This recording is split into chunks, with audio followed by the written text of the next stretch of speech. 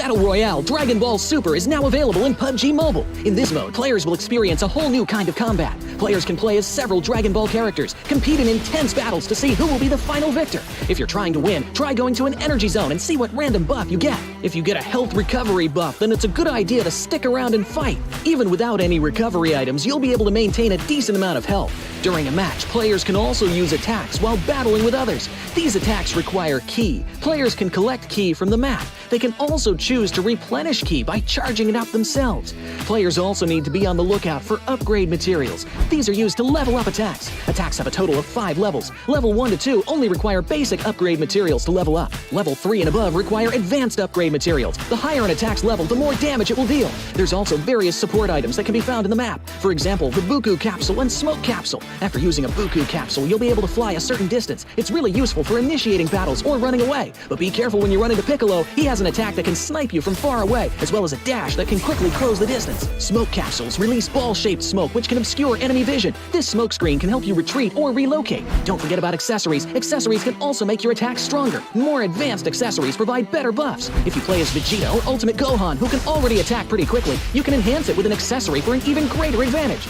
If you want to increase your chance of survival, look no further than the Armor item. Armor provides extra health, which gives you an edge in combat. It has a total of 4 levels, and the higher the level, the more extra health it provides. Be sure to pick it up when you come across it. So, do you understand the gameplay and items a little better now? Let's play Battle Royale Dragon Ball Super together!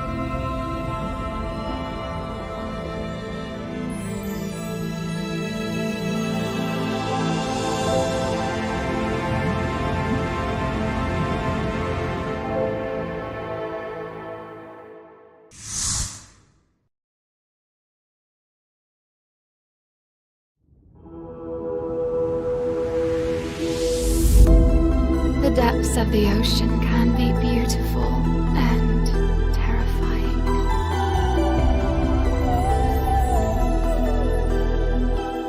We all have a dark side that's always a part of us, but we can control it.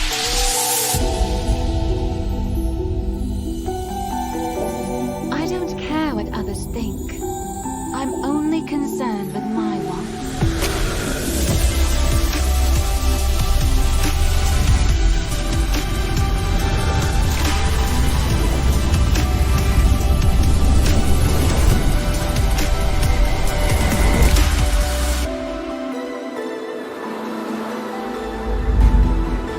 The weak are always eliminated.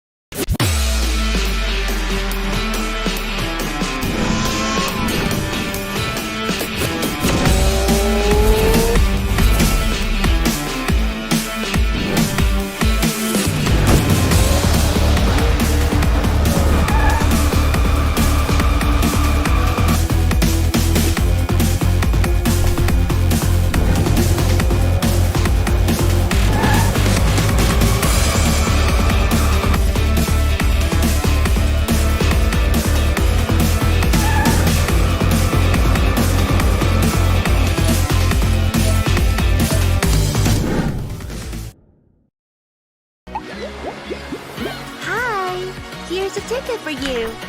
Join the airdrop carnival with Alan Walker. Grab the airdrop crate and head out together.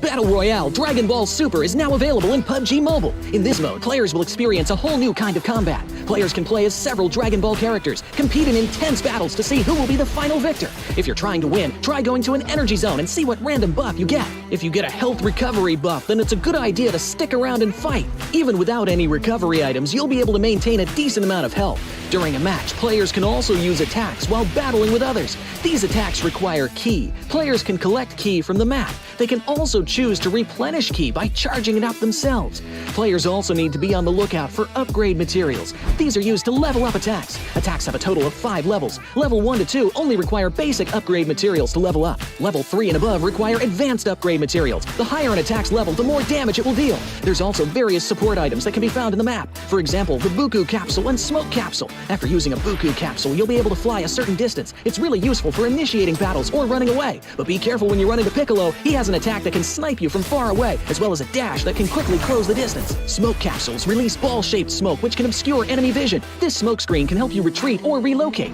Don't forget about accessories. Accessories can also make your attacks stronger. More advanced accessories provide better buffs. If you play as Vegeta or Ultimate Gohan, who can already attack pretty quickly, you can enhance it with an accessory for an even greater advantage. If you want to increase your chance of survival, look no further than the Armor item. Armor provides extra health, which gives you an edge in combat. It has a total of 4 levels, and the higher the level, the more extra health it provides. Be sure to pick it up when you come across it. So, do you understand the gameplay and items a little better now? Let's play Battle Royale Dragon Ball Super together!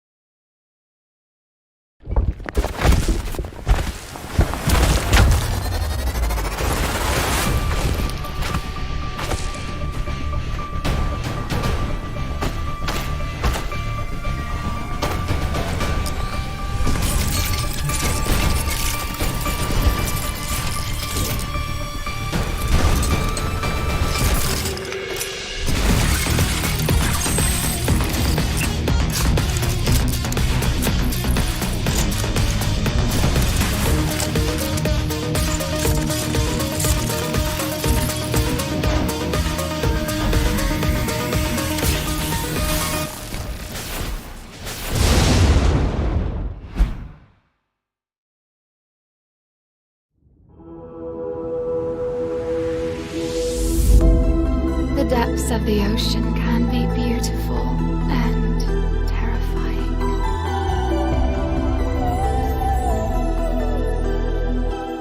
We all have a dark side that's always a part of us, but we can control it.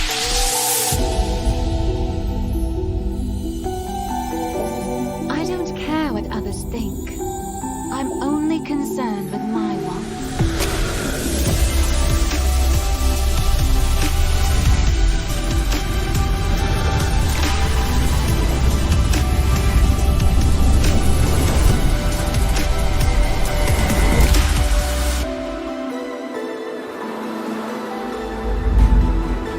The weak are always eliminated.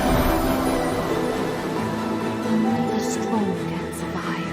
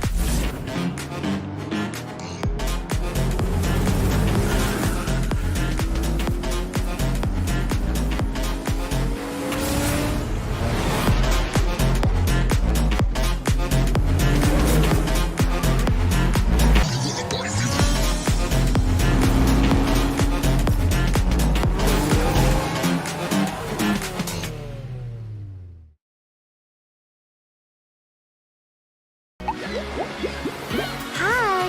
Here's a ticket for you. Join the airdrop carnival with Alan Walker. Grab the airdrop crate and head out together.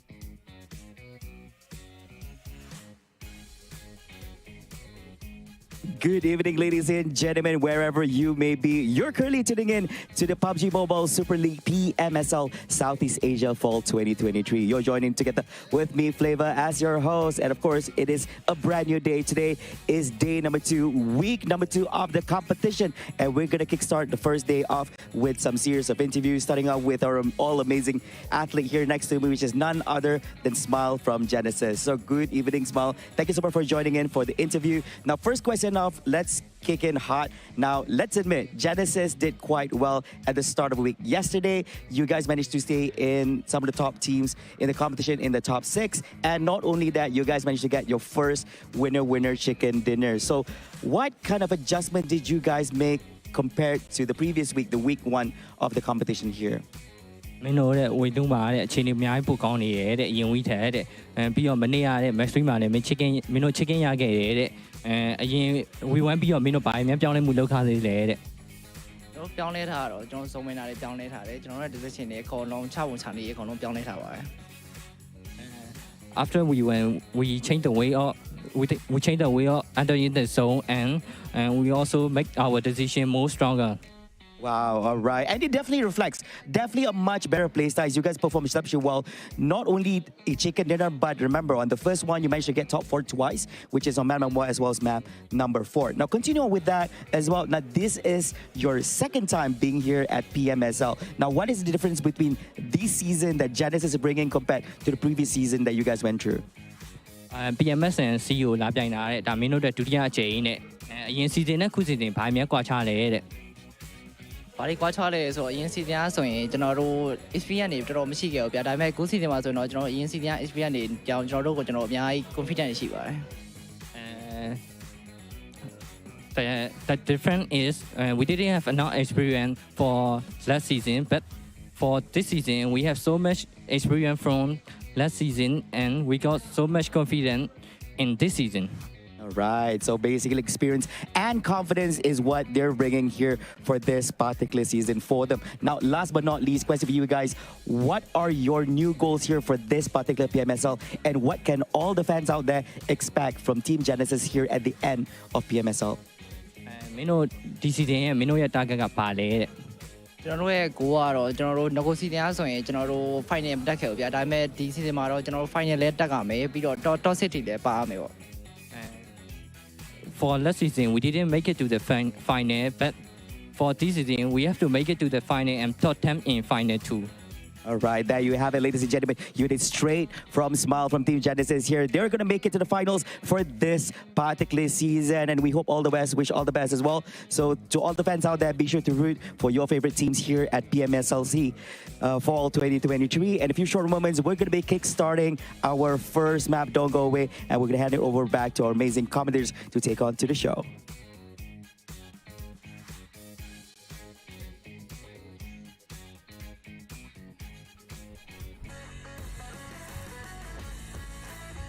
Welcome back, ladies and gentlemen. This is day number 2 of week number 2 in the PUBG Mobile Super League Southeast Asia Fall 2023. My name is XERXIA, together with the Choo Choo beside me, and we'll be your storytellers for today. And today we will have the powerhouse Vampire Esports playing. Yep, and speaking of Vampire Esports, PERSIJA EVOS will be another sequence of love story between these two teams, and not just that. Coming up from the side of GE, I agree with the interview just now. You compare last season and this season. Definitely last season is such a tremendous amount of progress compared to this season because of how much they make a lot of points within the first few weeks. And speaking of week number 2, it's not something that they usually at the bottom last season, right? But this one they are in the middle pack instead for GE. Yeah, doing better as compared to last season, and as what during the interview Smile said is the experience from last season that they didn't have much, but after last season they know what to expect this season. It is showing reward to them based on that. They also got their first check yesterday with 10 elimination points, so doing well so far, currently at number 6. But today the is definitely going to be a little bit more interesting because besides Vampire Esports, we also have BIGETRON Red Villains, a star-studded team inside here today. We got PLAYBOOK returning, and we got Team Secret as well. Play today, all of them from Group B. Now back to its format and overview. In case you guys just joined us here today, we're already in week 2, starting off 9th August. Yesterday we started off day number 1 of week 2. We have the reshuffle of 20 teams on 4 groups. And also when it comes to the point system, it's going to be the 10 points for the chicken dinner and $250,000 in the prize pool. And as we are on the way to the finals, 50% of the points collected over 3 weeks of league ranking points will be the starting point in the grand finals later on. And in case there's a 0-point point, will be rounded up just for your information. So keep an eye on that as well. These are our participating teams for week number 2 after the group reshuffle.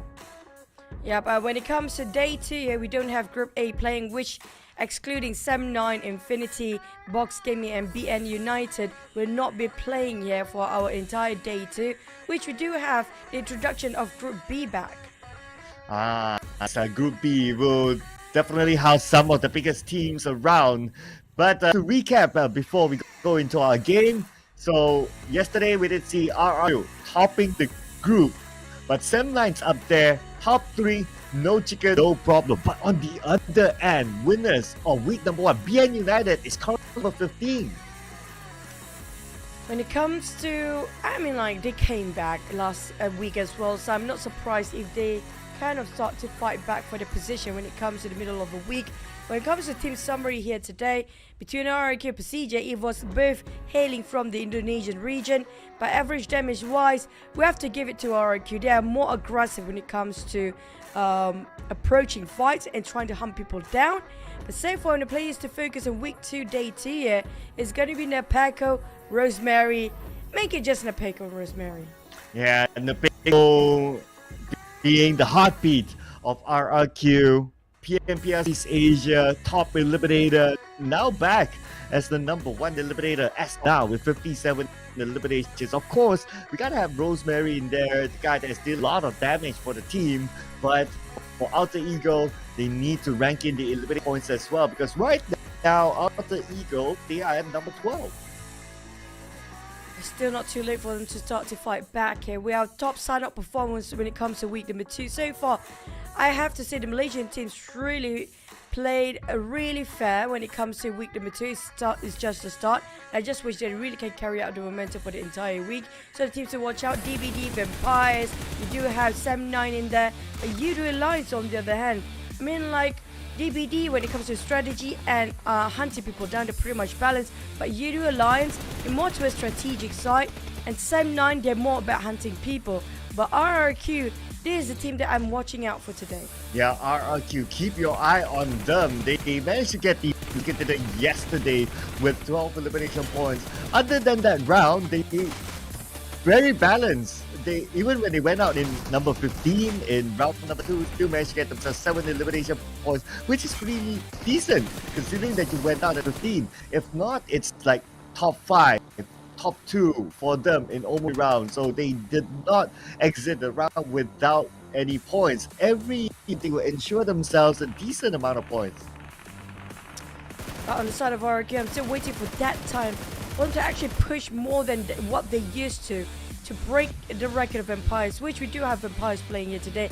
I'm not sure if they're setting another new record for the entire day number 2, week number 2 here.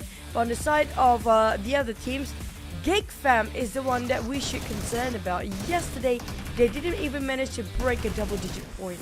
Yeah, absolutely. GEEK fam is the only team with a single hit as of now. Only 7 points out of 6 games. So it's very worrying for fam out there. GEEK fam has had a record of coming back later, but you don't want to leave it to the later stages because anything can happen considering that there are some rising up as well.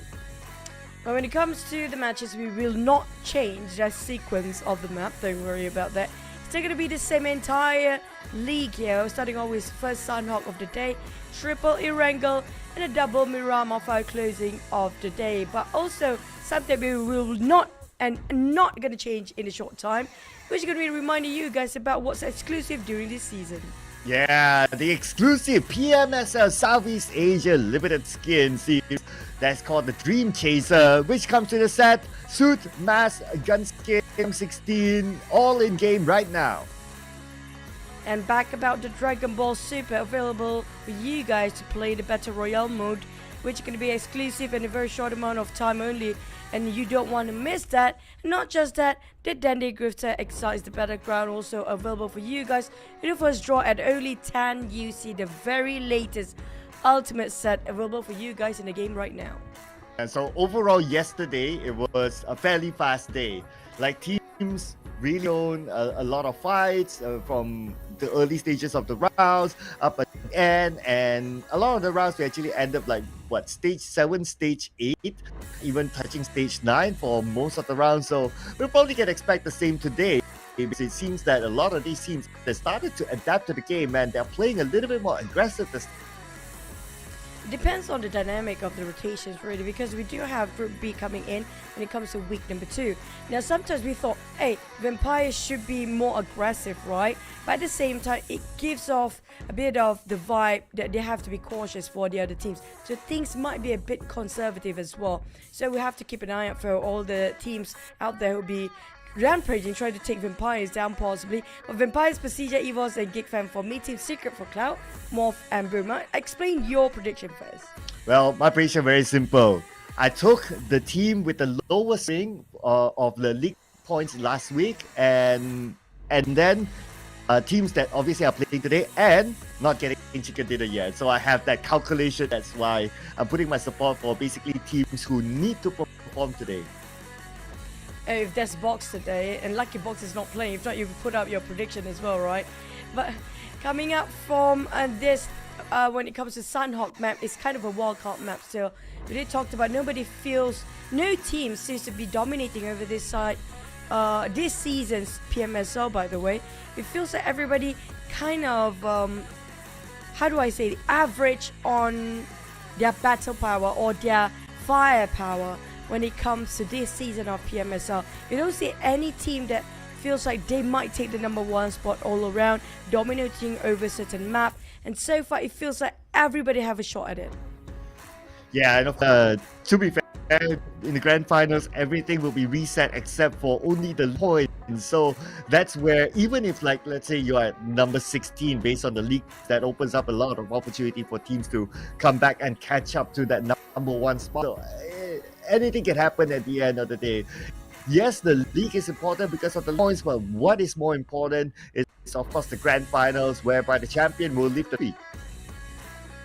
Yep, back to the side of PBE now. I'm looking for the performance there because PBE is one of the teams that's very, I have to say, very unpredictable. Sometimes they do something that's unorthodox out of the box that caught these guys by surprise, and just sometimes when they really make it happen, it will go really high or go the other way around entirely. But the side of FaZe, we had Mela playing yesterday. I'm not sure if he's still playing here today, but at the same time, I want to see how they fare. So far, yesterday have not been the ties day at all. None of them, except for the last few maps. We do have Infinity as a top 3, but nobody taking the chicken dinner yesterday coming up from Thai teams. You spoke about PBE. I think I saw a mix, but because I've not seen him in person, so I don't really recognize. But I think later we'll get a confirmation inside the game with Mix playing this time. A player who transferred on from West Point Mamba. Impressive start during the preseason with them. So if he is going to be playing, then I look forward to see his performance on the stage. Yep, we're gonna have to wait and see now. And also, I do want to see if Boom going to keep swapping the players throughout the entirety of the league right now, since they have some difficulty to adapt themselves, finding their footings in the entirety of the tournament. Feels like, I don't know, the team's really getting better, or the map's getting harder and the circle getting weirder, or it's just all of the above. Because right now we saw all the big names like a Powerhouse, including Boom, including Alter Ego, Infinity, FaZe. These are the big names and have a legacy in PUBG Mobile competitive scene, but they are thriving just to push themselves up here in this season's PMSL. Well, just like as the camera pan over when you mentioned that, it is of course BTR, the star-started team. It's also a question sort of lineup will they be playing in every round, because everyone can play BTR. Like, no one looks like a sub player. At this time they are starting with Yuhai. Know that I believe Lapa was taking a break.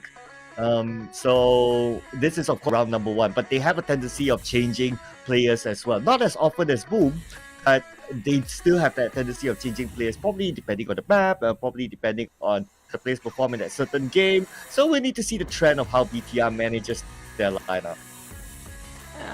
Maybe some of the other team, not just BTR, I guess. Well, but you mentioned quite right. BTR, whatever you swap over in and out, every single player pretty much a high frag player, a legendary player with a statue that quite formidable as one single individual player. But how do they do in a team? It's all about working as a unit. Even though you're so good up there by yourself, you still have to rely on your teammate to make things work, because the others will do the same. That is where the question of, even for last season, like, okay, star-started team and all that, but it didn't really perform in the PMSL. In fact, in Indonesia as well, wasn't their best outing. So there's a lot of question of, like, yes, you have a started player, but how do they gel as a team? So that's the question mark there for BTR. I noticed Yoodo Alliance going with the same lineup as yesterday where they got the chicken dip. So they'll continue on today in Sanhok.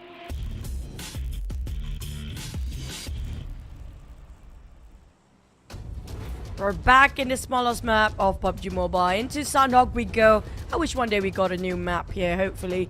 But back on Sanhok, we have a very beautiful flight path as the start. Equally split the map into north and south here. Southeast and northwest. But some teams are a bit segregated when it comes to dropping the spots there. We're talking about Boom quite early when it comes to jumping off the plane. But the distance between the teammates is quite separated, very far apart from each other.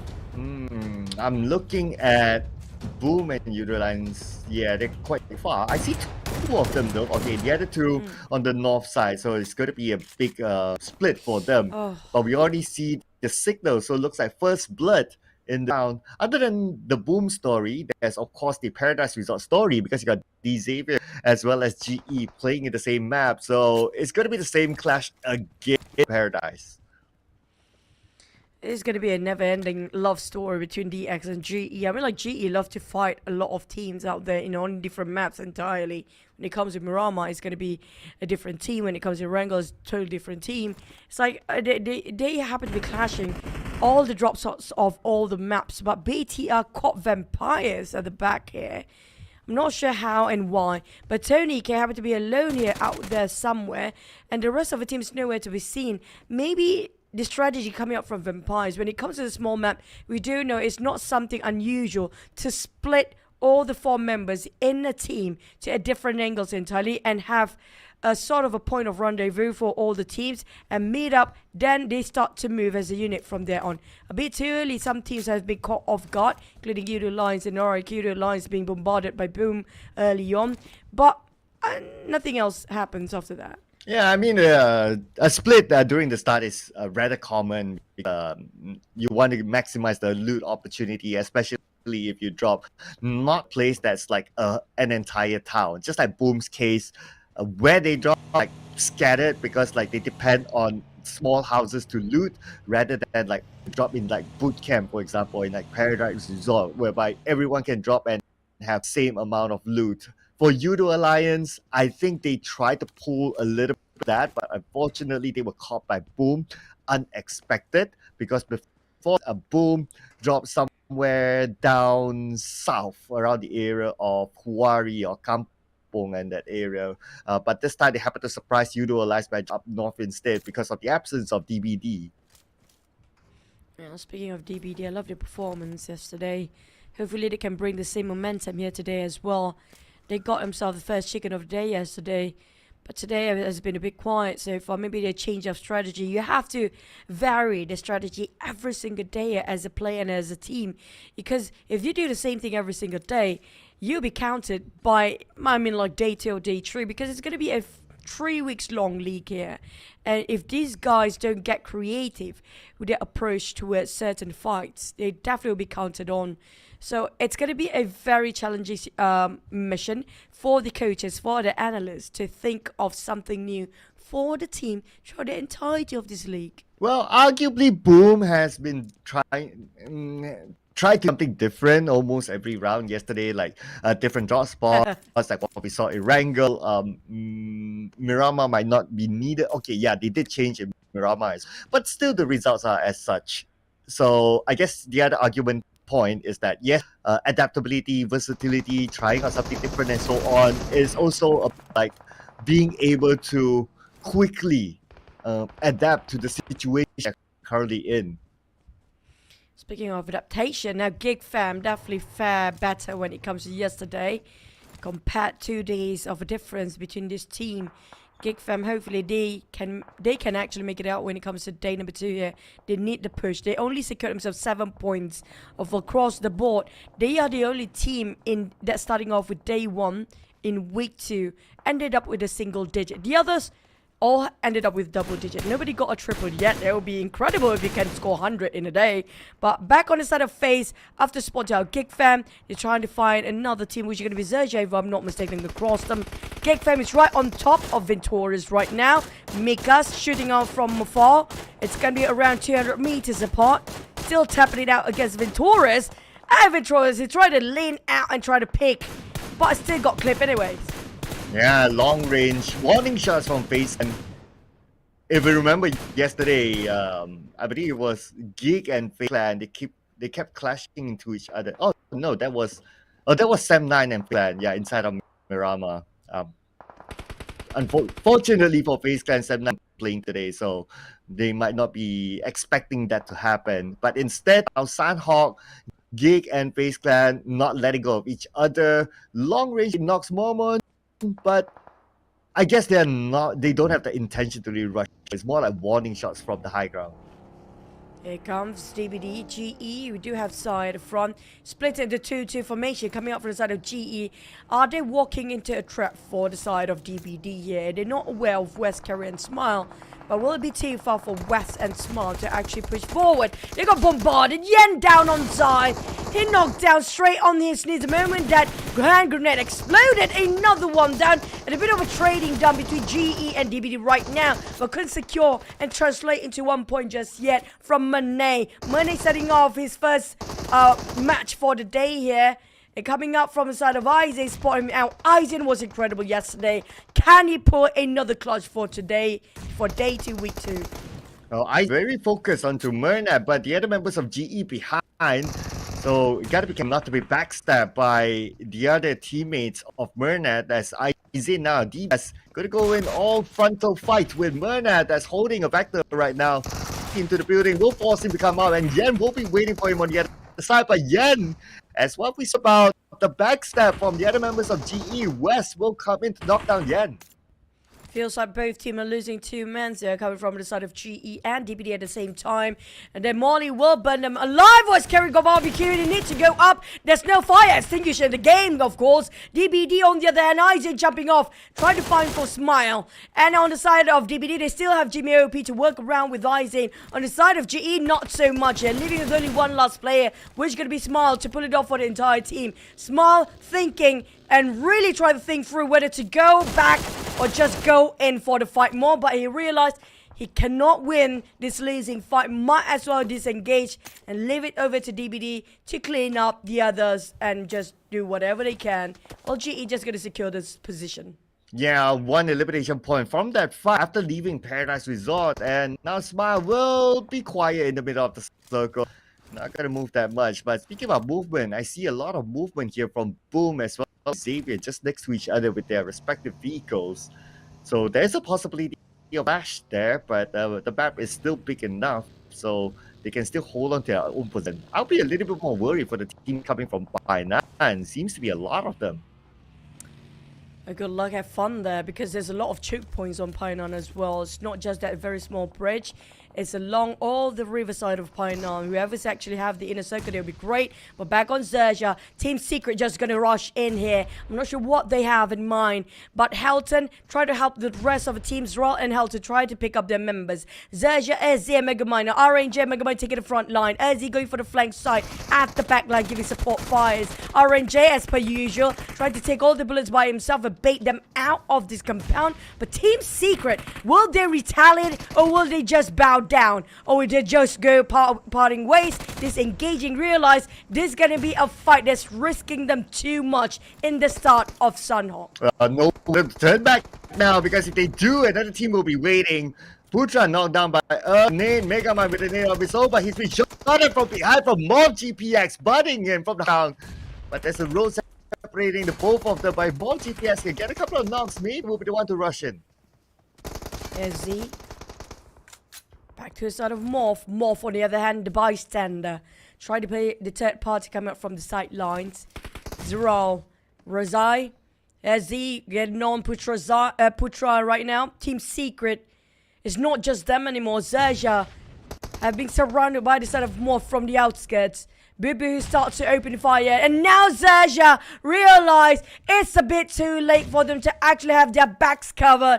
Boo taking the advantage as much as he can, going in for the push. Where are the rest of MORPH? They're still on tipping their toes, going about the other angle. Rise and the rest of Team Secret have no clue what's going on the outside since they are indoors. The moment they step out there, they'll be rushed in by MORPH. Yeah, the thing MORPH is that they would have wished that there's not a big road between them and this fight. And because of that road, it kind of bought like Team Secret time to reset, focus on the MORPH. So for MORPH, stole away a couple of elimination points from that distance, still not bad, and that's the whole point, I guess. Now, with a compound of their own points, I think nothing to complain about for MORPH.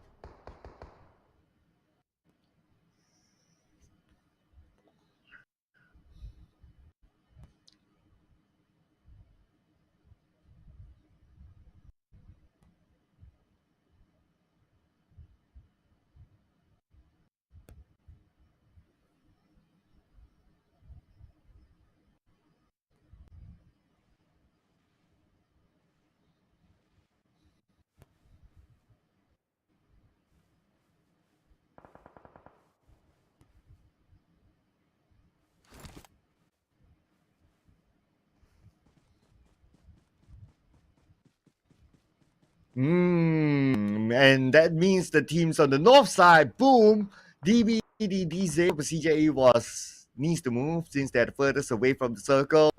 Now P making a very safe rotation, cutting below Quarry to the circle unchallenged, and not only that, they managed to go up onto the high ground just outside Nan. So if they put themselves in a good position, they can kind of block RRQ from coming up. Can they? It's all about timing, really, whether they're willing to leave their post or not. Side of FaZe, they're going to open up the angles as well, spreading out to make sure they have all angles covered.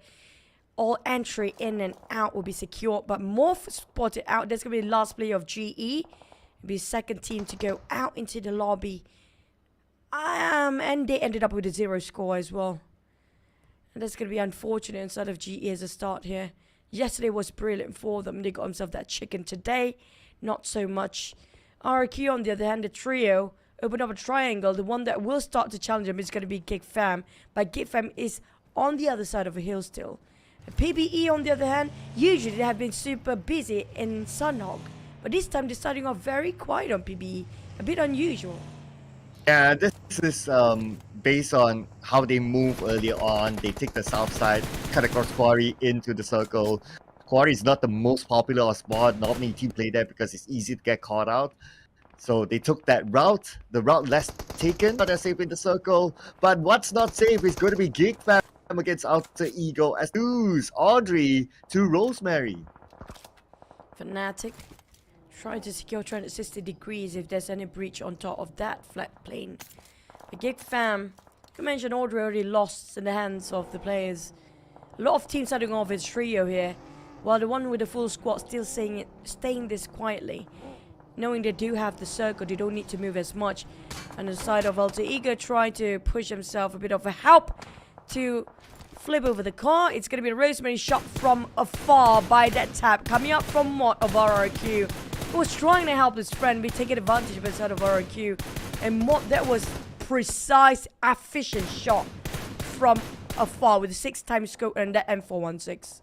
It was just unfortunate. He was trying to help his friend, but the opponent is definitely not good at him.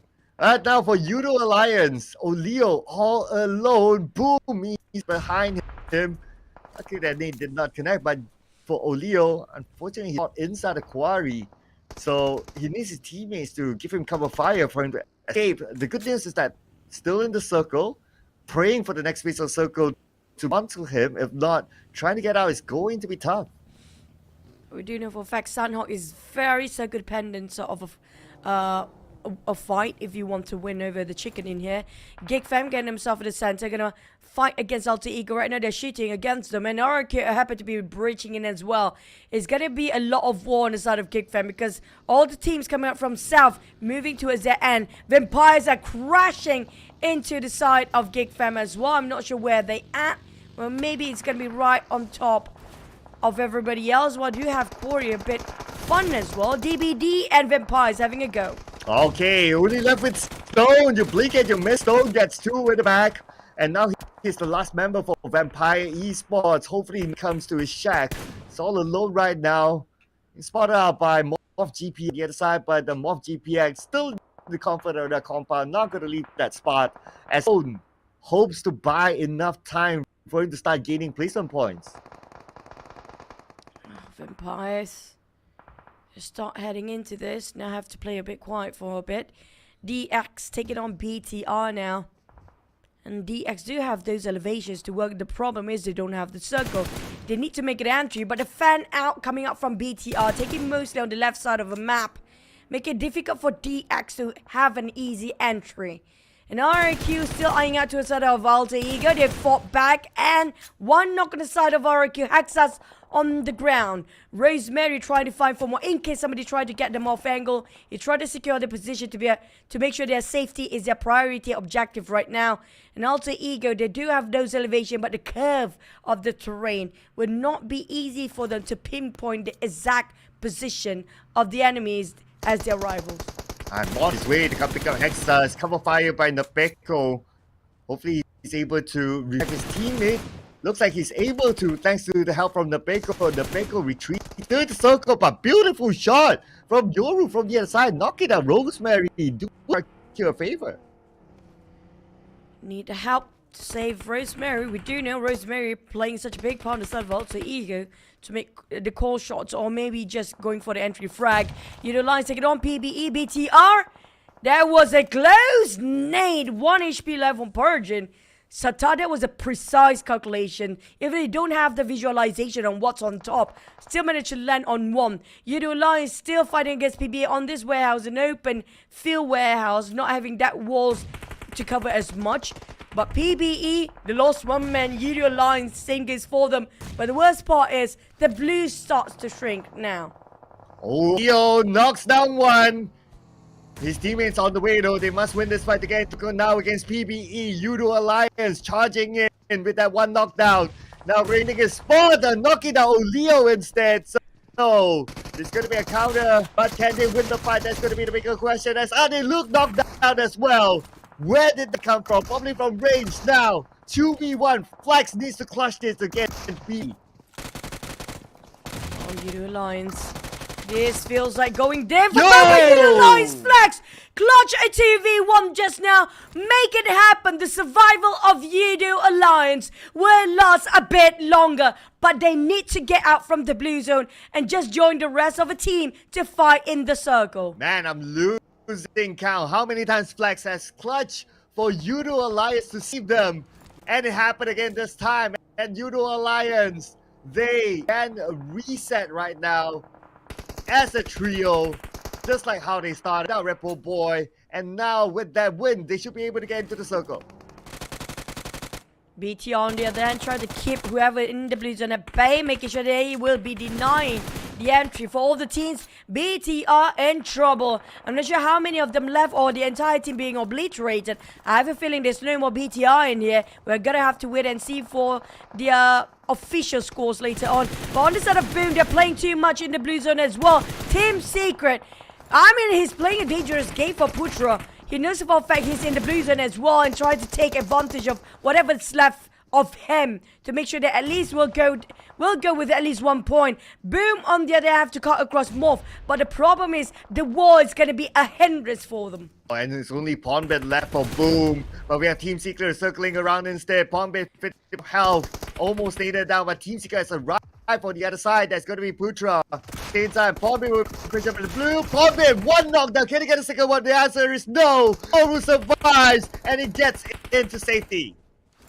Circle move shifted away into no man's land up north all the way, but some of them barely get into the circle. FaZe is one of them, barely touching the rim. We do have a couple of teams back-to-back being eliminated, like Flies here dropping out without any sort of calculation. All the teams happen to be disappearing 1 by 1, but Team Secret Putra is going to be the last member surviving. He barely got out from the blue zone before, but managed to breach into this compound, stays quietly in the corner, making sure he's not moving an inch of the muscle, not to be discovered. But MORPH have a bit of a feeling, a bit of a hunch that there's somebody here. There's definitely somebody in the corner. They will try to clear it out. Putra fights back, but didn't secure those points. Valiant effort come up from Putra, but MORPH is just outnumbering Team Secret. Yeah, nice follow-up from QEON onto Putra. They them out at number 9. 3 elimination points, but the fight's not stopping yet. Stole the member of Vampire Esports, took one out of Alter Ego. Another point at the back for Vampire, despite being all alone. But Xavier Parjin will maul him. That is the end for Vampire Esports. They still go out with 4 points. Parjin definitely see through Bubu, who's tossing over those troubles across that small window. Can see a glimpse of it, try to spray it down, but Potato down instead by Mika on the other off angle. GEEK fam, where are the rest? They're still playing themselves at the edge of the blue zone, barely making it into the circle, but Dammer already in. Mika got knocked down by FaZe from afar across all the way, but Snipes make it happen. Flax, that's gonna be the last member of Yoodo Alliance. After that clutch, after that, it's gone for them. More from the other end, spotted out DX. A bit of exchanging and trading done between these two teams, but DX will try to stop more from crossing the street. Rocky made it through, but FaZe! Oh man, FaZe multiple times being the third party this one. And guess it that. It's Mela from that range, but now FaZe Clan has someone to deal with behind that one last member of another team. I wonder who it is, but they so clear this off before they get into the circle. I'm not sure if they know though. It's going to be Lynx. See, they're holding their ground. Maybe they do know that Lynx is there. I don't think they know Lynx is actually at the backline, honestly. The way they just hover around with their crosshair, nobody actually tried to see what's in the back. FaZe taking advantage time to time, secure himself 3 eliminations now. Mela finally back, adapting himself after 1 day. It's more than enough to cover the entire week that he lost in week number 1 there. When Torres shutting down on Levi, there's going to be DX leaving, only Persian left. But FaZe still having a full squad. Looks like this is going to be a strong game for the side of FaZe. Oh yeah, they only need to deal with 2 from GEEK and 1 from Xavier, that's Parjin. So GEEK fam, ooh, and the circle force away for GEEK fam. They need to cross the road, not the situation they want to be in. Mela will be there, Parjin as well. Take it out, GEEK fam, 4v1. This is definitely going to be a straightforward for FaZe Clan. They definitely miss Mela. Mela, 1 nade to finish things off. All he needs is just a perfect angle. He got it. Oh, that's just it. The follow-up from Vim Torres. What a play. A clean chicken dinner coming on the side of FaZe. What a unit. Like a well-oiled machine. The entirety of FaZe working with Mela coming into it. I feel like they are back. Yeah, give him 1 day and now he is in the fray, in the game, in the zone, bringing the chicken dinner back to FaZe Clan, starting off the day hot this time. Now, I believe Mela should be the MVP. I think he got the most eliminations. The stat is based sometimes on the most damage as well. So, Mela can get it. I mean, it's just a testament to the fact that how important he is for FaZe. I agree. They are heavily dependent on the side of Mela here. It just shows how much. Yesterday, yes, Mela played yesterday. I think he needs some time to adjust himself since he's been gone for the entire week 1 year. Yeah, he's been watching, but it's not the same. You're watching at the sidelines and you're actually playing as a player during that time. So once Mela starts to get a bit of a gist of what's happening and how the rotation of all the teams, it's easier for the entire team to mold themselves based on how Mela wants it to go. But Mormon, 0 eliminations, no problem. He's still going to score as the MVP. 372 damage. I honestly would have picked Mela. I think he did very, very well. But I guess we'll look at the damage contributed by each individual later on. Probably Mormon did the most damage, but his other teammates secured the elimination points, which is pretty okay because of course it matters, because that's where the points come from. But now, look at the teams who FaZe Clan, they traveled the least as compared to the others. So, I guess to a certain extent, they got the luck of the circle inside, huh? Pretty much okay, I guess. Not too far off. It's a very small map, by the way. So, if the circle shifted anyhow, You don't have to move or botch that much. But FaZe did actually got themselves the rim of the last few circle we saw before. Even though the circle shifted into no man's land, they still get a bit of a rim, a bit of a touch at the edge of it. But DX close enough, but it was really chaotic, really, honestly. A lot of DVD players shut off by the side of GE early on. A lot of teams happen to be surviving with one player when it comes to the 4th and 5th stage. That's one of the main reasons why they lost quite early on. It's not because the position is not great. No, the positions were incredible. They were really great getting themselves into the circle, but they don't have enough support fires when they've been rushed in. Yeah, I guess it's also because smaller map, right? So teams are fairly close to each other, and that's why we also see like early fights, and that handicapped a lot of teams as well. At some point, we see like, okay, one player left, one player left, one player left. It's probably because of that. And in the case of FaZe Clan, they probably didn't need to move that much based on their rotation distance. With that, they're able to secure like all 4 players to add it. Of course, that gives them the benefit and also the advantage just to close out the game.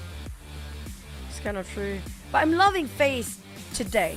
I mean, we've been missing them quite a long time. Since week 1, I mean, FaZe is not too bad and not too shabby when it comes to the performance in week number 1. They're still maintaining the top 10 there. But we don't feel the sting of FaZe. There's no flashy plays. Now Mela is back. Can they pull it off? Feels like their morale is definitely boosted once Mela got back in the lineup. But DX is here to take it back. I love MORPH improvement. Last week MORPH nowhere near up here. This time they're starting off strong in week number 2. Definitely something changed, and I have a feeling the change is something they should keep sticking to it for the entire week 2. Yeah, one thing that MORPH had is that Pepank is taking a break ever since yesterday. So I think that is the change that they kind of need, and it has shown results so far for MORPH GPX, putting it up to number 6 this time. But of course, the chicken dinner yesterday. So looking at the weekly rankings, there are some teams who just played the game. Vampire, Team Secret, and BTR, and I believe, PBE as well. So unfortunately, no points for PBE number 1, but it's okay. It's just their first game still. On the other end, RRQ, EVOS not moving yet, but we've got Yoodo Alliance now at number 3.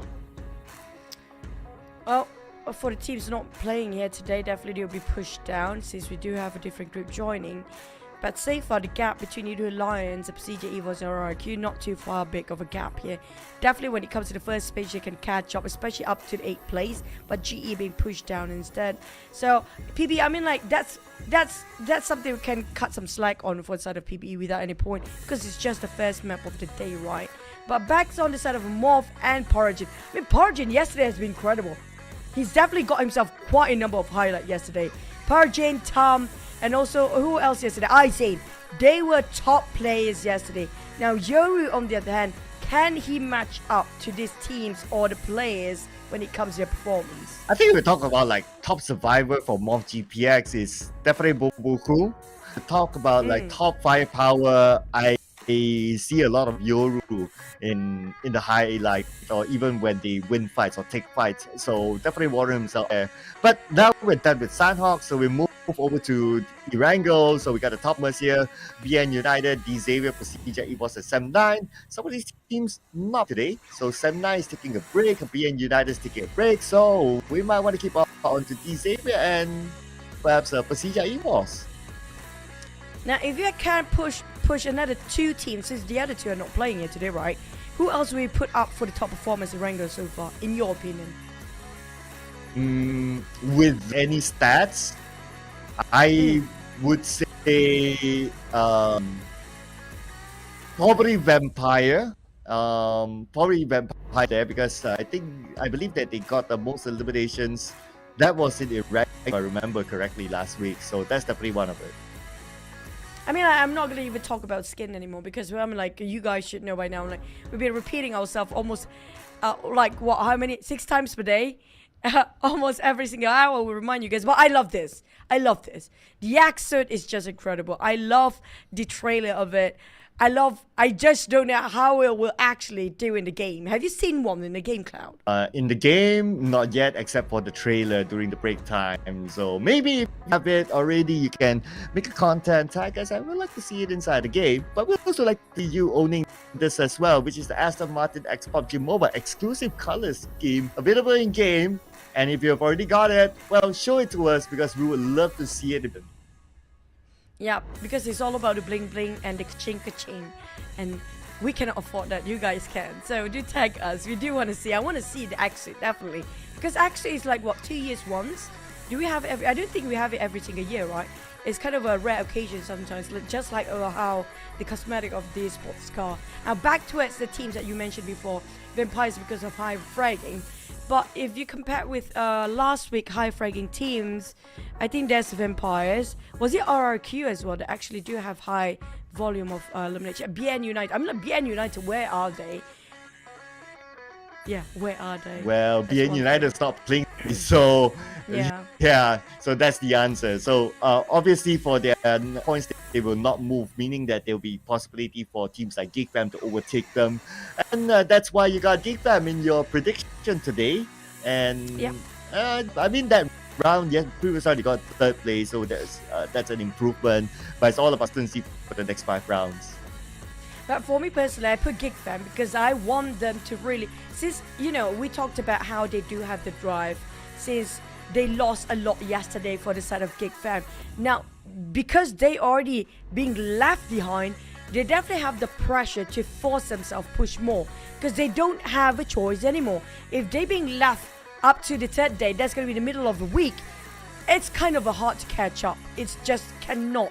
They cannot afford to just being left out so far for the side of GEEK. So today is a must day for them to get those chicken, at least one chicken. But on the other hand, PERSIJA, EVOS and Vampire. That's because I love the love story between these two teams now, honestly. PERSIJA, EVOS and Vampire. I kind of feel that they broke up already, because they only had 1 or 2 days last week, and then if you kind of notice, like towards the end, they never really did like what they did earlier in the week. So I think they're pretty done with each other now. Too bad. Maybe probably a breakup now. I remember the final day that we casted, they're still actually shutting down Vampires, but Vampires didn't die in the hands of PERSIJA EVOS, but they were running PERSIJA EVOS didn't die in the hands of Vampires, but they were running away from Vampires when Vampires tried to force them a bit of a fight early on. But then because of they running away, they clash and bump into a different team that forced them to fight unprepared. So that's the case. And I wish that's still going to happen. I mean, like, we do know the GE boxing, I mean, GE versus DX. GE versus everybody else. But I want to see more when it comes to the rivalry between the teams. Especially when it comes to, I feel like Sam9 and yesterday was it Infinity, have a bit of a rivalry as well. I believe it was you must be talking about like the Miramar, where Sam9 FaZe Clan happened to bump into each other around the areas of St. Martin, because Sam9 is prepared but they beat the rotation. But anyway, today Sam9 isn't playing, so if we want to continue on that drama, will be on the following days. But for today, I think if we were to see any early pitch, it could be Boom, because they've been changing their drop spots. So yesterday they took a BT spot in Milta.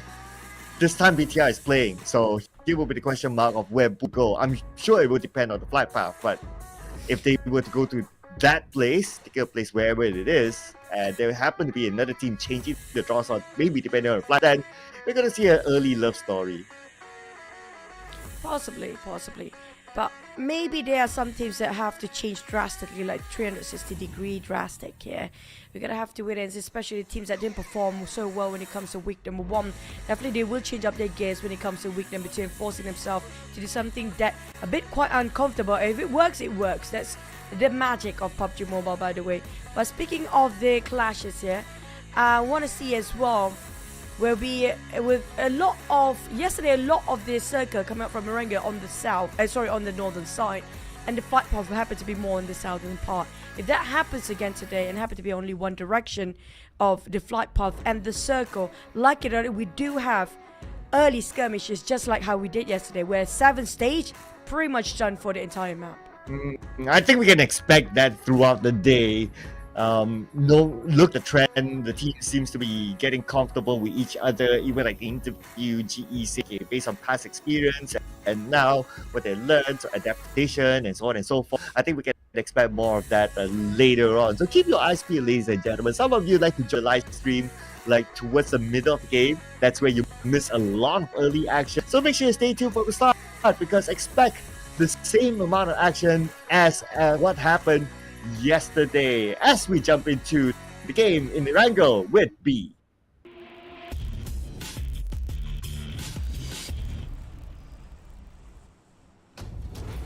We're back into Erangel here for day 2, week 2, but the flight path happened to be a bit of a sharp downwards, which coming up from the side of Lipovka, North Lipovka, down to the south of Primorsk. Now we do have a lot of southern side of a flight path yesterday. It might be the same case here today as well. I just hope really for once we're going to have a very beautiful center circle, so it's going to be reachable for all the teams. Quite a number of teams already dropping themselves quite early on, so I'm not surprised. Like Alter Ego do love dropping themselves around Prisoner Mansion or around Lipovka area. PBE do take a lot of the northern side of around Kamishka and even Stalber sometimes. But the others, on the other hand, do we have any teams that changing their initial drop spot here? I guess the first time definitely is going to be Boom. Ever since they left Rosal for GE, they've been migrating around the entire map, depending on which teams are not playing. And this time, they are taking somewhere in the middle. So a widespread start again for both, like how they did inside of San Hall, playing around the areas of shelter, opening up to the left side, almost at school. That is how wide they're putting it. So this is something new from Boom. We haven't seen this in a previous round. It'll be interesting to see how they adapt to this kind of drop. Now, MORPH would drop around Team Secret. We're taking SMB here because we don't have Infinity and BN United not playing. Definitely an opportunity for them to actually occupy and down south. But the others, so far, no fires being shot, no first contact being made. So I assume everybody just respect their own each territory for now. Won't be having a bit of a messy start. At least it's a good start for everybody. Yeah, but the teams that drop on the south side, in terms of the Infinity, and also BN United, will need to travel all the way up north. So that will be the challenge, but maybe they can make a later rotation, just like how the Infinity and BN United played yesterday.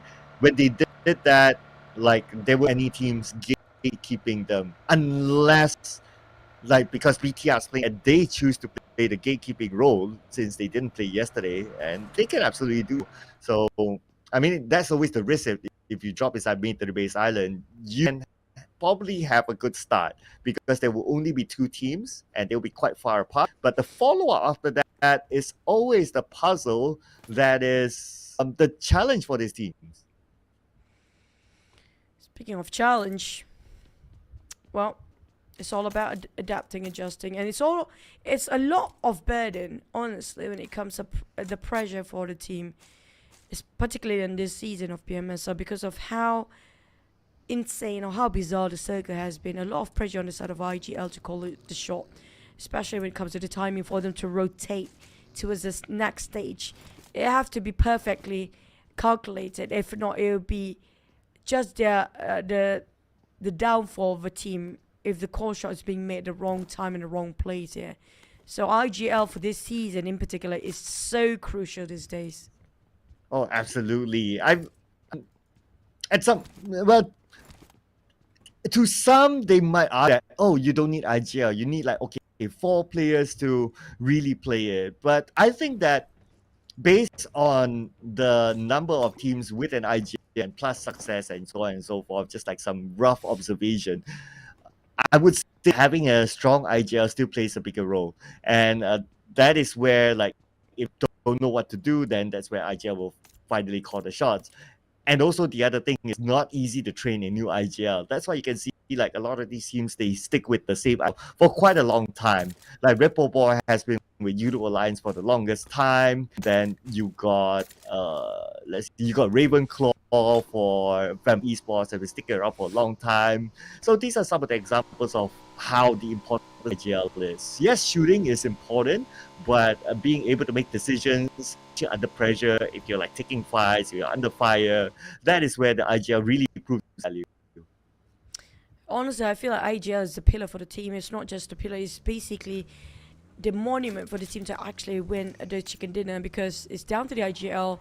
And that's why it's really good to have two IGLs, whether the secondary IGL will actually play the part if the IGL being cornered, being pressured in a certain aspect of the fight. At least he doesn't have to shoulder the burden by himself or all alone. And not just that, the IGL have to play such a big part to determine. Like, example, you have to know the weakness and strengths of your own team to make the call. Whether you can take the fight or not. Whether to play just strategic play for the entire map. Knowing the fact that maybe my team, I can see that my team is not that comfortable with very short range or CQC. Maybe they are more comfortable in long fights like Miramon. So that's where they really go aggressive. That's the role of IGL. You have to really know inside out of your own teammate and your own strength, and you have to take care of everybody else, like basically the parent for the players, honestly, for the entire team. But we do have a bit of interesting view here coming from Team Secret. Rise Eye climbing down with those buggies to make sure he will be not injured when he jumped down. He still managed to land on 4 wheels and 2 of his feet anyway. But when it comes to the circle, still on the northern side, heavily favored towards the northern side, even today, Cloud. Yeah, we got a lot of north side circles yesterday, but all of the north side circles that we happened to pull down to Rozon. So based on yesterday's learning, a lot went up north, which I totally understand, because like north was pretty empty with that with of PBE and Vampire Esports. But today, since we have Vampire Esports, who normally in North Jogopool and PBE, who normally drops in Kamesh/Stauber. So as a start, you already have like 2 tiers, and it happened to be like left and right.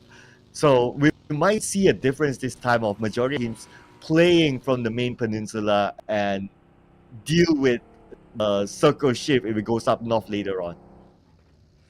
I don't know, it's a headache if the circle happen to be, like, example, the next stage, second stage, will be on top of shooting range, but still covers on top of ruins, slightly of a bit of Gakka. Then you have to cross the river to go towards the side of shooting range, right? Then this is the case, and this is the pattern for the past few days and the past week of the shift coming up from Wrangell. Then it shifted back towards ruins. Then you have to cross the Rozhok River once more. And that's why a lot of team being shot down due to the hard shift of the second, I wouldn't say the second stage.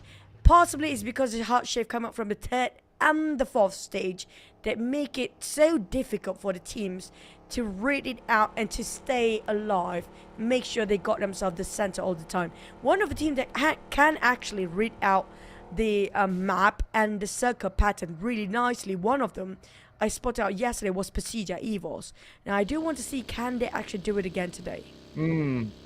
Yeah, they have a pattern of finding a compound in the middle circle. So with that, their possibility of getting the circle when the hard shapes is higher. Even if it's like hard shapes, you still be like, okay, somewhere within the circle. So it seems to be their strategy yesterday, unless they choose to do something different today. But if yesterday not for them, I mean, they are up there for a reason, right? Probably they might do the same thing. Possibly. But to call out which compound for you to take to sort of, maybe we're gonna have this compound, so we're gonna be safe, high possibility of having 2 stages where you don't have to move. That's a very difficult skill to obtain by an IGL. Like I mentioned before, this is what happened, and it is exactly as happening. We're going up to shooting range. I'm not surprised if the circle will hard shift down south after this. Even the players calculated that's going to happen. That's why they're taking on top of that river where FaZe, DX all gather around there. And PBE tried to go downwards as well. They're not staying on top of shooting range anymore, knowing the fact how bizarre the circle will hard shift after this. Well, I guess it's also because of the theory of thinking that Vampire is playing and PBE is playing. So that's why they kind of hover around the main peninsula a little more. And that's a common strategy as well. Like you hover there or you play inside of Rosal, allows you easier access up north. Of course, with still the current of like 50-50, I kind of get the feeling that Rosal may be one of the places of contention, but not the hard contention yet because we are stage 2. So they can still play on the outside of Rosal because even if like the circle is up north, yes, for Rosal is nearer to go up north, but if you start on the outside with stage 2 to stage 3, you still have a decent amount of space to rotate from the side, outside, in, back of the Rosal. Of course, you need to calculate the amount of first stage that you have. Now, speaking of second and third stage, the amount of the blue zone will chip off the HP of the players is not significantly painful yet, so it's still something that's bearable for the teams and the players out there. But I do have a bit of a first contact maybe between the teams, the RRQ included in there, and I happen to be just parting ways for PERSIJA, EVOS and RRQ, knowing the fact, you know what, it's not worth fighting for this around this area because it's just too risky right now. Coming up into Rovsok, definitely it's going to be one of the top contention places since it is the center of the circle. And BTR and GE happen to be just sharing the same neighborhood next to each other. XERXIA spotted our RQ. Now, do BTR understay quietly or not? Well, they have a glimpse of GE, but Boom and RQ. RQ, one knock. I'm still waiting for them to swap in Asar. I'm not sure if Asar playing here right now, but so far, no Asar just yet. Definitely not a good start. We see more, that means we don't see Asa. And XERXIA happy to pick up the points, so 2 players from RRQ will be taken out by XERXIA. It'll be RNG and Megamind to collect the points. Now Nepeko trying to get away. The good news is that he's in the circle, but because we're currently in an open space, we even got Boom trying to shoot them down. Crazy, tried to calculate the movement coming up from a sort of sharper. Got pinned down quite a number of it. Grammary from Boom. I haven't seen a lot of Grammary. It's nice to see him playing here. Got from Boom. Well, don't say I didn't tell you so. It's just hot shift downwards. And as I expected, it's going to be right on top of Rins around the Gut Mountains as well. That's why a lot of teams are taking the main peninsula now. While Alter Ego, XERXIA, Boom, and RRQ happen to stuck up there tucked up in the corner of shooting range. While PB coming out from the north will be gatekept by PERSIJA, EVOS. Whilst to the side of Boom, this can be an opportunity or this can be something that's digging their own grave. If they will gatekeep the side of XERXIA, they might as well be the one in the inner circle instead of the outskirts, because right now the one positioning himself is going to be Alter Ego, and they already got themselves away waiting at the other end for Boom to come in. Yeah, now Boom is their move, but I think because they realized that they're 800 meters away and they need to mount south, so that's why they're leaving XERXIA for now. But the risk that they're taking is they have all 4 players on the one vehicle, and we've seen before what happens if all 4 players on one vehicle. The risk that they have to take, since they don't have an option of secondary vehicle for now. It's kind of true. They don't have that luxury. And they have to figure out when to get out from that car, by the way. If they plan to have a move of 4 in one vehicle to cut across the battlefield, I feel like they won't last even a minute into that. Tin of sardines that are being smashed into smithereen by those sprays coming out. All the teams are waiting on the outskirts, but on the side of Boom realized that they don't want to be too late, because it's going to be stage 4 after this, and stage 4 is still going to be hurting them quite a number of damage down there. On the side of Alter Ego, they try to reposition themselves. That spotted out Yoodo Alliance, giving up a warning smoke. They make a bit of a U-turn, but the moment they made a U-turn here, it's going to be GE waiting at the other end. Rosemary already on the ground, greeted with a smile. And that's going to be it. One of the frag of Alter Ego down by the hands of Master Smile. And Ego is still making the rotation across into Ruins, where the Xavier is at. So with stage 3 moving on to stage 4, this is where we'll get to see a lot of teams really collide with each other. So the Xavier, they have the high ground in Ruins. Okay. Lucky enough for Alter Ego, they have some cover. But the moment they step out of the cover, that's Xavier. If they go on the other side, there's going to be GE. So pretty much Alter Ego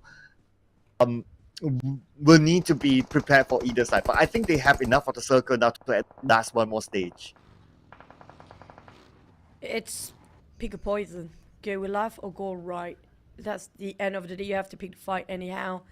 Sort of Boom marching into the circle, got himself a bit of a safer place. XERXIA on the other end, barely getting out of circle here, the blue zone.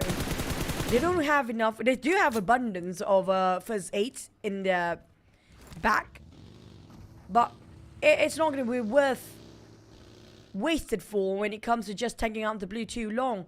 But we do have a Garcon mountain. DBD already up on those mountains. PERSIJA EVOS at the foot of it, while GEEK fam are just got himself in the Garcon field. PBE will gatekeeper side of XERXIA, Sportel, Z, and Megamind. Now they are incredible players, XERXIA, but they cannot fight the blue zone. No matter how great of a player you are, there's no way to shoot the blue zone here. Well, so obviously they can't shoot zone, but PB can shoot them. And thanks to the blue zone as well, PB will pick up those points. RRQ eliminated, and as well as the members of XERXIA, leaving only one actually, so not too sure where that last member of XERXIA is at. But now we'll check out Boom for Secret. Boom opening up the fight with them, and Team Secret is the one to fall. Yummy May. Get on one, try to revive on two. Bombit being shot by FaZe and TS at the same time here. Zeral spotted out Grammary from Boom. Quite a number of damage being sunk into the body of Boom right now. Tanking too much of the open field. GE taking on Yoodo Alliance at the same time. Soak in the damage by those bullets. But GE and BT having a bit of exchange. GE been picking all the fight, everything that moved, they start to shoot it down. Boom on the other hand, might taking the blue zone a bit too much down there. Team Secret, Putra, Sportel, Yummy May and Razes decided to split it out. While Yummy's trying to take the vehicles, maybe having a bit of a hitchhike for the side of a Ryzy.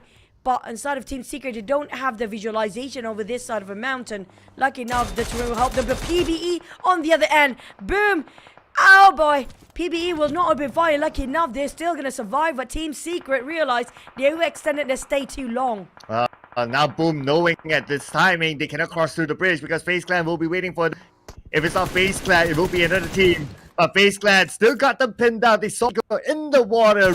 Rage knocked down Bombit. And Venturas will be the one to steal it away, waiting for the elimination feed to show. But speaking about showing, Razy and Yummy swam across Venturas with 8 nades in hand. We'll try to fight off against the two. Managed to dock themselves, but Venturas, Nate feels like a perfect angle, but they will fire it back, toss it back in favor to the side of Venturas. Boom, Vez's face right now on top of this bridge. Venturas pinned down on Yummy May. Razy, Slither of Hell remains, and that's just it. Close enough, not gonna be in. Mela came, Mela saw, Mela conquered the back, but never mind. He got shot down by Razy with a DBS. Razy still survived with a 2% of HP. Venturas forced himself to push forward, but he got back, turned his back to his opening, but Razy tried to revive on Yummy May, and this is the time for Venturas to shoot them, but he got the he got the reason in the out. Man! This is great for Razy, incredible plays. This is insane. Also, he's too low to follow up, so Razy will pick up the points. Nothing much else can do. Razy will burn them alive. One clutch from Razy to defend against 3 players for FaZe Clan. Make it 4. He just clutched the entirety of FaZe by himself. Now that's gonna be the kryptonite of FaZe. It's just Razy. Boom of Razy. Razy of Boom. Pretty much the biggest pain for the side of FaZe right now. He managed to clutch the entirety by himself. That is insane. What a mind-blowing game.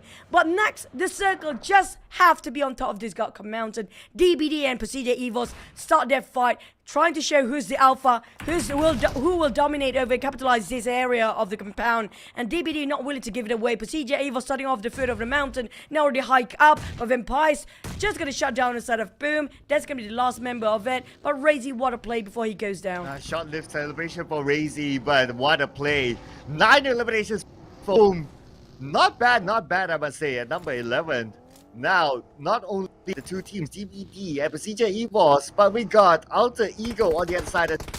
So they're coming in. Potato knocks down Echo. They're playing with our eyes, and only Jimmy OP to pull the job. Alter Ego is going to be the duo, but we have another contender here coming up.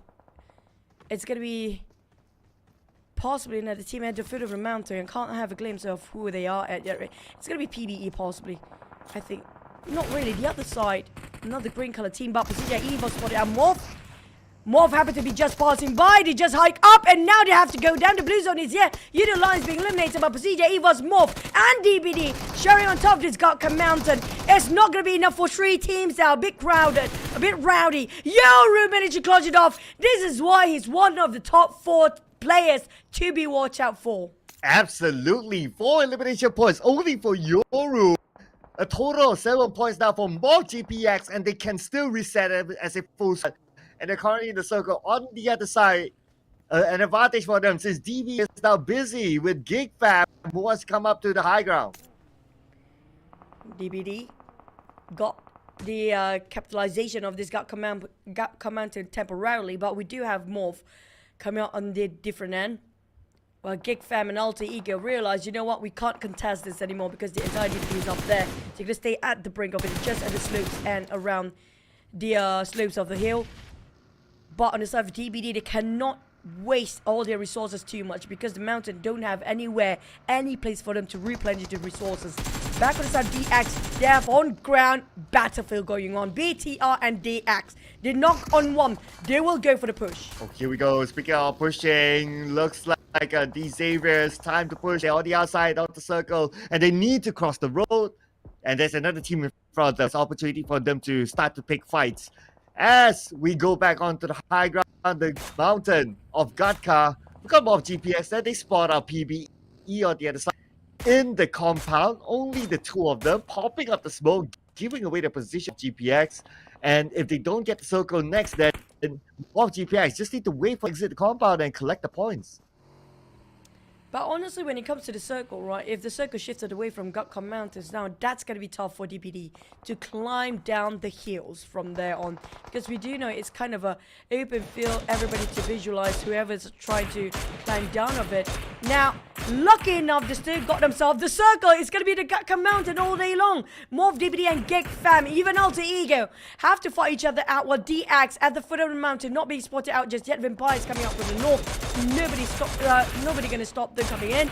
But Vampires, they will be the one that taking the third party move on their side. They can see what's happening on the other end, and they will keep tapping it out from long distance. Yeah, we haven't seen much of Vampire now showing themselves. It is night time, ladies and gentlemen. Jimmy OP against MORPH GPX. He's at the lower ground. The nade, gotta be careful there, Jimmy. So it's gonna be a smoke on the left side. His nade did land onto Yoru, showing him back. But anyway, MORPH, yes, they still have space to play with DBD. They cannot be over-focused on the MORPH GPX. They'll be infiltrated by either Alter Ego or GEEK Fam behind. DBD, Echo, playing really at the steep of a mountain here.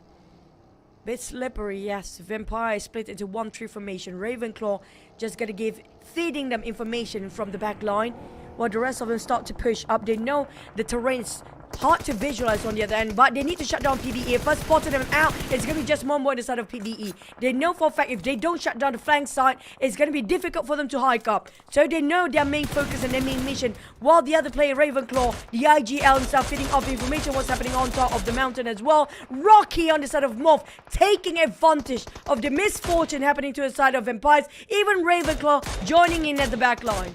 Yeah, Rocky doing one boy a favor now. Buying time for him, but not sure how much time he had. At least he's in the circle, and now Vampire Esports can't get a good clear shot to one boy, and that is why he's still alive. MORPH GPX tries to get a member of Vampire East, but the vegetation is just not helping their view. Too much structures in between, just gonna hinder their vision on top. On the side of Ravenclaw, he tried to make an entry, any leeway he can find, but damn rich spot out DX. I think that's going to be the last of them. It's down to 6 teams, not even entering 7th stage yet. We're down to only 5 teams here, Cloud. This is way faster than before. And on the side of MORPH, coming up from the flank side, they capitalize over this GEEK mountain. For now, it's a truce between DBD and MORPH, realizing they're both having a shot towards all the teams at the foot of the mountain. Whilst on the side of GEEK Fam, there's yet to be one of their best performance game and map compared to yesterday, but DBD have to choose them out because GEEK Fam, if they manage to climb up up here. Both DBD and MORPH will have some difficulty to maintain the position. Oh, damn rude. Need it down yet. This could be an open GEEK fam. Audrey will finish off Echo. Here we go. Audrey at the forefront. More GPS slowly being infiltrated. There's still Jimmy in front. Audrey knocks that QEON. This is Jimmy OP. And that is it for DBD eliminator number 5. Alter Ego down to 1 player. Vampire still have a full squad down there. Audrey coming out from the side of GEEK fam, still having a trio. MORPH, can they revive their remaining members that are bleeding out on their knees at the slopes of the hill? Stone and the rest of Vampire slowly hike up to this side of the mountain. From the foot of the mountain, they have to go through Boo Boo Hoo Fez of MORPH. MORPH split it into 2-1-1 formation. One on the side of GEEK fam at the other end of the mountain here. But unfortunately for the side of MORPH, the circle shifted away from them. And the side of Ravenclaw Vampires. Still 1-3, going up to fight against Boo Boo Hoo, while Ravenclaw feeding off information from afar. But the Blues will close in on their side as well. But lucky for the side of Vampires, even the circle kind of favored them during this time. Yeah, they have a little bit of an edge of the circle, and they don't really need to contest for the top 4 now. They allow all the other teams to fight each other before coming in, and that is a smart move made by the rotation. They're trying to come from the back to surprise the teams here instead of coming middle, so they don't get caught in between the teams. But it's still GEEK fam not letting them coming from behind. MORPH GPX still not letting Vampire Esports go. But Woohoo knocked down by Ravenclaw. Vampire Esports, at least they have an opening now. Incredible support fight coming up from Ravenclaw. Just gonna decapitate the side of MORPH here. The moment Boo Boo Hoo is down, it's clear for Vampires to hike up or just capitalize over this side of the angle. But side of Vampires, they will not go for the hike. They know for a fact there's going to be a chance their circle will shift toward their side. If they have to climb down from there, it's going to be a hustle for them. Mika coming up from GEEK fam. Have to deal with Alter Ego and Vampires at the same time. Trying to shut down Ravenclaw from afar. But the one that they have their eyes on, Alter Ego, stolen away by the side of MORPH. GEEK fam must be devastated. Their point slipping away from their fingers right under their noses. But Tony K barely make it out alive. And it's going to be Vampire split it into 1-3 again. But the one at the back line this time is going to be Tony K feeding all the information and giving the support fire. But it will not be enough. Lucky for him, he got to reset himself. But Yoru from MORPH, show us what he made of. Well, Hyatt, this is what they've been waiting for. They want GEEK fam and more GPS to focus onto each other. Rocky still keeping an eye to Tony K, knocking him down. Tony K, man, crawl himself to his teammates. But it's going to be Rocky. Ensure Tony K doesn't get revived. Rocky second knockdown onto Stone now. Vampire still caught on the outside. But they had the circle. Now the two at the top will need to get down. And Vampires, they know how to calculate the pattern of circle right now. That's why they're not hiking up, as we mentioned before. But on the side of Rocky, he make it hard for the side of Vampires. His tapping with that Mini 14 was just efficient and incredible. The precision took a lot of skills by this one formidable player. But the rest of MORPH climbing down. Here comes the push with the smoke up buggy. Who cares? As long as they can make it down the foot of the mountain. But Rocky definitely wants to go for more. 10 elimination in the hands of MORPH. They're coming in strong this time. Yeah, this is what you can do if you have a 4. You can send 2 down and 2 to remain on top. With Schwartz been naded out by Rocky. Rocky now doing a lot of work at the lower ground, putting a lot of pressure to Vampire Esports. Wow, damn, observing what's happening. And this could be the opportunity for GEEK fam later on. But for that, Boo Boo Hoo at the top, putting long range pressure onto Vampire Esports. But Vampires seems to be undead right now. Managed to revive their own team and down to 3 players. Tony K no more to be seen. The side of GEEK fam on the other hand, Damn Root streaming out to help by the side of Audrey. Audrey just gonna go and gonna revive him. Lucky enough for the side of MORPH. Only Boo Boo Hoo will stop GEEK fam from actually having those reset. Mika tried to give support fire from the back. On the side of Vampires, they keep pressure inside of MORPH. I'm not sure how many troubles they do actually have. MORPH do have the numbers, but the problem is their resources running dry here. Shredded almost his helmet. Boo Boo Hoo keep it going to the side of GEEK fam. Try to stop this angle by himself. Boo Boo Hoo holding the entire fort against GEEK fam just alone and solo-handedly doing so. Kind of wants to be now the moment he does. That is it for Boo Boo Hoo because his other teammates on the ice. And now GEEK fam's going to come in. They're going to get a knockdown to Rocky next. Schwartz will want to name Rocky down, but he's not out yet. QEON, the last member for MORPH GPX. Vampire Esports coming in from the low. Kick Fam on the high ground. Now it's stage 9, and there's no circle left. Ravenclaw knocked down by Yoodo, doing Kick Fam a favor. And GEEK definitely celebrating right now. It's QEON taking down Ravenclaw. There's going to be AGL down. The IGL is down and gone. Vampires obliterated in the hands of MORPH and GEEK at the same time. GEEK rising back up from their loss yesterday, scoring this Erangel in day 2, week 2 of the PMSL Fall 2023. And they're back here with a huge amount of points to be added up in the overall rankings. After they lost yesterday, this is the chicken dinner that GEEK Fam needs. That GEEK Fam wants, and they got it inside of Erangel with a very smart, patient play at the top of Mount Gatka, waiting for MORPH GPX to put focus on Thai Esports, taking down Bobo, who their sole member who was left behind, and slowly move down to face off with the other members of MORPH GPX, and Vampire was to wrap this game up to secure that chicken dinner. Honestly, I have to say, I have so much respect for the side of Bubihu right now. He was holding the entirety of GEEK by himself, but the rest of the side of MORPH just now, just focusing towards Vampires. Bubihu is just such a formidable player.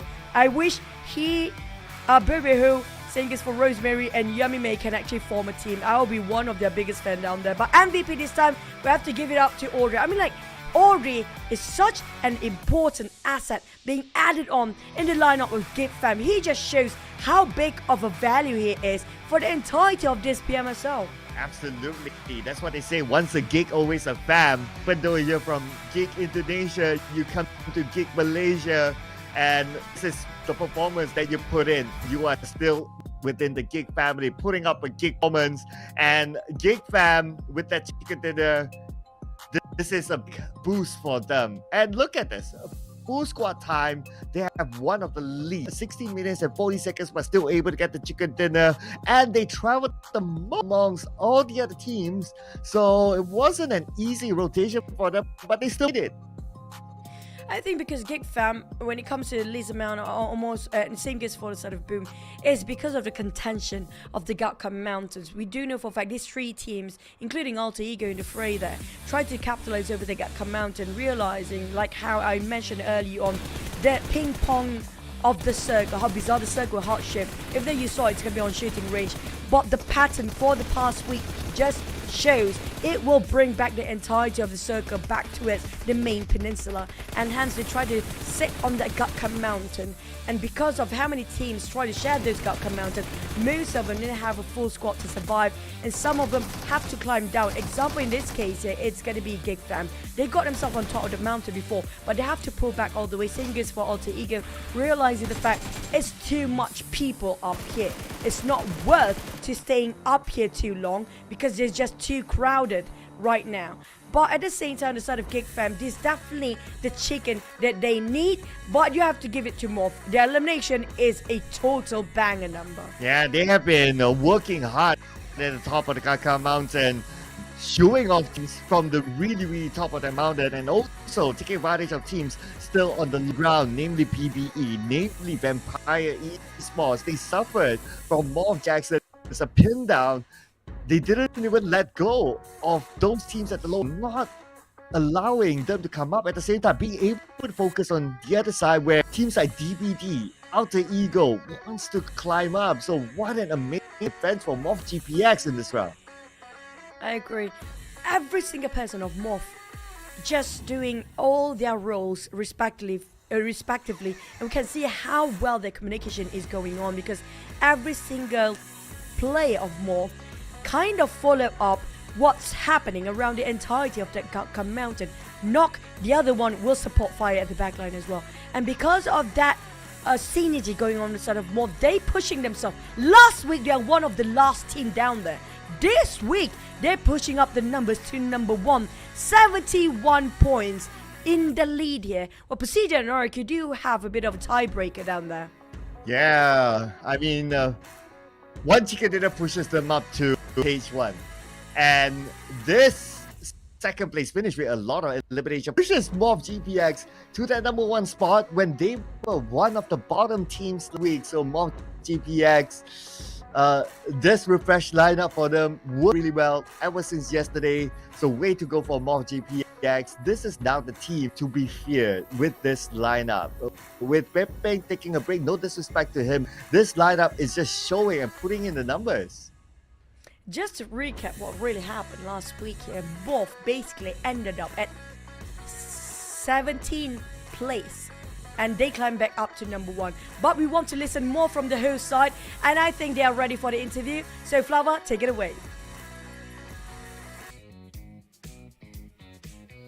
Ladies and gentlemen, we're currently on the men's stage after the conclusion of round number 2 for day number 2 on week number 2. And of course, I'm joined in by Mela from Team FaZe Clan here after their amazing win on that round number 1. Now, congratulations first to you and your team for that winner chicken dinner. Now, quick question on this. Now, everybody knows that you were absent on the league last week itself. So could you share with us, everybody out there is wondering, so what was the reason behind that? ก่อนอื่นก็ต้องขอแสดงความยินดีกับทีม FaZe Clan ด้วยนะครับที่วันนี้ก็แมตช์แรกก็มาปุ๊บก็กินไก่เลยแต่เท่าที่เรารู้เนี่ยสัปดาห์ที่แล้วคุณเมล่าไม่ได้อยู่ร่วมทีมในการลงแข่งพอจะแชร์ได้ไหมครับว่าเกิดอะไรขึ้นกับคุณที่ว่าไม่ได้ลงแข่งในสัปดาห์ที่แล้วครับก็มีอาการป่วยอย่างหนักครับแล้วก็ทำให้ต้องเข้าโรงพยาบาลครับแล้วก็มีการผ่าตัดก็ต้องใช้ระยะเวลาในการพักฟื้นตัวครับก็เลยสามารถมาได้วีค2ครับ So basically, he was sick last week and he needed to get medical attention. So the team was concerned with his health. And right now, he is back and ready to rock the field.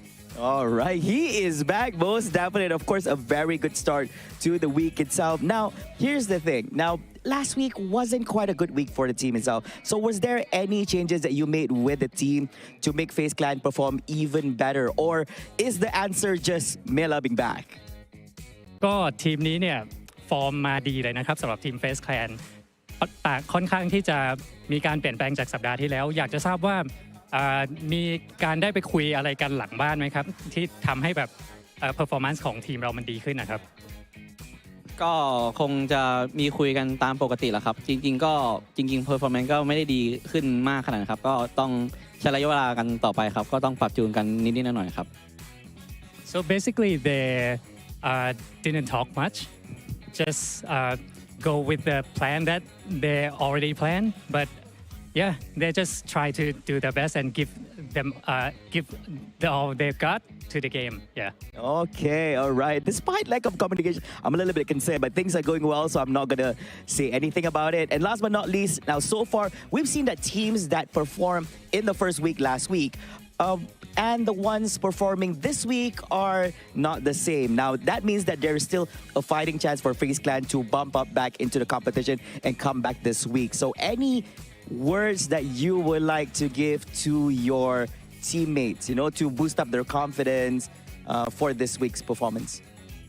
ก็จากที่เราได้ดูเกมที่ผ่านๆมาเนี่ยลำดับของแต่ละทีมมันมีการเปลี่ยนแปลงมีการผันผวนตลอดเวลาทีมที่อยู่ท้ายๆก็ขึ้นมาบนทีมที่บนก็อาจจะมีอันดับตกลงไปบ้างมีอะไรอยากจะฝากถึงทีมเพื่อนๆในทีมของเราบ้างเพื่อที่จะทำให้เขามีกำลังใจที่จะขึ้นเป็นอันดับท็อปของลีกนี้ครับก็ฝากถึงทีมตัวเองก็สู้ๆนะครับก็ทุกคนก็พยายามเต็มที่แล้วก็คุยกันช่วยๆกันครับทุกคนก็เราทำได้ครับ Okay, so he said that let's do it. We can do it together. Let's help each other to go to the final. Those are the words from Mela. So once again, congratulations to FaZe Clan and hopefully stay healthy, man. Your team needs you. Anyways, ladies and gentlemen, that concludes our round number 2 in our interview session, our second interview session for today. In a few short months, we're going to be coming back to our amazing commentators and we're going to continue with 4 more rounds here for day number 2, week number 2 at PMSL Southeast Asia Fall 2023.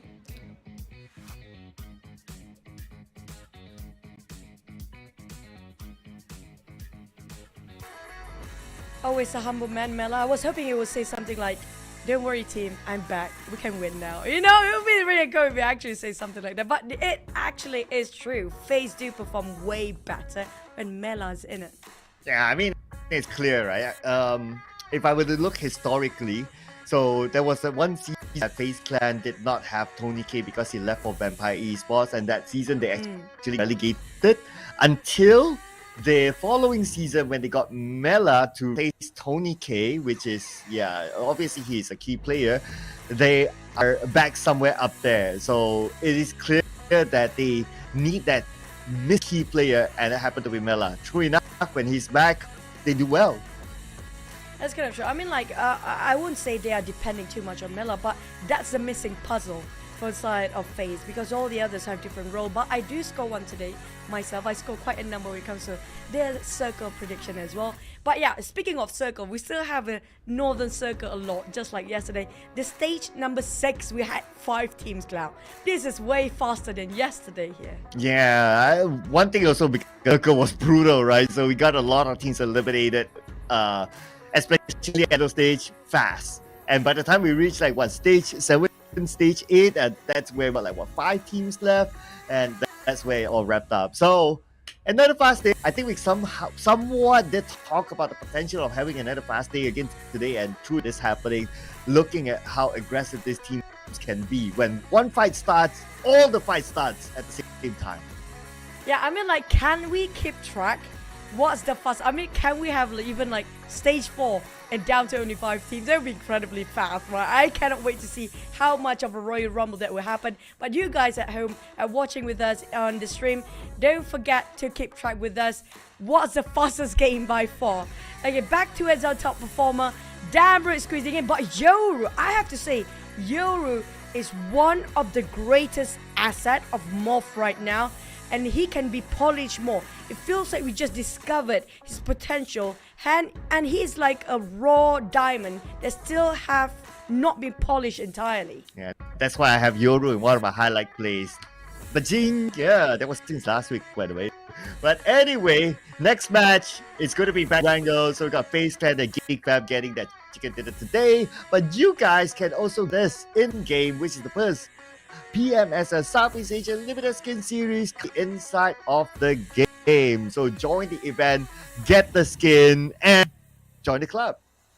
I mean, like, if you guys don't know how important this is already, because we have to remind you guys every single hour. I don't know what else to say. So we do have the Dragon Ball Super. And also, I don't know, are we having a car one? Or I got it wrong. Is it an ending group that excites the battleground? And this is going to be the ultimate set. So the ultimate set means it's a very limited amount of it. And you can have a try of your luck with the 10 you said is the first draw. And if you happen to be super lucky, you can score one. And if you're super lucky, you can be a pro player, because you might actually predict the circle exactly where it needs to be in the game. I don't know if luck is the only thing you need pro player, but okay, alright. Yeah, I don't know how to continue for that. But anyway, yeah, definitely not only luck for these players, well, that's what I can say. A lot of skill in them, and can shoot. In one of the previous interviews, it was mentioned as well. So it's a combination of a lot of other things besides just shooting, besides just able to rotate and try to figure out the circle and all that. That's what differentiates like the top cream of the crop teams or pro teams as compared to a lot of the rest. For me personally, when it comes to this season, every team is just cream of the crop. Honestly, it's just down to who makes a mistake first. Because there's nobody else is dominating of this. So I feel like everything is so well balanced. Even from the side of GE. I mean, like, GE back in the first season of PMSL, they do have a bit of swap here. GE was really extremely struggling in season 1. But when it comes to this season of the PMSL, such a flip and such a different team entirely compared to last season. I love this.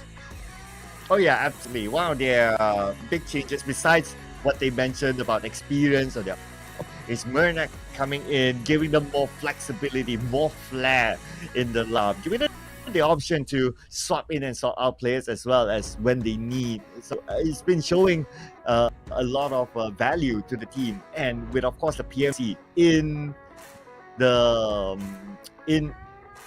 this round or this season. So yeah, this is where they definitely will go out, and it's reaping the rewards of doing such changes. And they already have like quite a significant gap from PBE.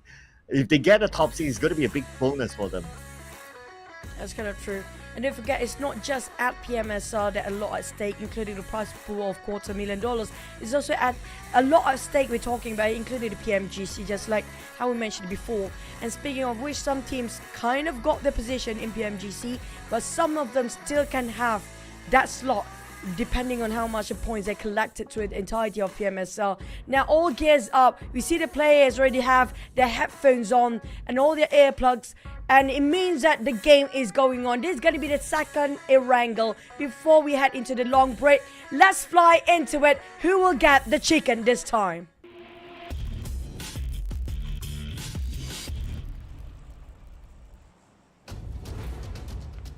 And you wrangle again. It is, ladies and gentlemen, but the fly power is going to be there before. This time it's going to start from the north, Severny, down to Primos, and it's going to be on the left side.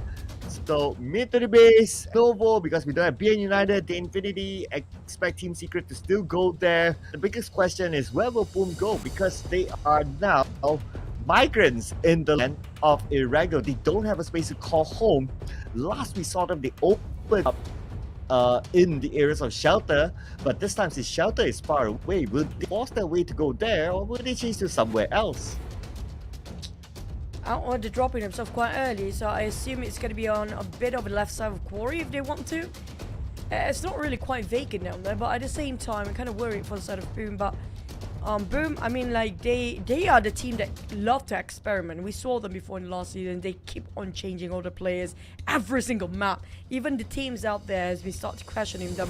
So they possibly will split themselves into two sides here, right on top of Quarry. Coming out on the side of Primos, we do have Team Secret. BTR is there as well, so changing a lot of drop spots for the teams. But I have a feeling BTR might hovering through its side of SMB, but the circle pops. It's going to be on the northern side again. Will be a Sniper Liana or in between mentioned. We had this circle before.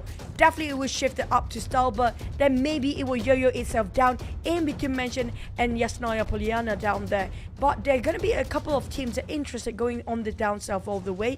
Maybe coming up from the right side of the bridge later. Well, seems like Primos and the area it is very crowded this time, with Boom joining in Gaka as well. So you got Boom, Gaka, and then you got Quarry, DVD, you got Very Pure, GEEK Fam, and you have Team Secret. Like, they are really close by with each other. And considering that circle is on the right side, they will all need to rotate to pretty much the same direction. Unless they want to make a big rotation, then there'll be a different case.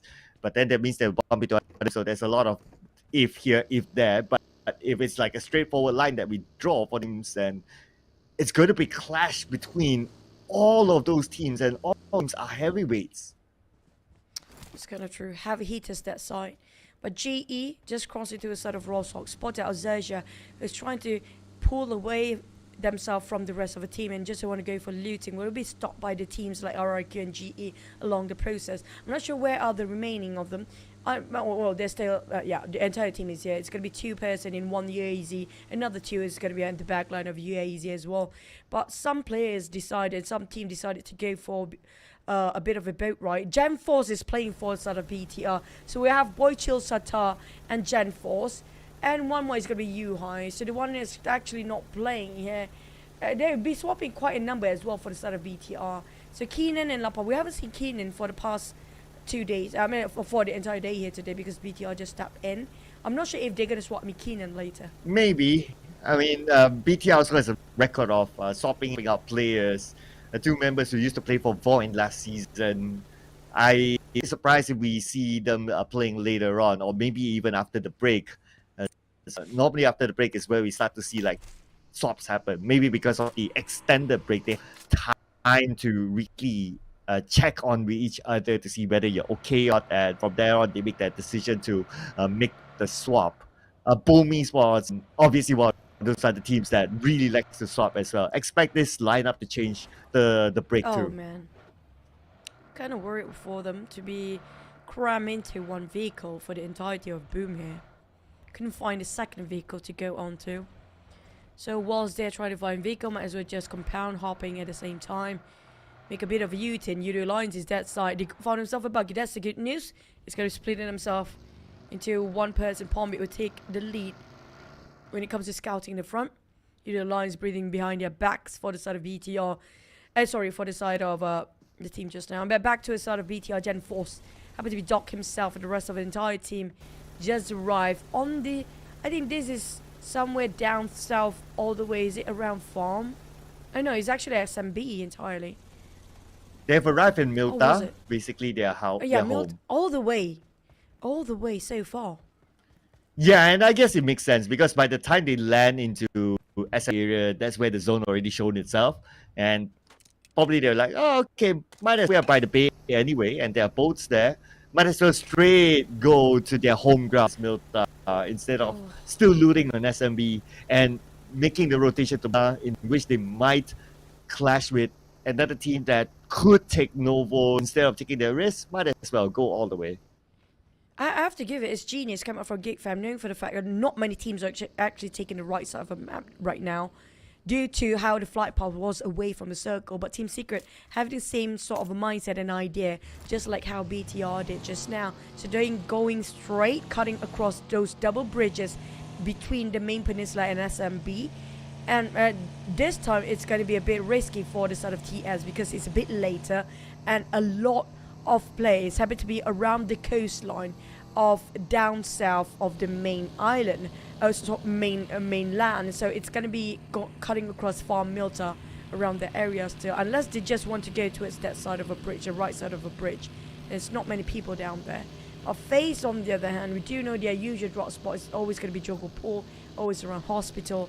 Now, do they rotate up north all the way up, maybe towards shooting range, or just cutting across straight? But if they are cutting across straight, we do witness before how many teams are there when it comes to around Rozhok area. They should be going straight because if you go up, I guess two reasons. One is it's further. Second reason is because this round you have MORPH GPX also playing, and then you got PB on the other side. So it's to say that if you take that north side rotation back in this current grouping, it's safe. It's still risky. So I guess instead of like taking two risky box, you might as well take just one and still actually meet with teams anyway if you go through the middle part, but you don't need to rotate that far, which also means that you don't need to worry about the amount of gas that you have in your load, and you can just straight go to wherever and continue looting on the other side. Country, but every sort of decision making here giving so many different challenges when it comes to the RGL to call the shot.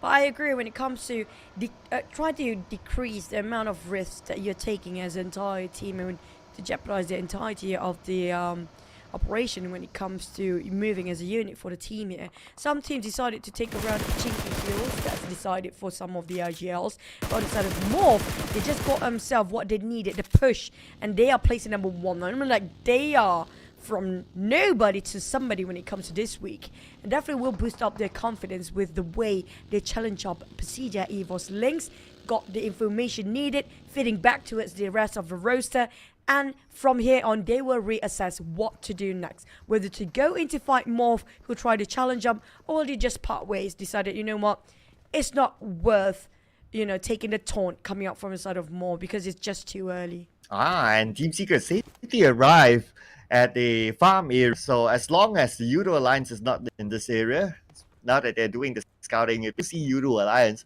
or maybe even BTR, then pretty much this area is clear. So with Putra leading the charge, going into farm, and from our map, we see Yoodo Alliance leaving farm. Well, they can loot there, but because Yoodo Alliance was there, probably not much for them to loot. Speaking of looting, there's no time to loot anymore because all of the teams happen to be very busy to get themselves those frags. Look at how concentrated it is right in the center there. And so far, it's quite still a huge map, but the thing is, 16 teams still intact. Only one knockdown coming up from BTR, but all the population of PUBG Mobile is still alive. So it will be super crowded when it comes to the third stage here. So there's nobody willing to go down at first including the spotted at Boom. Yummy May and Razy taking a bit of a lead down there. Razy, that was a really remarkable plays in the last map. Can they pull it off again? I'm looking for Boom performance now. Yeah, Boom. Let's see if they can continue to be consistent. But at least this time, a decent start. They managed to clip QEON, but they're not going to pursue. I guess they want to get a better position instead of taking that fight against a MORPH GPS. So that's okay as well. They want to get this compound in which they could possibly block other teams from rotating in with this fortress. And it's still huge. It's still enough for them to like try to pick a spot that is good for them. That's true. It's going to be just next to Morph now. Boom, bomb bit. Morph on the other hand, nitpicking every single team they're passing across. Just now he was BTR. Now it's going to be Boom next. And it's surprising, all the Indonesian teams love to trail each other out, moving the same pathway how the other did before. QEON now making an entry point towards the side of a Morph. As per usual, I love how QEON just opened up the scene and Boo just steamrolling after that. But on the side of GEEK fam, speaking of the same region here, familiarity is something that the players and the teams comfortably follows. Because it feels like because they be screaming each other out too much, they have the same mindset of rotation even.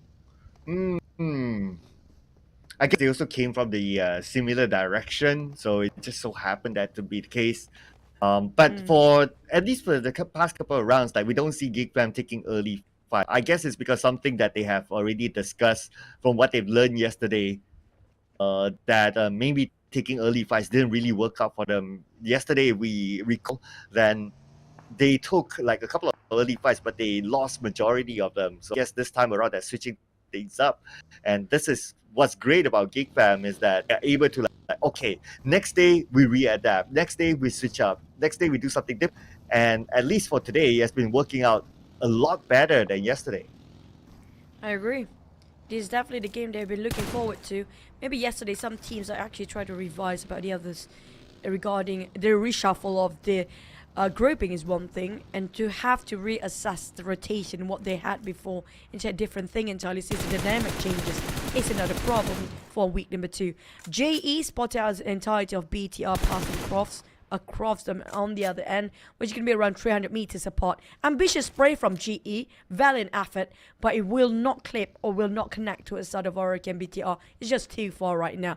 On the side of DBD and Alter Ego, a high potential clash is happening here. Yeah, we're going to pass by BTR. Potato to stop because it's in a disadvantaged position if they do stop by. Plus, he got first. And there's another team behind. Okay, teams are rotating. We got Yoodo Alliance here, DBD. They did come from a similar direction. And now DBD and will be knocked out. Yoodo Alliance will get the point. Oh no, it's actually Yuhai stealing from Yoodo Alliance. So BTR will get it instead. Play it smart, don't play it too rough. On the side of VTR, definitely they are playing it using their brains right now. Trying to nitpick it and try to be the third party all day long. DBD on the other hand, try to secure themselves some elevations. But the problem with this elevation around this compound, around this area, this vicinity in particular, is a bit too flat. So the moment they actually get themselves those elevation, they have to widen up and spreading out their angles here. Because if not, they'll be breached out by the other teams coming out and passing by later on. Instead of Team Secret, they do love a bit of a blue zone here. Definitely they will just play alongside with it. Even their car is blue color, having a bit of flipping moment with those vehicles, but they're going to be okay for now. It's a bit too early stage, it's going to be fine. But back on the side of GEEK fam though, they will be the one that's stopping Team Secret, not the blue zone. It will be theirs. Because if they start to open fire here, the other teams will be alerted about the whereabouts of Team Secret as well.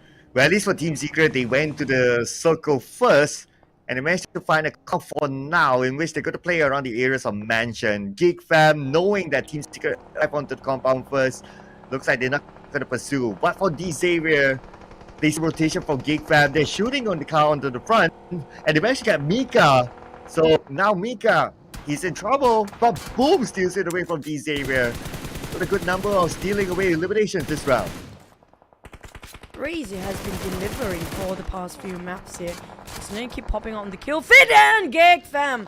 MORPH next. Two teams back to back eyeing out inside of GEEK fam. Feels like they're going back to where they started off in week 2. Everybody wants a bit of GEEK, fam, and they have to be just crossing in the middle of a crossfire, in the middle of a battlefield, and caught themselves in between. Yoodo Alliance happen to be having a bit of a problem as well. Oh yeah, Yoodo Alliance. A lot of teams around now. Red Bull Boy tosses the nail onto XERXIA on the other side. And the bad news for Alliance is the circle moved away. It's now in the open area of Yasnaya, being the focal point, unless if the circle moves into the urban area, that's going to be a different story. But MORPH now sieged down by Vampire Esports, Stone on his knees. Sharks comes in from the end, tries to land the shot, but that shot will not land onto QEON. It's now on the other side of the building. Here comes Shrubs. Try to finish off and clear off all the angles and corners inside of that house. Tony K try to finish off QEON, and it's a clean one. On top of QEON, MORPH being eliminated by the hands of none other than our vampires. We know how they get their fangs into their victims. But XERXIA won over Yoodo Alliance. Next one to be out. Boom next to challenge vampires in the same compound they just won. Wow, we only have 3 players, but they are brave in the fight.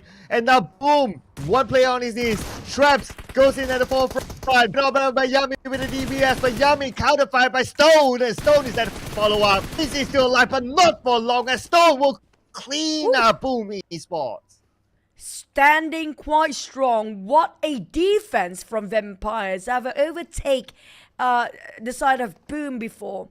And MORPH. 2 teams are fighting around the same compound. It was MORPH first, dominated over the side of Vampires. They took over that place, defended strongly against Boom. I mean, like, attacking and defending at the same time pretty much speaks quite loud for the side of Vampires. They're pretty much strong in both ways here. On the side of BTR, on the other hand, see on the other side of the circle, might actually spot out a couple of players, which are going to be XERXIA and Team Secret passing by. Will they gatekeep? Will they just go into the center? Oh. But XERXIA, they're running away from the blue zone. But Team Secret will be the next contender. A bit of a trading down between these 2 teams.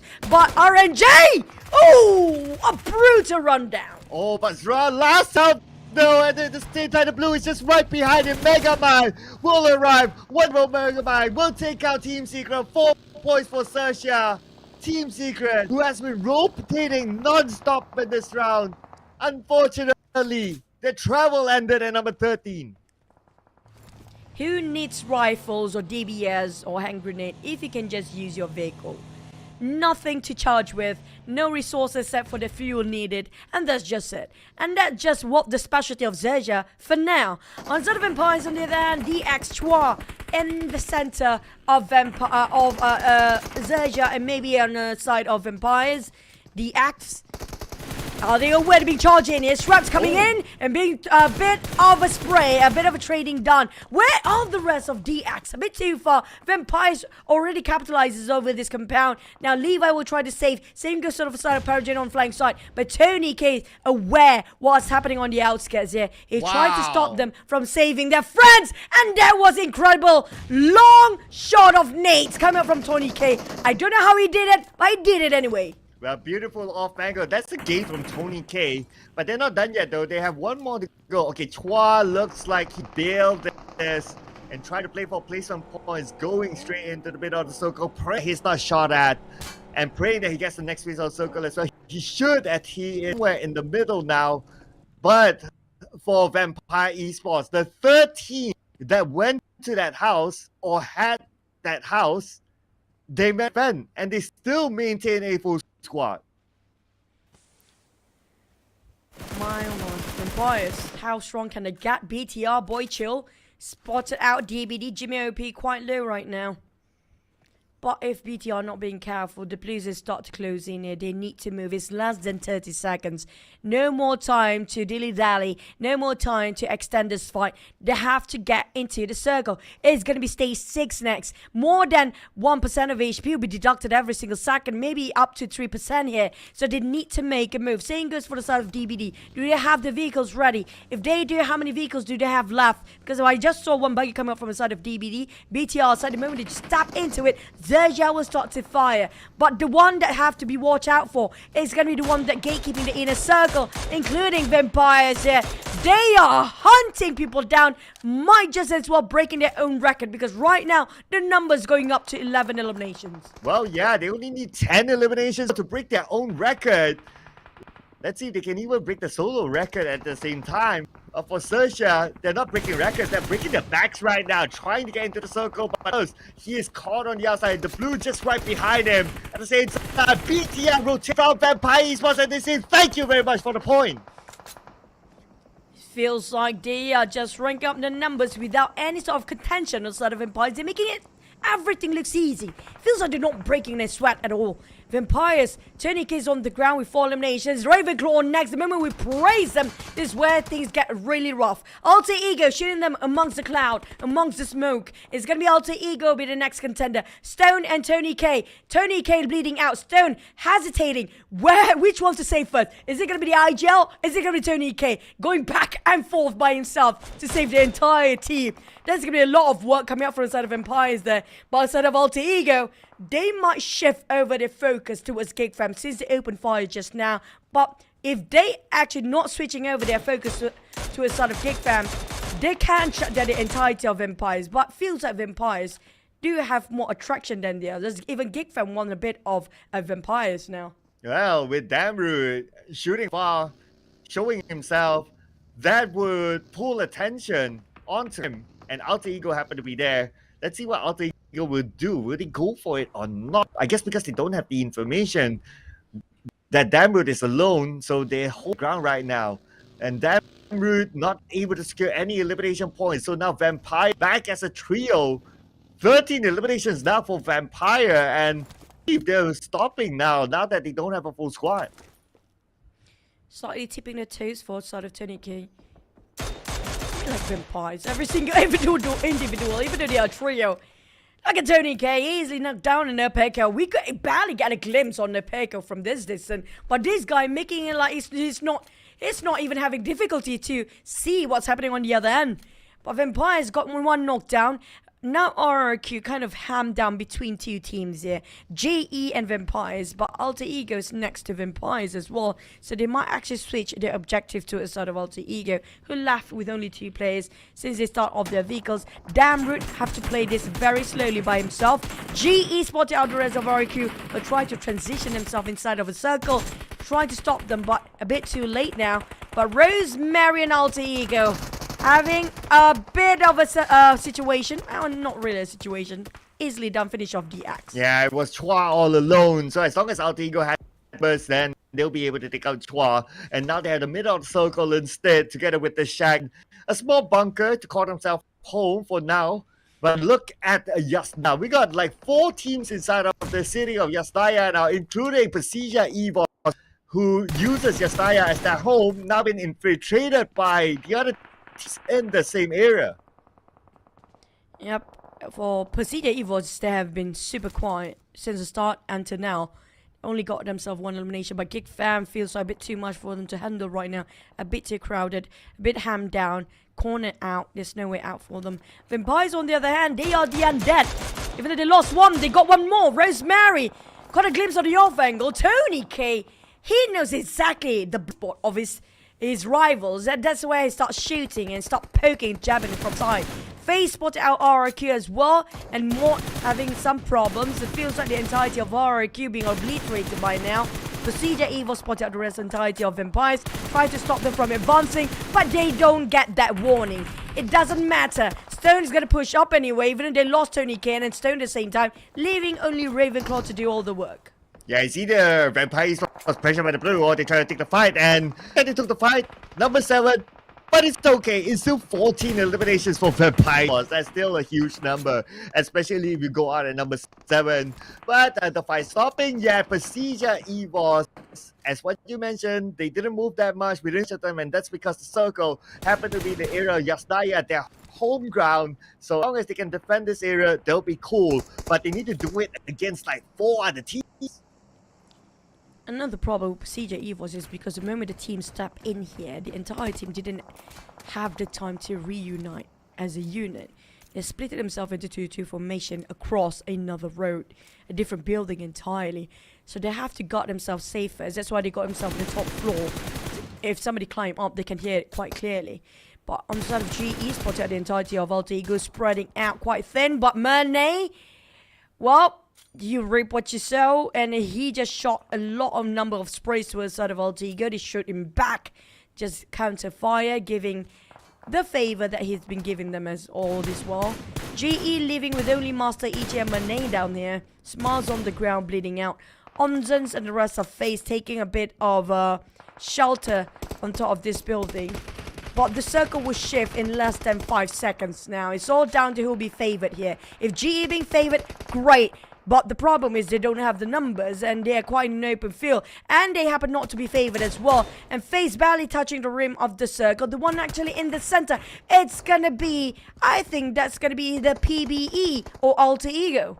Yeah, that's Alter Ego right in the middle after taking over that area from Chua. And Chua must have wished that he would have still been playing because he was still spot together with the circle. But now the focal point, I would say, is inside of Yasdaya, but a lot of teams still there, and they will all need to move into the circle. That's where we'll see a big inside of the city. It's kind of true. But GE, I'm not sure if this is wise for them. They tapping out, knowing the fact they're not inside of a circle, and Alter Ego is gatekeeping them. It's not just Alter Ego, there's also FaZe on the other end. They're just giving away and exploit themselves towards all the others in the open. And Mane definitely he tried to find sort of an entry point by knocking one down on Alter Ego. But it's not just Alter Ego in that equation. They need to have a lot of smokes to get into the circle. The problem is they barely have enough. DBD on the other hand, well, they're definitely fighting against the blue zone here, going away from it. GE realized what's going into them. They pop the smoke and finally try to get into the circle. But with that vehicle coming through, not going to be enough. To be fair to GE, they must take the shot. If not, well, nothing else to do except for giving the scepter to the blue. In which Murnat will do. Does he? Yeah, he will. And that is it for GE. Try to get an advantage against Alter, but couldn't land the knock. And when they make the rotation, they shot at from the inside of Yasdaya City, and they got eliminated by that. And now PERSIJA EVOS, one of the teams that is inside of the circle, putting pressure onto Alter Ego next, and there's nothing what the Ego can do. The moment they show themselves, they'll be shot down because there's a lot of cross onto them. They don't even have to move that much for the side of Alter Ego. It's okay for them to actually keep it low for a bit. They are around the center of the circle, but the one that actually not really is going to be DVD. Be pinned down, be shut down. PERSIJA EVOS next. Echo casually just swings over the other side and knock on one and another one. Oh, but he didn't make it through. Rage coming up from the back line, and Momboy PBE shutting down DBD for the entirety of it, leaving us with 4 teams left. Oh, here we go. 4 teams, and look at the number of players. We still got 16 players here. So it's going to be all out as we approach the final stages of this round. Misery will be eliminated by Momo for FaZe Clan. And now 5 elimination points in the hands of FaZe Clan. They don't have circle yet. They still need to fight. But next is going to be PBE and PERSIJA EVOS that will try to stop FaZe Clan.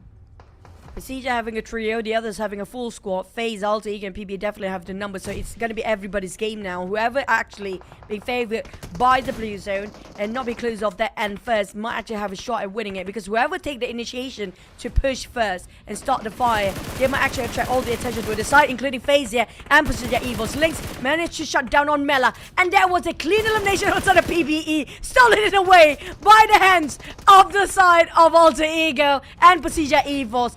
My oh my, and it looks like it's the battle of who steals its bats. Yeah, since everyone's so close to each other, if anyone can take advantage of some elimination points from a distance, then it'll be great. It'll be a big bonus. Alter Ego is looking and trying to do, but they don't have a good vision thanks to the smoke as well. But PERSIJA EVOS on the other hand, they have links on this building, on the top of this building. It's looking at whoever shows themselves past the smoke, he'll take the shot. Alter Ego, they want to cross over to the other side. Pop the smoke, making the bridge smoke towards their entry into a side as FaZe. FaZe down to 3 players now. Lynx taking advantage of those elevations, spotted out the entirety of the different PBE entirely. Victorious is down next. FaZe, this might going down to drain. Onsen reveal himself out of the smoke, Straight away, Alter Ego starts shooting down. On this down to only 20% HP. It's not going to be enough. Start to be chipped down, but Alter Ego managed to secure those eliminations. We're down to 3. Wow, patience game from Alter Ego, paying dividend by taking out FaZe Clan. And now they are down. They are in the top 3. PvE with the full squad. RedFaZe on the other side of the building. RedFaZe popping up just behind him to give extra cover.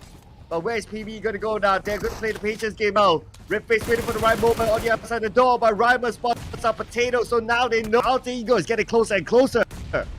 PvE still having a full squad. Definitely have the advantage when it comes to the numbers here. But Alter Ego back on their feet here as a 4. And all full squad is just next to each other, and it's gonna be RedFaZe, the one changing the entire flow for PvE. He's preparing himself at DBS, close the door, and surprise one boy, and take one down, and trade. RedFaZe is down on the ground. PvE got shook by the presence of RedFaZe just now. Potato taking advantage, support fight from the flank side. Will be enough. Raimon chipped up in the blue zone. Rosemary taking advantage. Finish off whatever points he can get. PERSIJA, EVOS, Alter Ego. PvE the one losing more men. Can it be Alter Ego's game? They have the numbers. It's down to the last wire. Here we go. Just game for Alter Ego. Bringing the return and possibly the chicken. So let's see if Rosemary can pull off a chicken dinner win against Zuxi. He's outside of the building, playing jump shot right now with Zuxi. 1v1 between the two. At the same time, the Blues going to put pressure onto these two players. But it's probably going to be Zuxi. And Zuxi tries to get out of the building. Alter Ego will be the one the finishing mark. Rosemary, the hero, Alter Ego. Chicken dinner for Algo. Rosemary, and Rose Carey till the end of the day. You have to give it Rosemary when it comes to the fight of the wall. Well, Zuxi couldn't actually top him off. So it's still going to be on the side of Alter Ego to get those winning with a chicken dinner this time. And what an amazing closing just now. And what a fast game of the day. Because we saw how fast teams goes down. And not just that, PvE had the most men just now, Cloud. But because of how they'll be closing by 2 angles differently, they're being sandwiched at hand down, too crowded. They have no clue which one to focus first. That's how they went down for the entirety of PvE, but close enough. Great features coming from the side of PvE, and amazing game coming up from PERSIJA EVOS as well. Yeah, the blue didn't help PvE pushing them out of the building when they had a good position with that second floor, with that building itself as a fortress, but unfortunately the blue had to work its magic onto them, and they had to come out anyway. But it was also misery for them. That took out Monboy, so they were at a deficit when they fought against Alto at some point. But anyway, Alter Ego was on the clear because they played the patience game in the middle of the circle, waiting for other teams to be forced out by the blue, and that's where they start shooting. Of course, we always have to have Rosemary as the MVP, and he's the finisher this round for Alter Ego.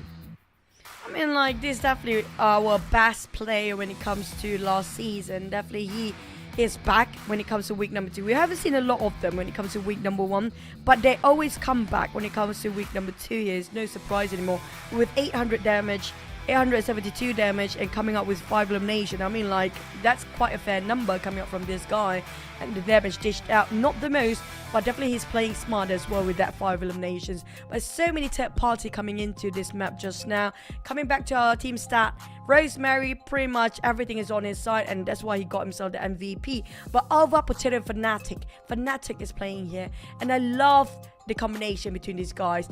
It's just, they're playing a tag team between them for Alter Ego. I think really what really helped them is that when they took the fight against Chua, they took a little bit of risk there, and they won against Chua. Luckily enough, Chua didn't clutch them, and we'll have a different multiverse altogether. But from them, that spot where Chua was at in the middle, that gave them a lot of advantage of holding their ground, and they managed to play it against like teams like Vampire Esports and GE on the side. The moment they won those fights and they defended against those two teams, the teams inside of Yasnaya itself will be too busy with each other, and that's where they just need to hold and wait until the final moment and come in as the third person or the third to just finish everything off. But that is a really long airport for Leeds. Feels like he's trying to rocket himself into Mars here. Probably gonna be one of the Martian in the future. But vampires, on the other hand, they have been run and gun. I mean, like, this is an incredible play coming out, showcase for the vampires. When it comes to offensive-wise, when they attack, when they rush in, they won over this side of the compound against MORPH. And when Boom actually tried to take advantage after they're done with MORPH, they still managed to defend. Now, that just shows how great of a strength of defending and offensively coming up from the sort of vampires. They are one of the most formidable teams out there. But unfortunately, because of the blue zone and everything else, they happen to be in the center. Everybody else just managed to squish them down.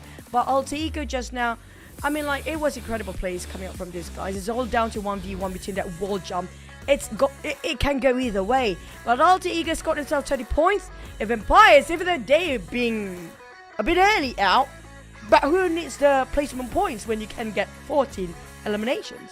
Yeah, it's all about the elimination of Vampire Esports. I mean, before they went out, we already noticed that, okay, 14 points in the back. It was just too bad for them that the circle kept shift away from them, and they had to go like north, and even going through an open air. Still, the 14 points, majority of it was because they attacked and defended that one compound at the south from 3 different. That gave them a lot of points there, and then they just top it up as they try to get into the circle. Yeah, but 8 points come out from that one particular compound. Not just they've been running and gunning since the start as well. PERSIJA EVOS still stands at number 1, but how much longer? Because right now, coming up, just introduce themselves in day number 2, which could be Group B. Start to push the numbers up there. And MORPH is still going to push down by the side of PERSIJA EVOS, just 3 points shy, not too far off. But I have a feeling when it comes to Group B here, we're talking about Week 2 Group B, Vampire, BTR, PBE, and Team Secret, especially coming out BTR, PBE, and Vampires here. They definitely push way faster, even though this is just their first day.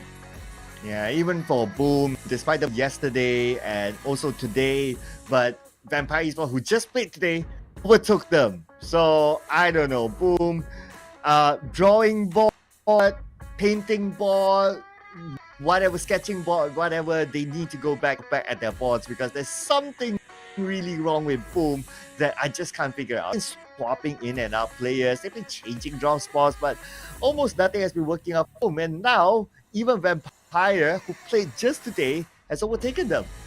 Yeah, for Boom, I mean, like, it's okay for them to do what they do best when it comes to confusing people with their rotations and their roster in Week 1.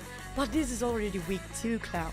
There's too much at stake here if they keep doing that, because we have lesser days and lesser map to be played to get themselves in it. I mean, like, they probably have the high chance to get into the top 16.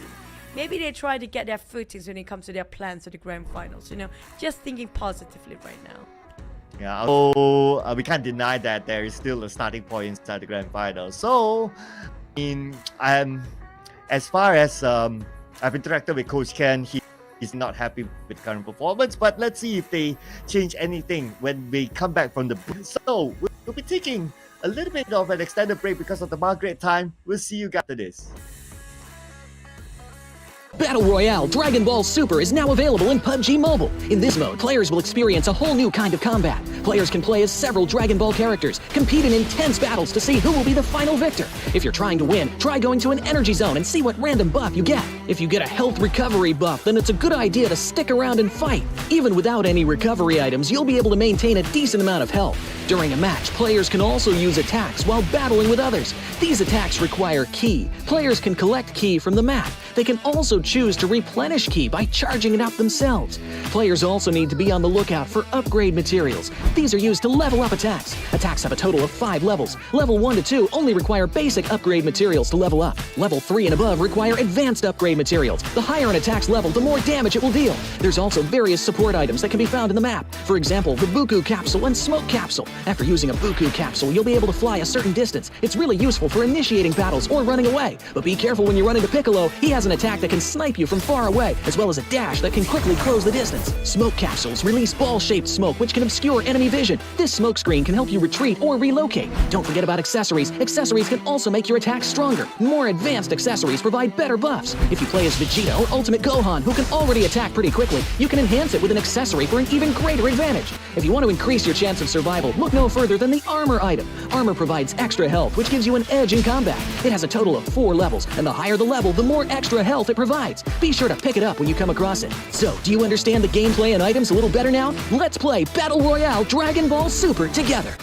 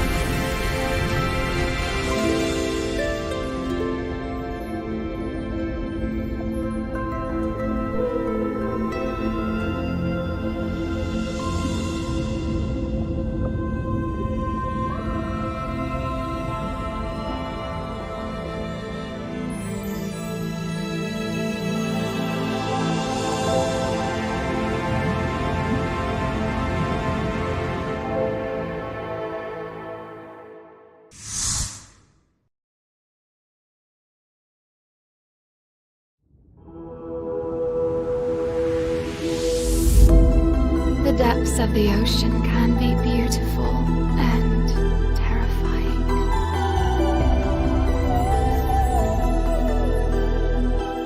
We all have a dark side that's always a part of us, but we can control it.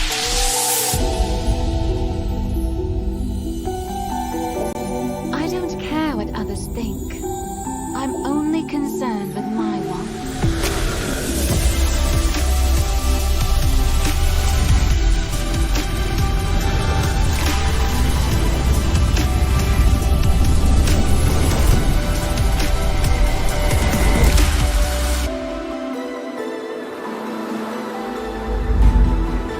The weak are always eliminated. Only the strong can survive.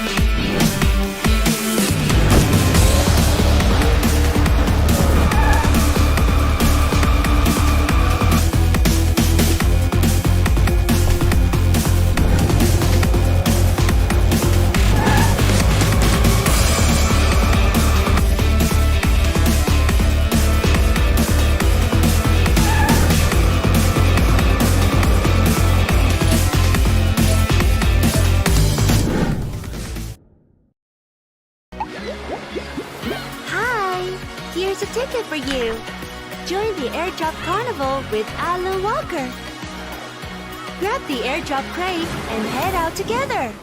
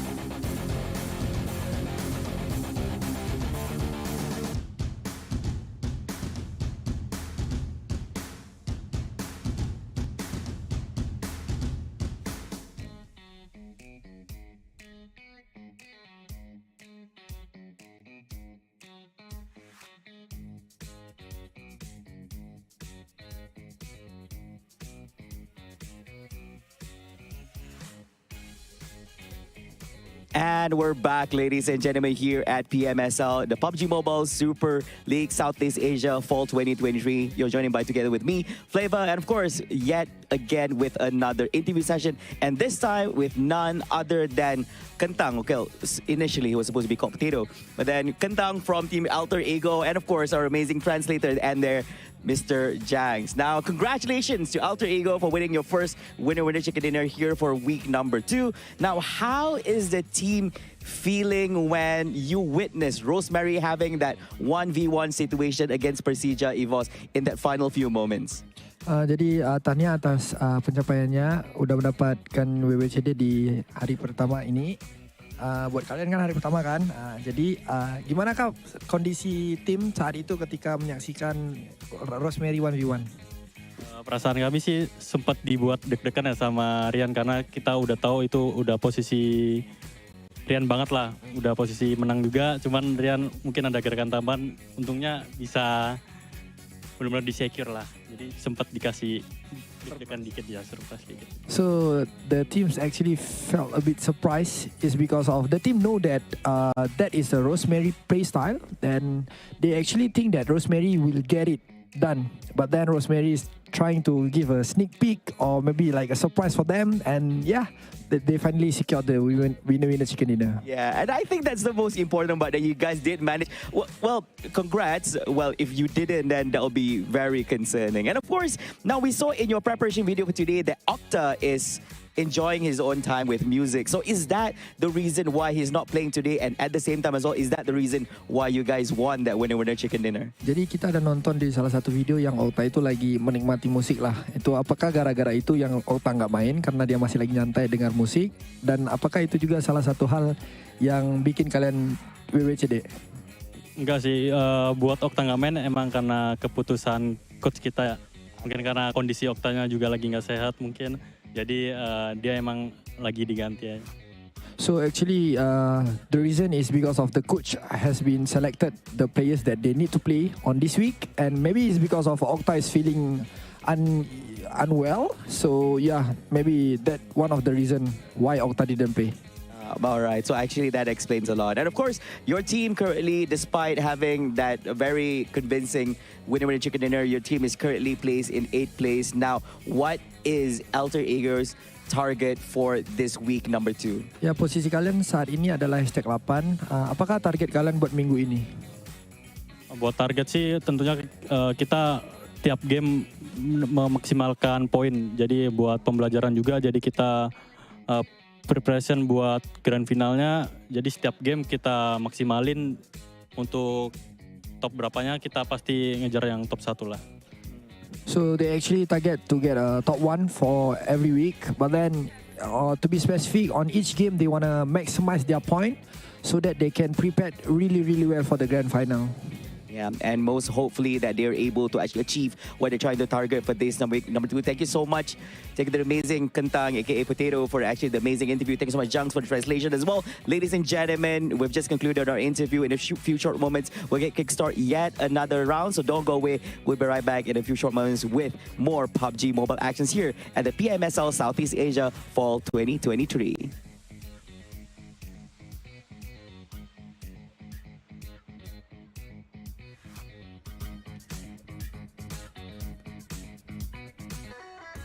And I love everybody just starts waving at the back as well. It's like everybody like, bye camera, right? Everybody's so anticipating towards the interview. But yeah, I mean like, that's definitely just Rosemary's signature right now. When it comes to 1v1 against greatest of all time, we're talking about Saxi or Luxi in this case, even one of those twins. But he can clutch it out. That is just how incredibly high potential of a player he is. Yeah, he even won against BE, broke their hearts last week. So I mean, Rosemary just doing Rosemary thing at the end of the day. So it was a really good clutch that we saw earlier on. But we're going to restart the round again after that break. So we're going to get back onto Erangel after this, and that is where we might see some of the teams change their lineup. Boom. Yeah, boom. I mean, like, I don't know what lineup they put up with. It feels that they're changing their lineup, like how they changing the caps. I'm like, we're twinsies now, Cloud. Hey. But at the same time, like how Boom, they need to find their footing here. I am concerned about what they did last season. Now bring forth another season of major role swapping between the rosters. I mean, how long they're gonna do this? Yeah, well, another round of figuring out what's the lineup of Boom. Let's see what I put up later on. But for these two teams, or these three teams, they might want to stick current lineup because they're doing well so far. So we got the top performers here. Rosemary, of course. You got to put Rosemary just beside Tony K, the two players that is explosive in the scene. And then we got Stone as well in the mix. And he's one of those players that swap in, swap out with the lineup of Vampire. But whenever he's in, he does put on a good show. It's kind of true. I personally feel like there's so many good players when it comes to this season. We remember about Tom. We remember about the Telco. We also remember about Boo. And when it comes to the other teams that are not even playing it today, there's also a lot of good players. Every single team may have their own star player when it comes to this season. Yeah, just like you guys can be the stars. Well, getting the Royal Pass with the new beach and pool party theme. One of the players I noticed is using the gem shell backpack. So if you spot out, just put it in the comment section. I did spot that one out. Okay, now I have to keep my eye out for that as well, because we want to see if any of the players actually do have this exclusivity of the set that we just witnessed here, even the Aston Martin. I mean, like the Aston Martin, if you're a collector, this is it. If you have a real life Aston Martin and you have it in game, you just, I don't know what else to say, man. I wish we could see the players use it. Part of the rule that they cannot use vehicle skins. So it's unfortunate, but maybe you guys show us whenever you got it and put out content, whatever platform it is, do give us a tag and we'll get to see it together. But we also might get any of these teams down here getting the next chicken dinner. So I guess among all, at least for my prediction, like MORPH GPX has been the one that has been like a good show. Yeah, I agree. Boom still finding the footing, but I have a feeling they start to get a bit of gist of it. Team Secret, I just wish they have those last minute momentum just like last week, now coming back into this better. But just now Vampire is close enough to get those chicken. If not, I scored 2. But on the side of PERSIJA, EVOS and Vampires, I feel like you mentioned, they broken up. Oh man, we don't have a love story or drama going on anymore. I wish we have another theme coming up, but maybe it will boil down to our final week to see if there's any sort of drama between the teams, the rivalry between them. But so far, back towards the overall scoreboard. So far, I do love how MORPH actually plays. This has been big for them. Major turnover compared to week number 1. Yeah, after resting Pepang, they seem to be doing really well. And well, if you do follow like the latest updates and content, there is a lot of feedback about MORPH GPX's performance from content creators from Indonesia especially. So I guess that also kind of drove MORPH GPX to the point that they're currently at, which is to make this kind of lineup changes. And I guess enough, like the people who analyze games in Indonesia, obviously they know the scene a little more, and he has shown results so far for MORPH GPX. Yeah, they kind of remind me of the Indonesian casters too. I mean, like, definitely I hope to see them when it comes to the offline events late in the grand final. But Jan Falls be swapping with Lapa is back here. You didn't mention about Boom and BTR happen to be having a bit of a rotation when it comes to the roster. So I assume that Lapa comes better with the second half of the day, because a lot of teams start to swap out and in of their players in the second half there. Who else do we have? Well, so far RRQ is being the same lineup, so no changes for them. I mean, they've been doing okay, so I guess no big for them to do so. BTR, I think, will be quite clear that they could use a change as well. Looking over at PERSIJA, EVOS, looks like they are remaining the same lineup. And for Boom, we kind of expected this to happen. Boom, the team that changed lineup the most often, now they're making another swap in. But I think that's one of the first few times I actually witnessed Grimory to actually play. I think it's pretty okay. Everybody kind of have the same sort of caliber coming up from a sort of Boom lineup. Yamime having a bit of a fun to taunt his players and his teammate. The sort of FaZe, Mela's still gonna stay, and I feel like Mela is here to stay. By the way, we haven't seen a lot of Trace after Mela came back. So I do want to see how it would be fair coming up from FaZe Clan if Mela and Trace they put up in the same lineup here. Well, let me think. Oh, they even in the preseason, I don't think they played together. So we have seen it in a formal tournament that the two of them have earned together and played in one lineup. But I guess with Mela in there, you got players like Onsens, and then you have Ventoras, obviously. It's quite hard to change the line because when we see this kind of lineup playing as the four, they do really well. I don't know how Trace is going to come in unless at some point that if FaZe Clan is a disaster again or any of their players are really burned out, then maybe we might see Trace in. But based on the track record that Trace has been playing so far, I would say it's highly unlikely unless a big change is for them. Maybe one of the issues, the language barrier, that we do have a big question mark how Trace actually communicate with the entirety of FaZe Clan since he's hailing from the mainland China. But back towards all the other teams so far, we haven't seen too many of the swap. Maybe some of them we can't keep up with the players cam right now, but we're gonna have to wait and see in the game later on. Rosemary and the entirety of Alter Ego having a bit of high five. Same goes for all the teams including MORPH here. I think that means a game is about to happen and we cannot wait to see what's gonna happen in the last wrangle. And so far the past 2 days in week 2 game have been super fast. Oh yeah, absolutely. We set our break earlier than like last week, so that's an indication already how fast it can be. It just shows that even like the Group B teams coming in, they still play it and fast. A lot of fights. When fights happen, it happens all around the map. So multiple happening at the same time, meaning that players/teams eliminated at about the same time. So that's why when we reach like stage 6 and 7, got only like at some point 5 teams left. It's kind of true. Same goes like yesterday as well. I mean, like the only map that we saw a bit of a stage 9 in the final stage, No More Circle, that was only Miramar, and that's because the terrain is just ridiculously hard for the players to see through each other out because of the angles they can hiding in a certain spot and playing around the edges. But when it comes to Wrangle, it's either all or none rule. It's either you all getting yourself in urban warfare or there's none building happen to be there in the very last minute. But so far we have a lot of Northern Circle. Will it go all the way up north again this time? Yeah, so far one circle at Gaka and the other one in Yasnaya. So let's see if anything changes this time. Hopefully we get a main to the base circle. It's like it's been a while as we head on to our game now. The moment we see like the guys and the players focus onto their game and they start to warm up their fingers, that's where you know that it's going to start at some point. And normally another indicator is that the music goes down and we will start now.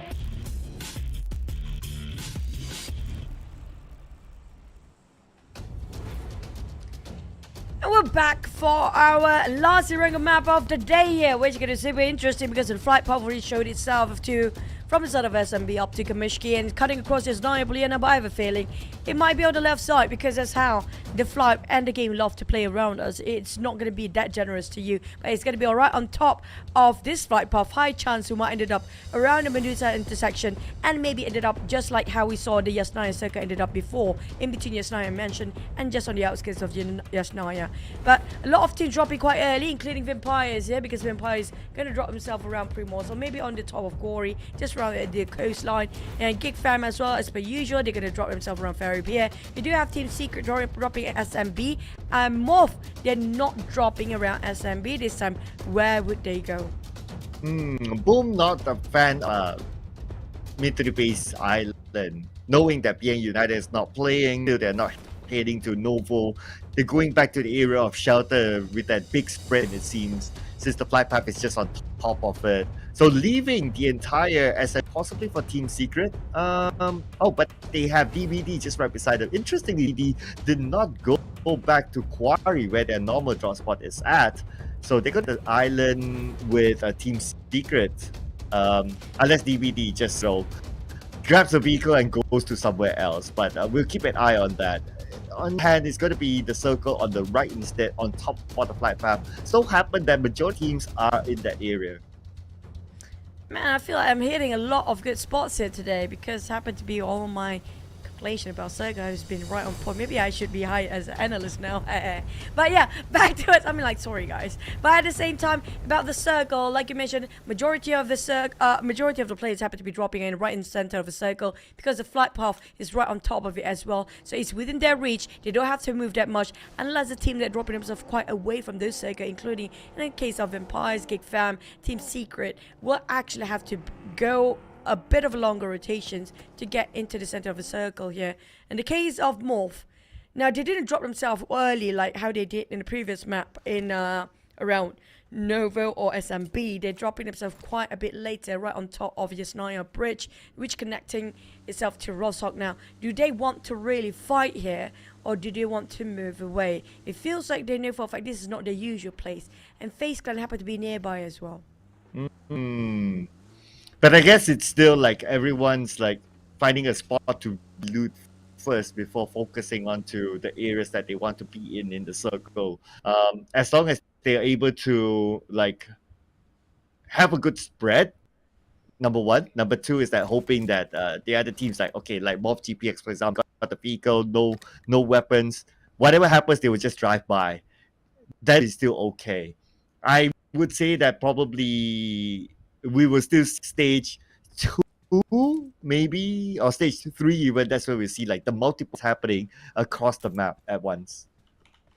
Yep, it's kind of true. So far a bit quiet before the storm as per usual. Relatively calm here.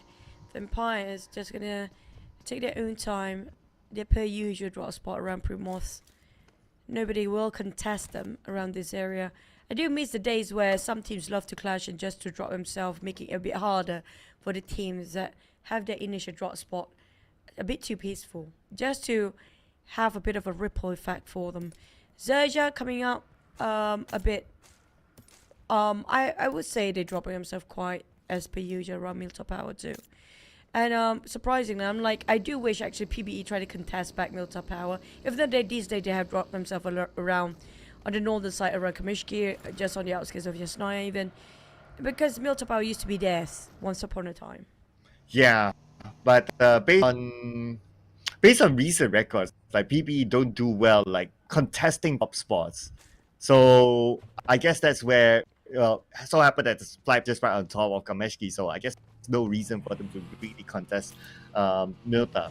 We look like previous flight paths, like even if it's like on top, like Milta to Ferry Pier, for example, like PBE just doesn't contest. So they're not the teams to take that really, really early contest. They're not the GE basically. If you put a G, then we'll see all our battle until they get the spot. Just like yeah, that's what I said. I'm interested to see if that's going to happen one day, because that's what lacking coming up from the side of PBE. And we can see they're growing definitely one step at a time. They're taking, before this, they forced themselves early skirmishes and early fights back in the days, even in last season, knowing that it's not their strong forte, and try to have a footing regarding their strength first, right? Mid-time fight or around the 4th, 5th circle fights, they start to engage. Maybe that's what they're lacking right now. Maybe that's what they needed, to have a bit of a push to do something that they're still trying to find a footing, including like early skirmishes, try to fight those engagement when it comes to dominate over the compound early on, or try to just give a bit of impact in early stages of the map, try to take away the compound. Because if a team can actually do that, one of the many examples, I have to put out the name here, including Nova down there. Everybody knows Nova when it comes to teams coming up from China. They are playing alongside with the flight path instead of having a certain initiation of drop spot. Back in the days, this is what their strengths are. Basically, they're so flexible, they play around the flight path. And if the team can actually deliver that, there's no stopping them, because whatever you want to do, whatever you try to do to take down or against them, they still can fight back, because they're just so good at early, mid, and late game. You cannot challenge them either way. And maybe that's one of the things that some teams, they know that that's their weaknesses. Maybe try to have a bit of a change. Speaking about impact, right? I have a thought about that, but we'll leave that thought later. As let's check out this fight here. Links all alone. Our game so pretty straightforward. The rest of PERSIJA EVOS, they won't continue to come up here. They need to climb up and put them at a disadvantage. So might as well not make that hasty move. And plus, it's only XERXIA at the front. The rest of them are behind. Coming back to the point of impact. So if I were to make the impact comparison, like PBE and DBD since they're and GE since they're from the same region, and knowing that PMGC is at stake, 300-ish gap around there between PBE and GE. So with that kind of gap, GE, they can somewhat afford to give up some points, knowing that they still have a huge lead, PBE, to go to PMGC. But if you're like PBE and you're like, okay, 300 points, we know insane. Hence, taking that level of risk may not be their objective, because okay, the close 300 points, I guess they knowing that kind of situation that they wouldn't be in that mindset of like try to contest in a double situation in which they might lose like at number 15 or number 16. Circle seems to be a very interesting. DBD Izane of Empire is having a bit of clash in the blue zone here. Izane moving away from the path of Vampires. That was a smart move. If not, he will be just terrified knowing the fact he's alone. Being left behind is one thing. Even the Blues are closing in, that's worse because the pressure is going to be too side instead of Eisen if you start engaging. But the circle just speaks itself. We're going to have around Mention and around the side of Prison, or maybe we ended up rules just to get those lead going on, but it's going to be a bit calm. The moment we hit into stage 3 and 4, everybody will start to fight. It does also bring to the point that the circle is like the side, right? So if the circle is stuck to the side, yeah, we will definitely see like fights happening very, very soon. It's not like it's like in the middle whereby you like multiple areas, but if like at the side, then you kind of cut off like the right side of go that is unplayable, pretty much. So teams will rotate like from major directions, like from the top, bottom, and left. So that's why we'll see those fights happening probably by stage rather than the fourth stage instead. So keep your eyes peeled since we are heading towards that 1 minute 45 more seconds. Alter Ego reposition himself, playing around the coastline of Lipovka right now. While Boom is quite nearby, we do have PB coming up from the north, a bit clear for those who are coming up from Kamishki and Stalber. Yasnaya Poliana seems like very empty at the moment as we speak, because the circle just moving away and it's going to be in between Mansion and Prison. But they can take their own sweet time for PERSIJA EVOS to come up from the north as well. MORPH coming in the latest because they took a blaze in for a bit. But I think they're coming up, cutting across straight into Mansion after this. Maybe they're just going to have a bit of a pit stop on top of Yasnaya Poliana as well. DBD taking a bit of a hold around areas of bunker and shelter. Now, since we do have this sort of a circle, there might be some tunnel fight going on as well. Luckily enough, no one's in the tunnel yet. But someone's on the high ground, and that's Vampire Esports coming onto Yoodo Alliance. And this is actually one of my favorite pit stop for Yoodo Alliance people seasons now. Vampire Esports, probably they know about that and they caught it, and that's why they had to take down the map of Yoodo Alliance. Rapper boy. Well, that's crucial information aside of Yoodo Alliance. Knowing the fact that they have a very near contender, it's going to be a heavy-hitter team as well. So, going to get out from the blue zone first and position himself in a circle to be a bit more safer. But Vampire's got that first. Now, this is going to be a problem because Yoodo Alliance is just a second away from getting the best position there is. They got the sniper tower. Tony K and the rest of Empire still taking the blue zone for a bit. Took them quite a bit of long time to leave the blue zone. But stage 2 is still bearable. On the side of Yoodo Alliance, they will bomb into Team Secret head on. And that's going to be Fires and first contact made between these two teams. So shift a little bit down south. So the northern teams will need to move. Okay, we got a heavy, we got RRQ, we got GE there in the mix as well as Boom. So that will be in up north. On the south side, it will be Team Secret. Similar rotation like before, but this time around, they're going towards the right side, trying to take the high instead, hoping to get an easier entry into the circle from the high to the low ground when the circle shifts up north. But there happen to be like 2 other teams around the area, so they need to be prepared to defend. But at least they got the compound first, so they have something to work with. Alright, Q. Taking a shot against Boom down there. Achul having some problems and lost Achul in an immediate reaction from the side of the openers. BTR having a lost shot against Team Secret. Ham down between 2. Yoodo Alliance, BTR, Team Secret. Happen to be in triangle mode right now, but heavily heated. It's going to be the side of Team Secret. And they already had a really tough start for the day. Plays himself last. They barely got any points across the entire day, but at least they score average of 1 point for each map compared to GEEK Fam yesterday's different story. But GEEK Fam redeemed himself when they scored themselves the chicken of the day. Team Secret will try to open fire towards the Yoodo Alliance, but at the same time, Helton, if he open fires, this is too much at risk. He's exploiting too much. It's gonna be a bad land with barely enough structure to take covers on. They need to reposition themselves first, or they're just digging their own grave for Team Secret. Yes, they do have the compound, but BTR is right on top of them as well. I guess either way, whether he pulled the shot or not, BTR already noticed that they're there the moment they landed. So they're exposed already. Speaking about exposure, so Vampire Esports exposed to DB. Look at the spread from DBD with an off angle to Vampire, but Vampire, knowing the off angle now, they charge all 4 of them into one area, and they have the man advantage against DB. Stone, hope it drop a Kobe. Yan is quite clapped down and on his knees. Tony K and Stone, between these 2 guys playing a tag team to knock down on Yan. Aizen, how do he respond from this? As Aizen trying to negate all the damage away, avoiding those explosions. Aizen still trying to buy time for the rest of entirety of DBD to join in the fray. Vampires and the side of DBD both having a bit of a 1-to-1 trade. Tony K forced the rest of the entirety of Vampires to go in the tunnel, knowing the fact a lot of teams will be passing by here because DBD managed to knock on 1 down and they have to reset themselves inside of a tunnel, while Ravenclaw will have to leave out to give and feed the information towards the rest of the team that's kind of under the ground. Wow, circle tucked to the right now. Good luck for the teams on the high ground, butting in, but GE shot from the other side from Audrey. Oh, this is incredible. This is the perfect time for GE.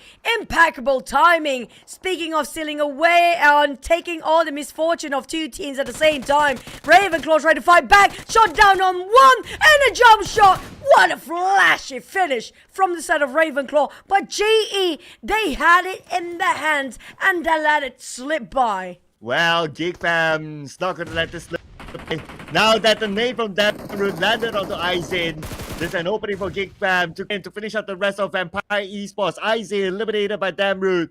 And now Vampire Esports still resetting, but time's on their side as Zone will arrive. But FaZe Clan, speaking about a rise of the MORPH GPX. Rocky finish off FaZe, Mala on the ground bleeding and will be in an instant gone. Next is going to be Onzen. Oh, what a beautiful Christmas praise coming up from Rocky. Down, leaving only to Mormon. FaZe in trouble. Morph, do they save their teammate or find the last player of FaZe? Well, Rocky got to reset quick because FaZe Clan, Mormon is coming. Okay, it's a smoke. He got 3 nades, but he chooses to pop the smoke first, blinding the vision of his opponent now. Going on 1v1 mano by Rocky. Play eye on the Tiger, ladies and gentlemen, because he just won it for GPX. FaZe, they had it going before Mormon. If only he really tossed out the hand grenade, it would be a perfect Kobe. But nobody can see like how we did. And then that's no blame on the side of FaZe, but unfortunately they have to go down. DBD next following in the line. Yoodo Alliance on the other hand try to flush out the remaining in secret, which is going to be left with Rizai here. 3v1. There's no way they can actually bosh this one, can they? Yummy May taking on Morph. Morph fighting one team to the other. I mean, like non-stop going around that bunkers area. But Yoodo Alliance close off the deal with a bit of a bang till the last minute. Flax got damaged, but it's still a win for the side of Yoodo Alliance. Points a point at the end of the day. So with this compound, they can take their time to reset. Most of the focus will be on, especially on the left coming in. Oh, MORPH GPX after they won. Rocky won that fight. They got eliminated. They got points instead. Okay. But that 5 points might not be enough for them to hold on to the number 1. This is going to be the opportunity for the side of PERSIJA, EVOS and REGUM to cut across MORPH, who got fairly enough for eliminations, but definitely not enough to maintain the number 1 spot, since PERSIJA, EVOS do have a trio, but without any elimination just yet. But as long as they hang on and just clinch towards the end, they're going to be okay. Vampires, on the other end, they had a lot of scuffle just to get where they at right now. Down to 2 players, heavy casualty on this side. BTR arrive around the bunkers too. Everybody will love these bunkers so much. We have more teams joining in. XERXIA, BTR, GEEK fam and Vampires just hanging around the corners. Oh, we do have the circuit shifted. It's going to be right on top of these Xaviers. And now how do they want to defend this? They can use and utilize whatever terrain they have, even though they have those elevations, but will be enough structures to cover themselves, while XERXIA and BTR will have a bit of a fight around these bunkers. Again, we do have the other teams start to positioning themselves in the center of the safe zone. Wow, inevitable now, because we can see BTR is trying to surround XERXIA. Satar trying to get formation out of XERXIA, but we got RNG now holding the front line. Fortunately, Chopper is currently on his knees, so they need to find a way to pick him up. BTR surrounding Chopper, used as a hostage. XERXIA have to let it go, but no, still gonna go in. Oh, a bit of flip, and Erzi got clip a number of damage still.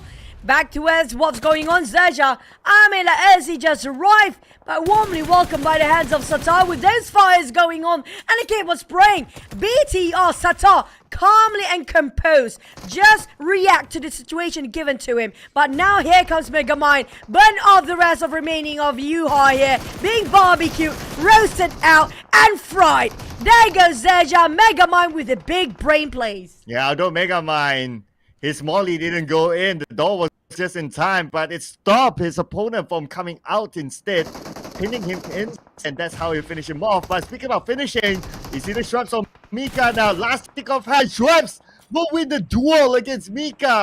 Nicely done, taking out GEEK fairly.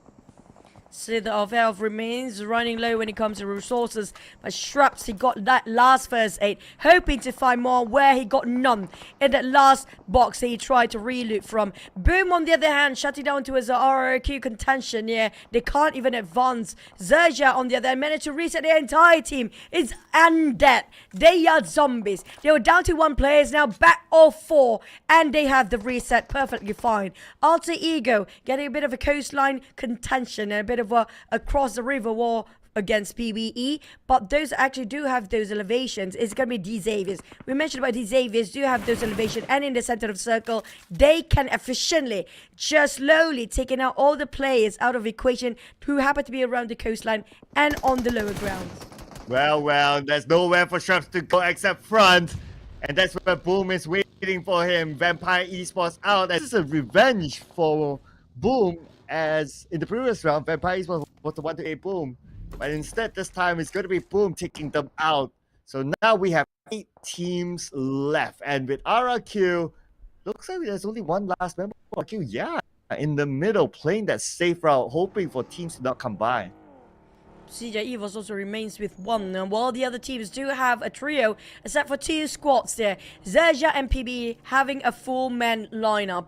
XERXIA just arrived and he got himself at the horizon next to Yoodo Alliance. They're very close and easily can spot them out due to the elevations of the ground, and they have a lot of structures of trees to take covers from as well. But this is the time where the circle shrinks and it just moves away from XERXIA and Yoodo Alliance, and Alter Ego split it into 2 and 1 formation where they have only 3 players. It's not going to be enough for Alva if they force the fight against Yoodo Alliance, and Alva just drove all the way back. I'm not sure what is his plan down there, but they need to move away and just go straight into the circle, where XERXIA right now barely touching the rim, spotted out the one actually in the center, DX, where I mentioned before they need to officially use a position to take out all the teams to try and breach in, but it's a bit too late now, since the one stabbing out from behind is gonna be XERXIA, and they are dominating as well. Alright, and XERXIA playing for the high ground down, so they have an advantage in some of these other teams, including Boom on the left side. Spots them out, but don't have got. Alpha, on the other hand, scouting work, but probably caught out now. Members are still on the other side of the road, so he needs to hold on for backup. As for XERXIA, finding their way into the circle might not be interested until they are safely in. Back to its PBE. The Blues start to close in. That's where they forced to move anyhow. Cools try to open up and widen their angle just to be safe and clear about what's around them. Adapting to their environment. Megamind spotted Axas. Here comes a couple of shots. Did not connect. Ambitious. Around 100 meters apart. Less than that with XERXIA on the side of RRQ down there. PBE just arrived, but nothing to cover themselves. At least there's one rock and a couple of trees around them. Boom. Still by a bit more time. They cannot be visualized by the other teams due to this terrain itself. But Razy definitely got some spot on down there. But Alter Ego and DX. That's going to be a splat coming up from Alter Ego. DX, multiple times they finish off by a vehicle. Yeah, thanks to the information fed by Alva. His scouting work. Speaking about work, Yoodo Alliance now at work with XERXIA. Gonna be the lower ground against the high ground. RNJ spots on Red Bull Boy, gets one. Ade look on the right side, will counter for RNJ. And Flex will be the one to knock him down. Ade look with an 8 in hand. And Ben on the other side, he will toss. Will it land on the Megamind? No, not yet. Mega still okay. Rapper Boy bleeding out. Flex definitely want to have a bit of a helping hand down there. But the problem is the rivals are too close. All the other teams are just too close for comfort. He cannot even pop a smoke, knowing the fact the moment he popped the smoke just to save Flax down there, it's going to be too risky. The moment he tried to reach out to revive, there's going to be a lot and tons of spray down onto them. As he spotted a boom right in the impeccable timing, but as he down next, Yummy May doing all the job done. Boom! Can Yummy May revive his teammate, popping the smoke up, maybe toss more than one, because they need all the coverage needed just to revive his teammate. PBE still having a full squad coming out from the lines, but the circle will string in less than 20 seconds. They have to make a go. While the side of RRQ living with only one player left, Yoodo Alliance taking unnecessary damage from the Blues and due to being forced out by the teams from the inner circle. Oh, here we speaking about circle. We got 5 more seconds before we know who will be favored by the next stage of circle. Boom, playing by the edge. Unlikely to get it, and that's your answer, Lacey. It's going to be a middle circle this time. So PBE moving in quickly. They know they have the number, and they got into the circle now. All they need to do is to defend their ground, but they're on the left. They got to be careful of teams coming from the high ground instead. At the same time, those high grounds were actually obliterated visual.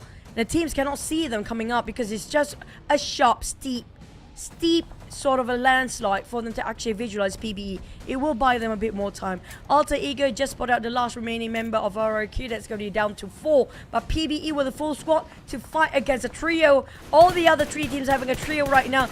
Everybody have a fair shot of winning this. But Razy is just so good at spotting out targets. Multiple times he opened up the opportunity for his entire team. Well, where is Yoodo Alliance going to go now? They're the furthest away from the circle.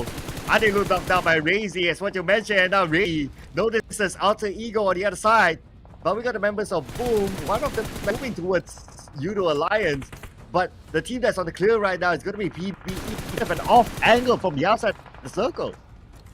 Razy finish off Rapper Boy, and now down to PBE to respond to this. They still have a full squad. Yoodo Alliance on the other hand, looking very dim. At the end of the tunnel, it still feels like very dark for them. Living with only one last player, but boom!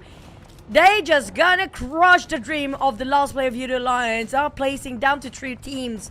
Alter Ego down to 2 players still, but they're gonna go against Boom. Yummy May, this is time for redemption for the entirety of Boom. Potato and Alter Ego couldn't make it through as Razy and Yummy working as a duo. Splendid plays, but the problem is they still cannot secure the chicken. It's gonna be them being outnumbered by the side of PBE, who still have a full squad. Well, Razy could surprise PBE because PBE now probably putting focus onto Yummy's side, so Razy can surprise their opponent. Now Razy knocked out. Oh no, no off angle for Boom. PBE, they have to close this. They cannot allow the Rosemary to happen. Oh, this is gonna be Boom. Boom, Yummy May. We've seen the best of Yummy last season. Can they pull it off again? It's been a while, but this time with the long side of Pombit, they're going to open up two different sides entirely. Open up two different direction and angle. Will which going to confuse PBE. But the problem is Yamime being the bait. Now Pombit will be the support fire from the flank. While it's going to be baited out by Yummy, can he last long enough for Pombit to pin each one down one by one? It's going to be a lot of PBE on that side. It's going to be the entirety of PBE versus Boom now. Cool tried to spot out. Yummy couldn't hold much longer. Down to Ali Pombit. But PBE, they will seal the deal. And they will get this chicken. All they need to do is just shut down on last player of Boom. And job's done. Raimon, all he needs to do is just drop one big Kobe. And that's just it. The spray from one boy. Make it work. Chicken dinner on the side of PBE Playbook Esports. Well, at least they did not allow the Rosemary to have them and secure the chicken dinner. So great work there by PBE, closing cleanly, not letting anyone else to receive points from the team. But on the other side, if you can't think about it, this is Boom's round ever since the chicken dinner on the last game of last week. Kind of true. I mean, PBE, they know their strength here. They play alongside with their strength, knowing the fact when it comes to coming in very late, or when it comes to involving the fight a bit later, that's where they perform best. And they know their strength, they play alongside with it. While the side of Boom definitely redeemed themselves when it comes to the performance of last week and the past few days here. But we do have our favorite Momboy back on the screen with 2 elimination and almost 500 damage, scoring himself the MVP for the team this time. But PBE, total up the numbers, we want to see the total point they managed to get at this mount. Oh yeah, I want to see how many eliminations, because they were the way they rotated is like they kind of played really safe. They tucked themselves at the side that's where majority of teams are on the upside. So a lot of their eliminations were from afar, except like towards the end where they got a couple eliminations on the Boom, but majority of them collected on the way was like from long range. I can't wait to see how many elimination points they actually got. But before that, let's look at the from the teams to watch this time. Boom, because they got like what, 13, 15 eliminations, something like that. That's why in total number they also PBE in terms of points collected. That's kind of true. When it comes to PBL to Yoodo Alliance, I mean, like, congratulations, they managed to get themselves in the top 4. It's all down to the numbers when it will contribute towards the overall rankings. So sadly, if they did manage to survive, it's all down to the numbers to make the call shot here. But when it comes to our highlight, PBE, they have been quiet. Vampires have been hunting people down. And Yoodo Alliance, a bit too early, they lost quite a number of teammates one by one, limb by limb, been taken off by a lot of teams down there. But back to us where a lot of teams being finished off and being decimated, it's going to be the bunkers. 4 to maybe around 4 to 8 teams around the bunkers for such a long time. Even GE trying to take advantage of that, and GEEK fam, they managed to secure those eliminations there. Yeah, just for the circle, not for the bunker. So, yep. Points collected, great, but still need people after that. And that's where the teams from the bunker, they got called out. Boom, that interested in the bunker. Instead, they were interested in teams coming out of the bunker instead. And I guess they got a good amount of eliminations from it as well, totaling up their points to be more than BE. Just exactly how many we'll find out soon. But we still can't take away the chicken from PBE. A chicken's a chicken at the end of the day. But here's the numbers. Okay. Eliminations for PBE. I guess that's also because of their very safe game. That's why they didn't collect as much as Boom. Well, I have to say, Boom, they topped off the chart with their elimination. The only team with a double-digit elimination here, really. When it comes to comparing to all the teams, Team Secret definitely got a 0 this time, where we do have 4 teams getting a 1. Aside from PBE, yes, they got themselves the placement, but as I mentioned before, because of their conservative play in the early ones, they know for a fact they have better strength when it comes to waiting out till the end of the few stages. But it's not going to be a lot when it comes to elimination. But back on the overall weekly rankings here, and so far with all the 10 matches, most of them that have 10 matches on the first page, other than just Sam9. Now Sam9 not playing it today, it just shows how strong they are for this week. They've not even been pushed out to the second page yet.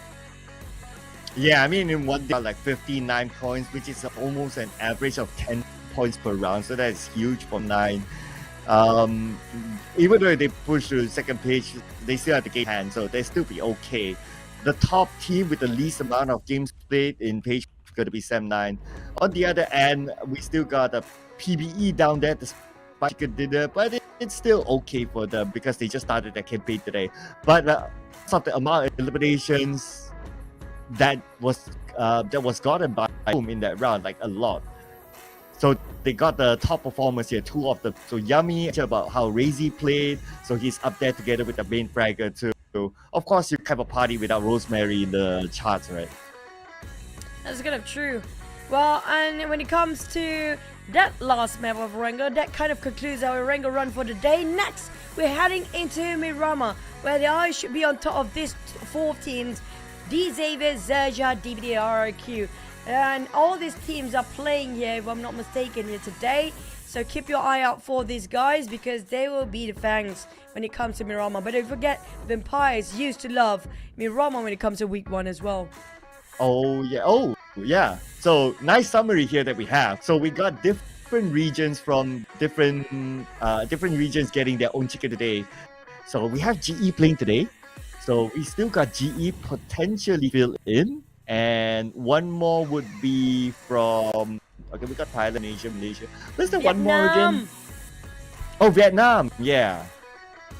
Yeah, we're waiting. Vietnam, come on, DX.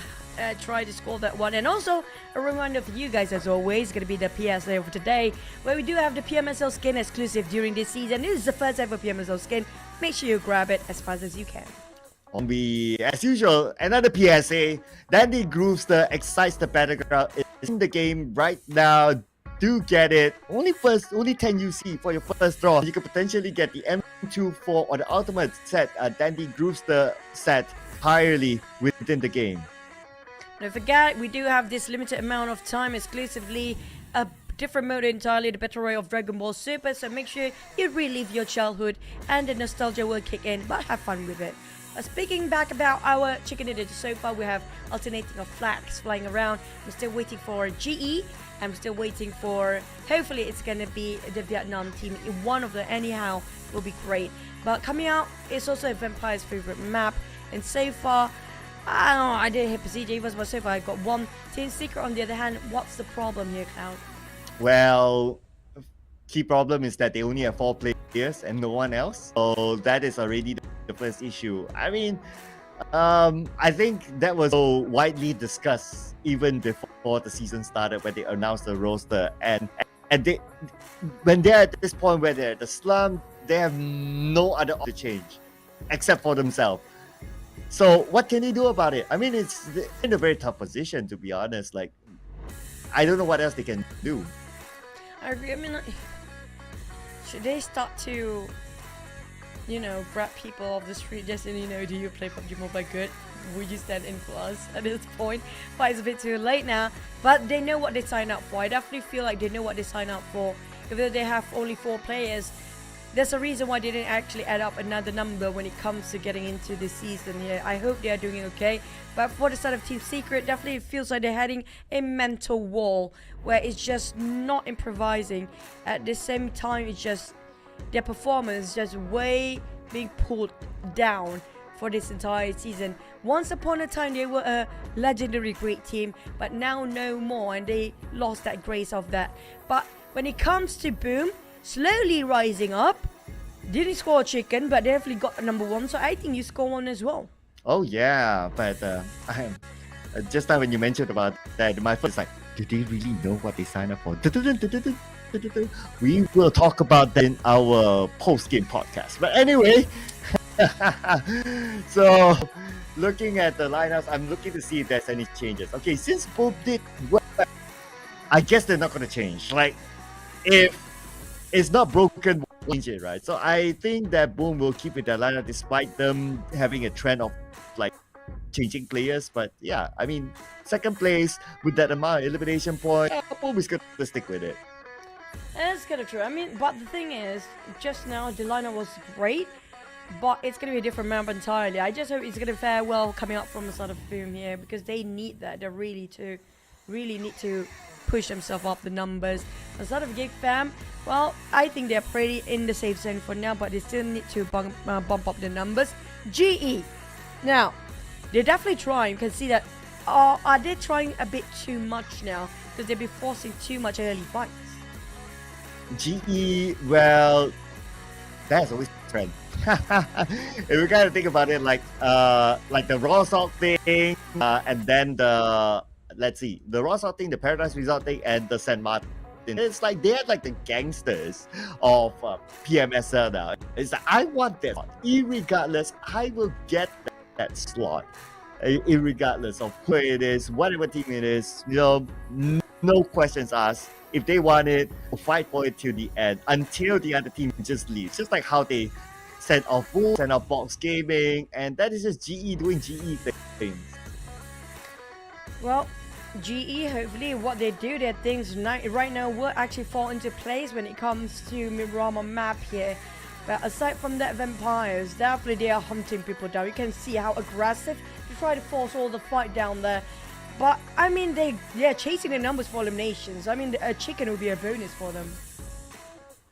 Yeah, and plus, they are pretty much clear to PMGC. Unless something insane happened between them and PBE, but it's looking very, very unlikely. But anyway, I guess for now, like, their objective is, like, if they can get, like, 10, top 10, then they're pretty happy. That was their objective. They mentioned it during the earlier stage of the when we started the day, that interview. So I guess that could be their objective. Of course, for them to get the top 10 is also to collect as many points as possible during the league stage, so they have a good later on to get the top 10.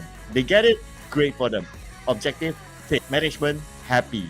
But let's see if they can be happy in this round as we start off as Miramar for day 2.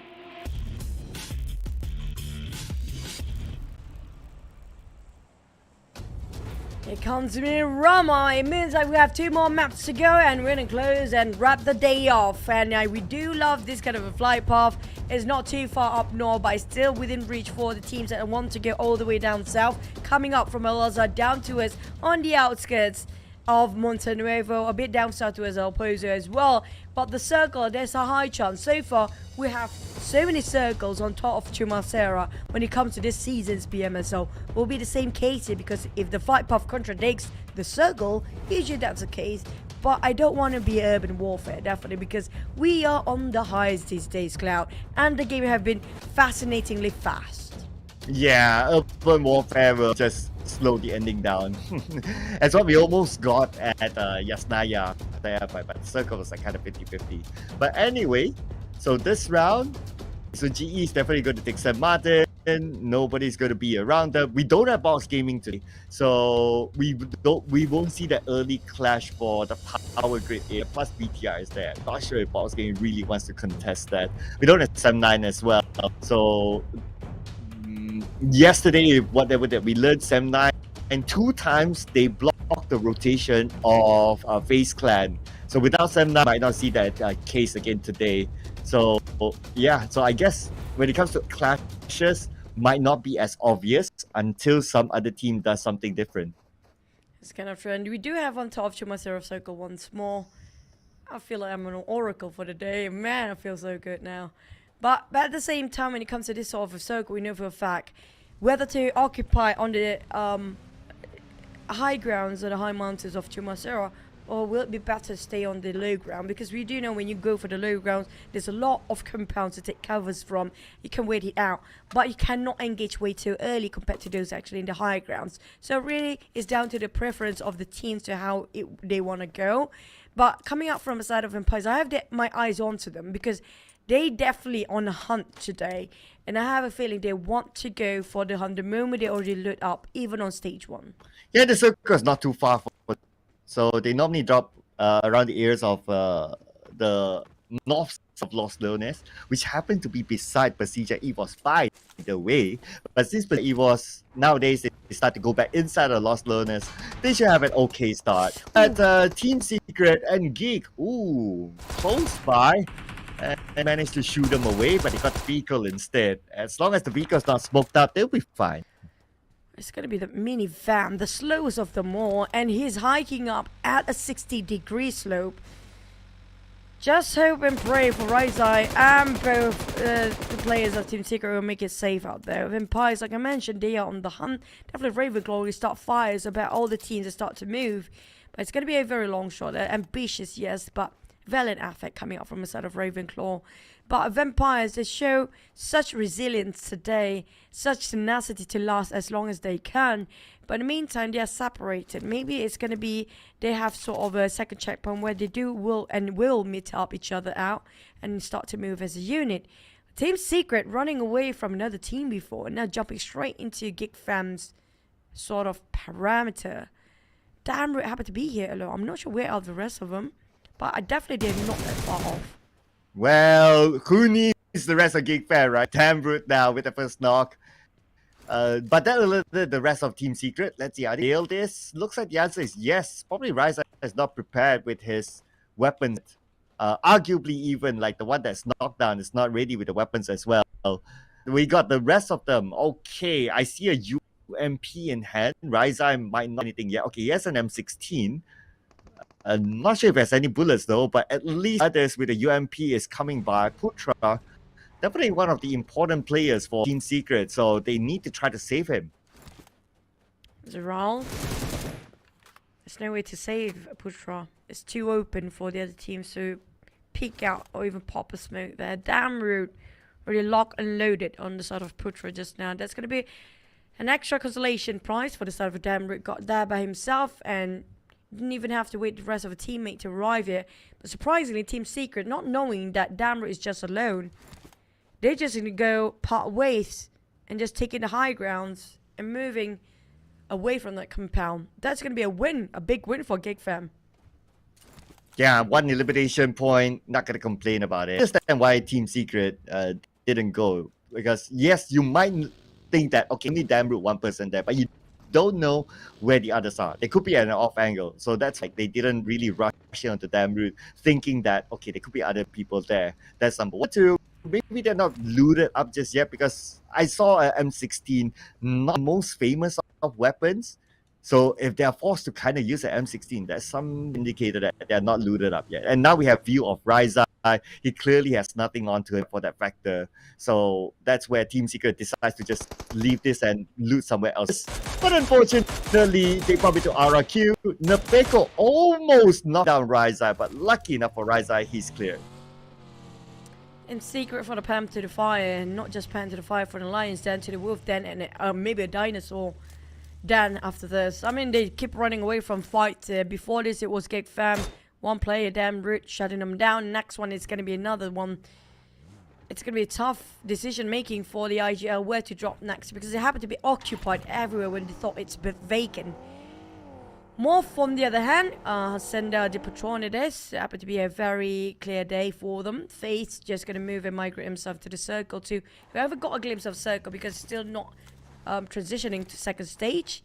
But so far, the one that I'm concerning about, because we have 2 more maps to go, Team Secret, can they score any more points there? Because if not, they'll be repeating what GEEK Fam performed yesterday. At this stage, GEEK Fam yesterday is at 5 points. So Team Secret at this stage in comparison apple to apple, yeah, as of now at least, still 1 point behind from evening up. At least with 3 players, they still can kind of do something. But now down to really Team Secret themselves to try not to have that record like GEEK Fam has. Because, I mean, how bad can it be, right? Satar, FaZe, exchange of fires, bullets unloaded. Cooking up the nade on the side of Satar. He managed to finish off by himself. One player as a FaZe here definitely speaks quite a number of how high quality of a player Satar is by himself. But the rest of ETR start backing him up as well. Lapar coming up from the back line, giving a support fire, cover fire inside of Satar, being the tank for the team. FaZe, on the other hand, they still want to go for the fight. They lost Mormon. They lost Mormon quite early on. And their response to this is just, you know, we need to reassess the situation. Are we going in or not? I feel like Victorious is communicating with the IGL whether what to do next. And the entire team start to discuss as well whether should we just stay indoors, should we go outside, because BTR are still hovering their crosshair right on top of them. Lucky enough, they still stage 1, right? So in general, there's still a lot of space, and hopefully other teams don't come by since the teams are still rotating. But at least they still have that space. So let's see what they can do about that. And speaking about rotation, since it is like kind of like not the side of a circle, it's like somewhere in the middle, so you have a lot of space to rotate. So we can see here teams are coming in from multiple directions, so it's quite nicely spread. But now that circle have shifted, of course, from this kind of visual we can see like, oh, a lot of teams like us are on the left side because circle shift towards the right. So that means that for Yoodo Alliance they have a clear space for them to park with. They are at Los Leones, and they come from Los Leones anyway. PERSIJA EVOS, they move from Los Leones down south to the high ground. I see their idea. They want to play the high ground, but that also means, well, other teams will come from that direction instead of from the Los Leones direction. A lot of teams do prefer on the left side because they know for a fact that the circle hot shift again and moving away from Los Leones. You know for a fact the moment a circle they're moving away from a big town as Los Leones can be, it's going to be in an open field on the outskirts of the town itself, especially on that left side. It's going to be too open for them. And if you try to get out of Los Leones, the circle shifted away, you'll be just ragdolls, waited to be shut down by the teams on the other side, which can be on top of Chimacera. But by the end of the day, it's all pick and choose for these guys. But DBD spotted out BTL, who's happy to be in their migration.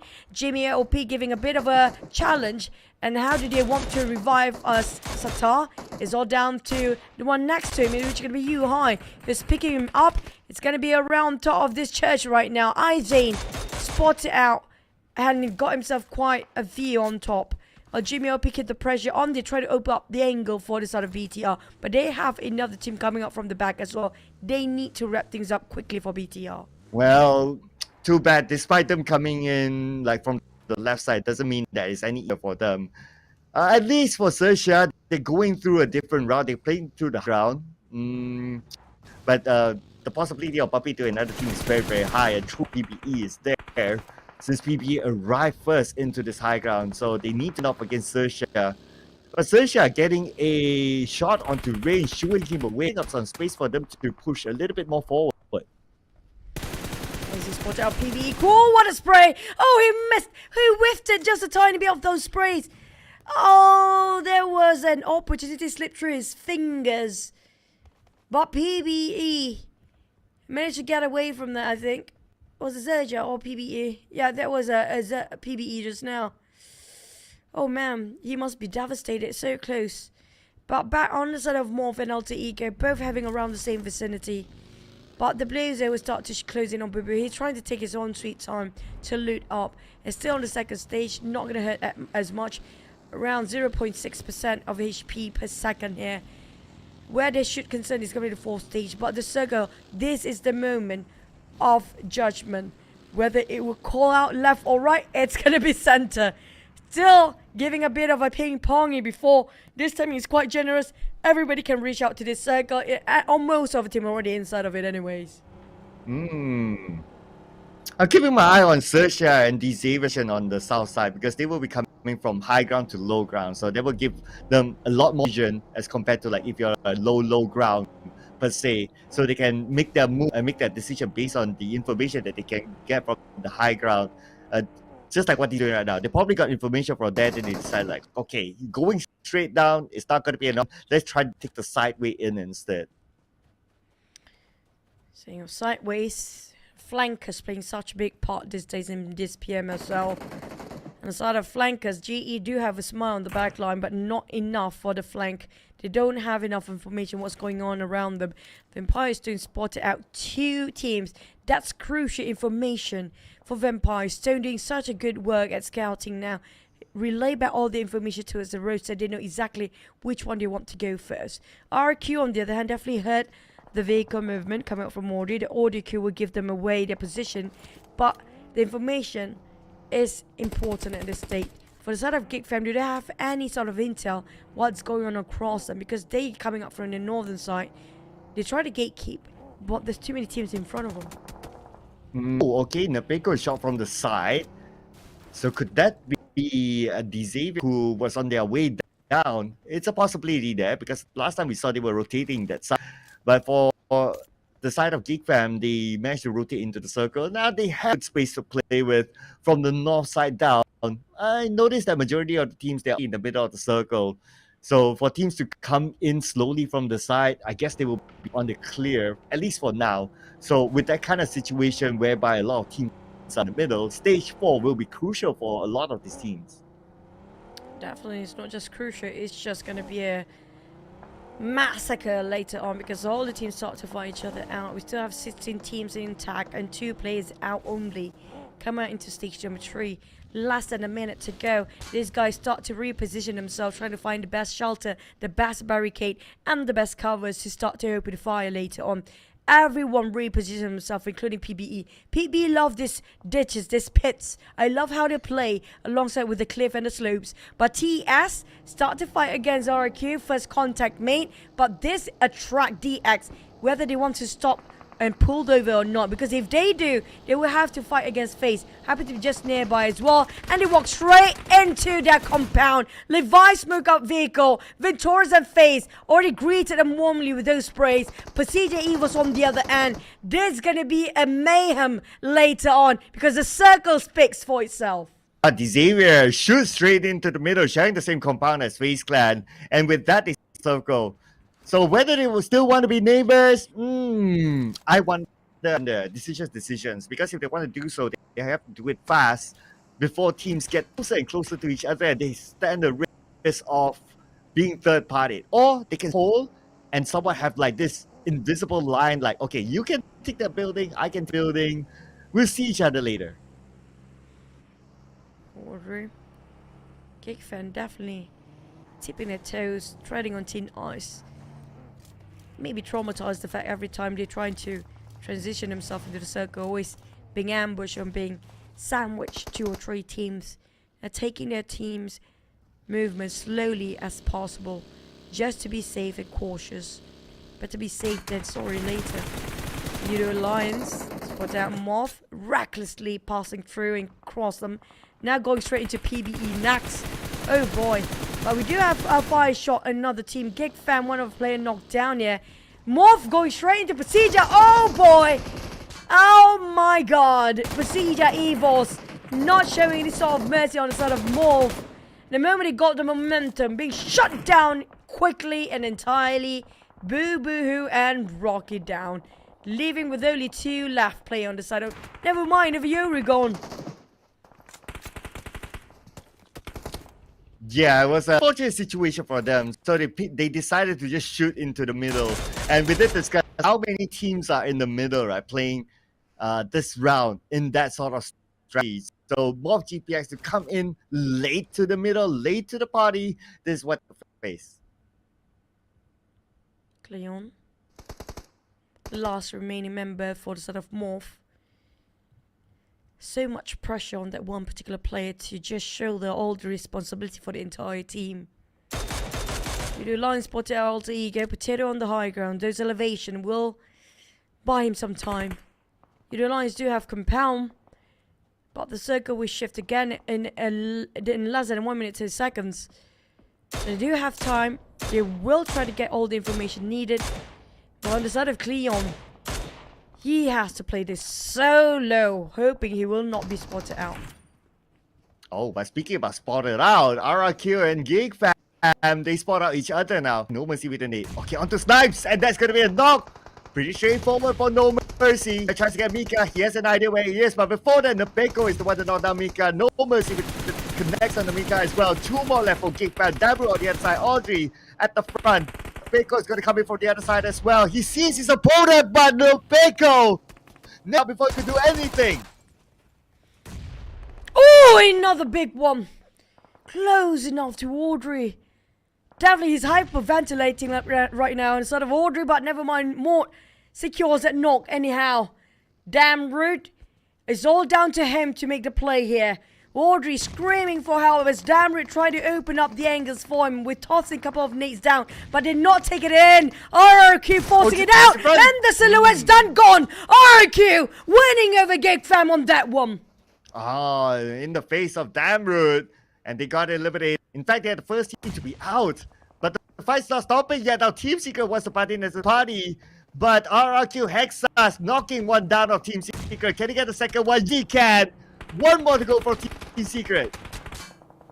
Hexas, RRQ, it's not done yet after one fight to the other, but still winning over anyhow.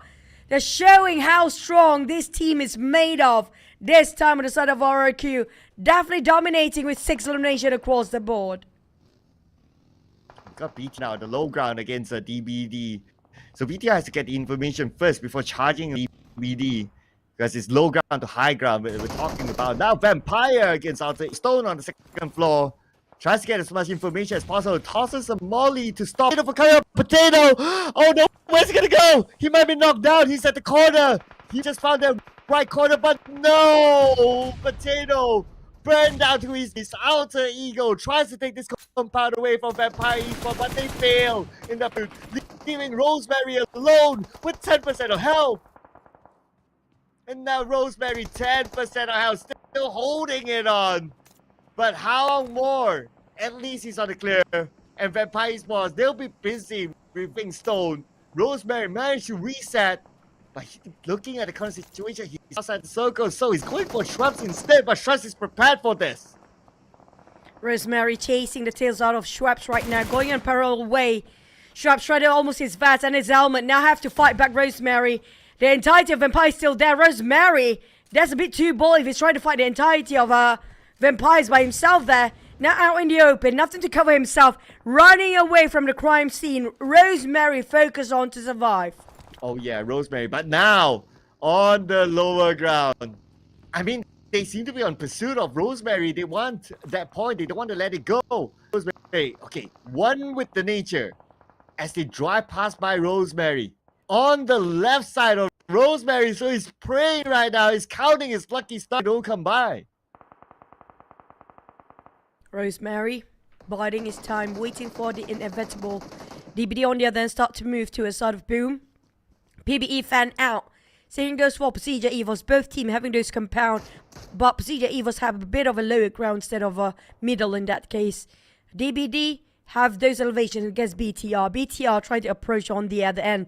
Jimmy OP have to hold these grounds.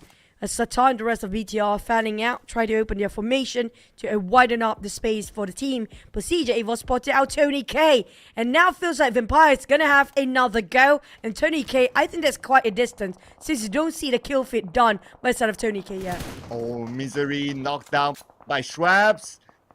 But you asked about Tony K, you got it now. He is in the elimination feed, knocked down. As Schwabs will now need to save them together with Ravenclaw. Smokes popped out to buy them time to close vision onto the other teams. But you gotta be careful because Rosemary is still behind there. Rosemary could be the size of Vampire Esports.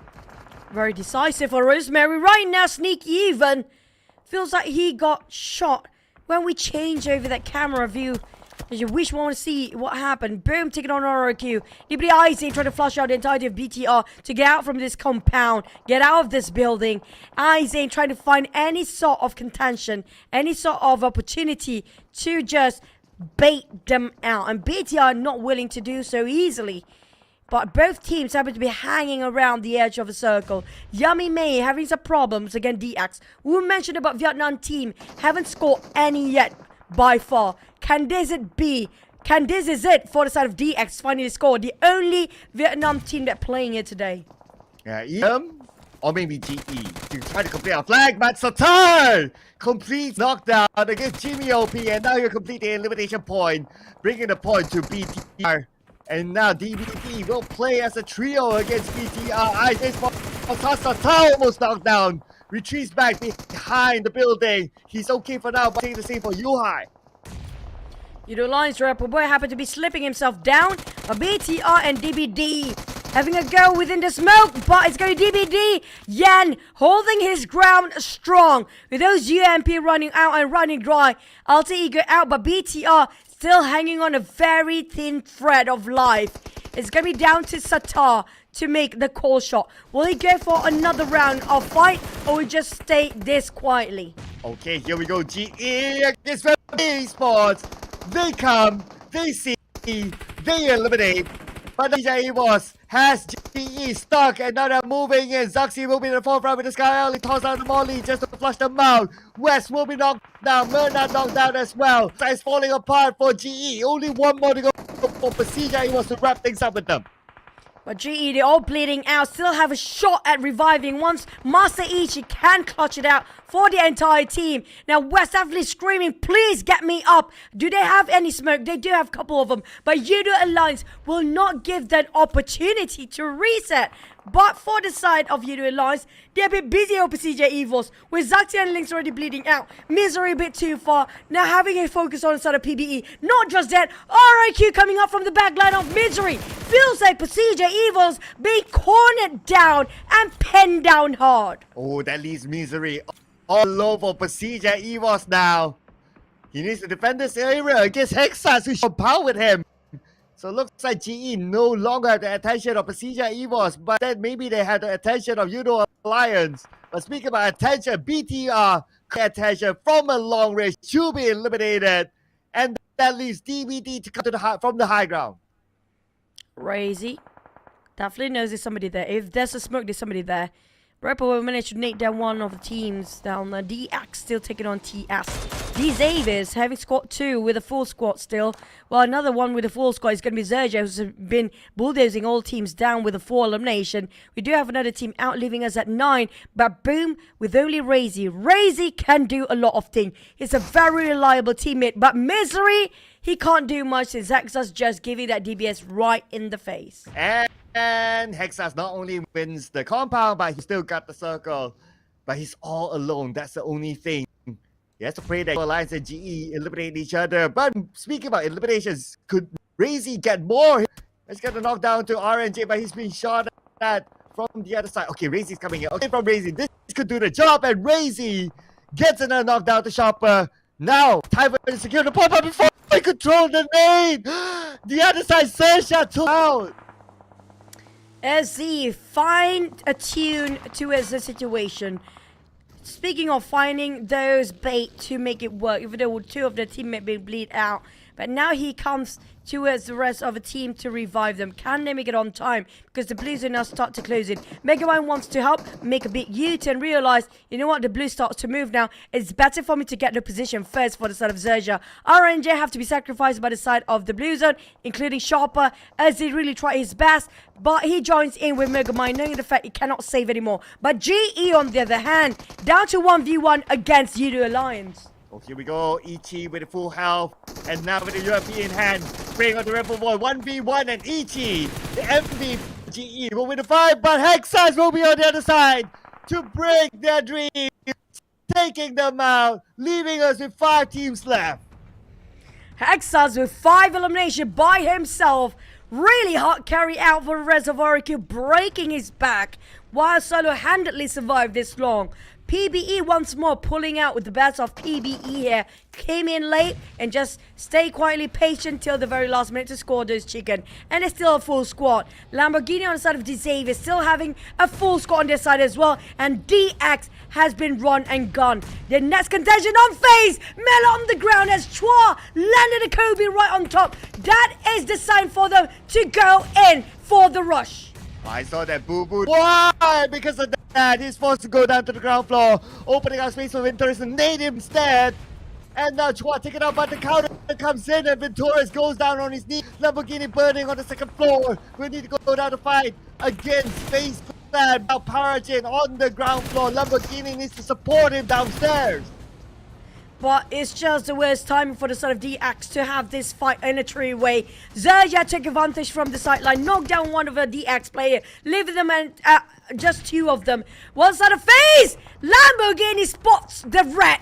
He finished them off in the corner. This is the time for them to reset. But XERXIA is taking advantage. They need to make sure they are cautiously getting out without spotted out by the side of XERXIA. Now XERXIA a bit busy against PBE. They got themselves in a 3-1 formation. Hexas will have cool lock onto him. While RRQ have one sole survivor, XERXIA having a duo. PBE now still having a full squad. Can they score another chicken here for the Filipino team? Well, they must get elimination points now because left and right, there's two other teams overlooking them. On the other end, there's these as well waiting and they need to cross the road. I mean, looking at the current situation, decent numbers, everything else is against them. How is PBE going to get out of this? Okay, this was off with creating a smoke break. They're going on the Hexa side, but that will make them open to shot. It's going to be an open field sort of fight for PBE, but at least they have the numbers. Numbers can work if they divide and conquer. Now, if they go to a side of RRQ, there's going to be one team, one player to have to deal with. XERXIA, Megamind, and SE. They are very strong, heavy hitters. But PB have to decide now. Time is not on their side. Clock's ticking. Less than 9 seconds. It's going to be Blues and closing on their side. There's no more circle to take covers on. And Hexas realize what's going to happen. Go straight for the airdrop. Try to upgrade his own loot and hoping for the best. But XERXIA on the other hand, waiting, knowing Blues is not closing their end first. DX is just not willing to wait anymore. Here comes Lambo. Can he got 2-in-1 discount? Yeah, they got it. Lambo scores 1 and Chua dropping another smoke just to go in for the push. Okay, PB make own move as well towards Hexas. So now Hexas 1v4. Hexas, can he get anything out of this? Looks like the answer is no. As PBE will take out Hexas, their second elimination point now is between PE and D Xavier for this chicken dinner. PBE, they want to score back-to-back chicken here. 1 knockdown, fair play, equal ground, 3v3. Instead of Raimon, a bit panicking, but at the same time, try not to be too panic about the situation. The composure is crucial at this point. Lamborghini calmly tossing out nades and trying to gain all the information he needed. But PBE, time's ticking, last space, and being burned off and roasted. Raimon take a huge amount of damage from that Molly. Toss over with the Chua and Porigin. Lamborghini and Porigin trying to open up their flanks. Porigin taking the lead. Lamborghini going for the flanks. Porigin got another one down. PBE in trouble. Chua down's next. And PBE got back on their feet. Can they go and just close things off in a double chicken for the side of PBE? 2 more to go from D Xavier versus 3 for PBE. Almost making his move to get away with Rage. Rage at the forefront, but Rage knocked down. He was super duper low. That's not the bomb boy. But can PBE do it? And the answer is yes. PBE made it. 2 chicken dinners for today for the Filipinos. Woo! We have to say they know their strength and they played it well inside of PBE. Patience game is the motto for the side of PBE. They waited out. They know the right time to pick out. They know the right time to be involved.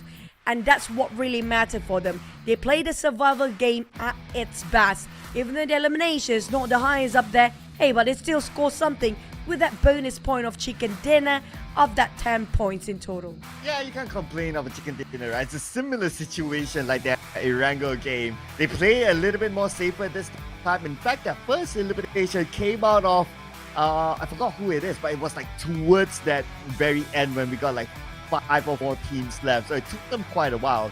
So I don't think they got many eliminations. It's still cool with the MVP. Still 3 eliminations, 317 damage. And I must point out, this is also one of the first time, besides earlier today, that we see 4th row on camera. He's standing behind there. Multiple PMSL champion in the Philippines. Glad to see him here in the PMSL. Yep, and when it comes to the players, the MVP, previously we had Momboy. Momboy always shows up on the screen, and it's going to be cool. I'm waiting for the other 2 to actually score the MVP as well, but it's all about the timing. And when it comes to their performance, I have to say PBE, just so good. And aside of PBE, DX, Oric, and XERXIA have been playing so well in the last map as well. And so far, we do have a double Filipino team swagging out there when it comes to the overall of the chicken of the day. We haven't got any coming up from Vietnam and the side of Myanmar, which can be only one representative today coming up from the Xaviers and GE. Yeah, and that means we won't get to see multiple flags up today. That's absolutely fine. It is what it is at the end of the day. PBE into chicken dinners, at least they didn't bottle this, so that is also very important. Not making that just like how they did against Alter Ego, where Rosemary clutched at that time. Anyway, PBE still with the chicken dinner. I just wonder how many eliminations did they get. I don't think it's that many though. But based on that teams to watch, they're still up there, so it's still good enough for them.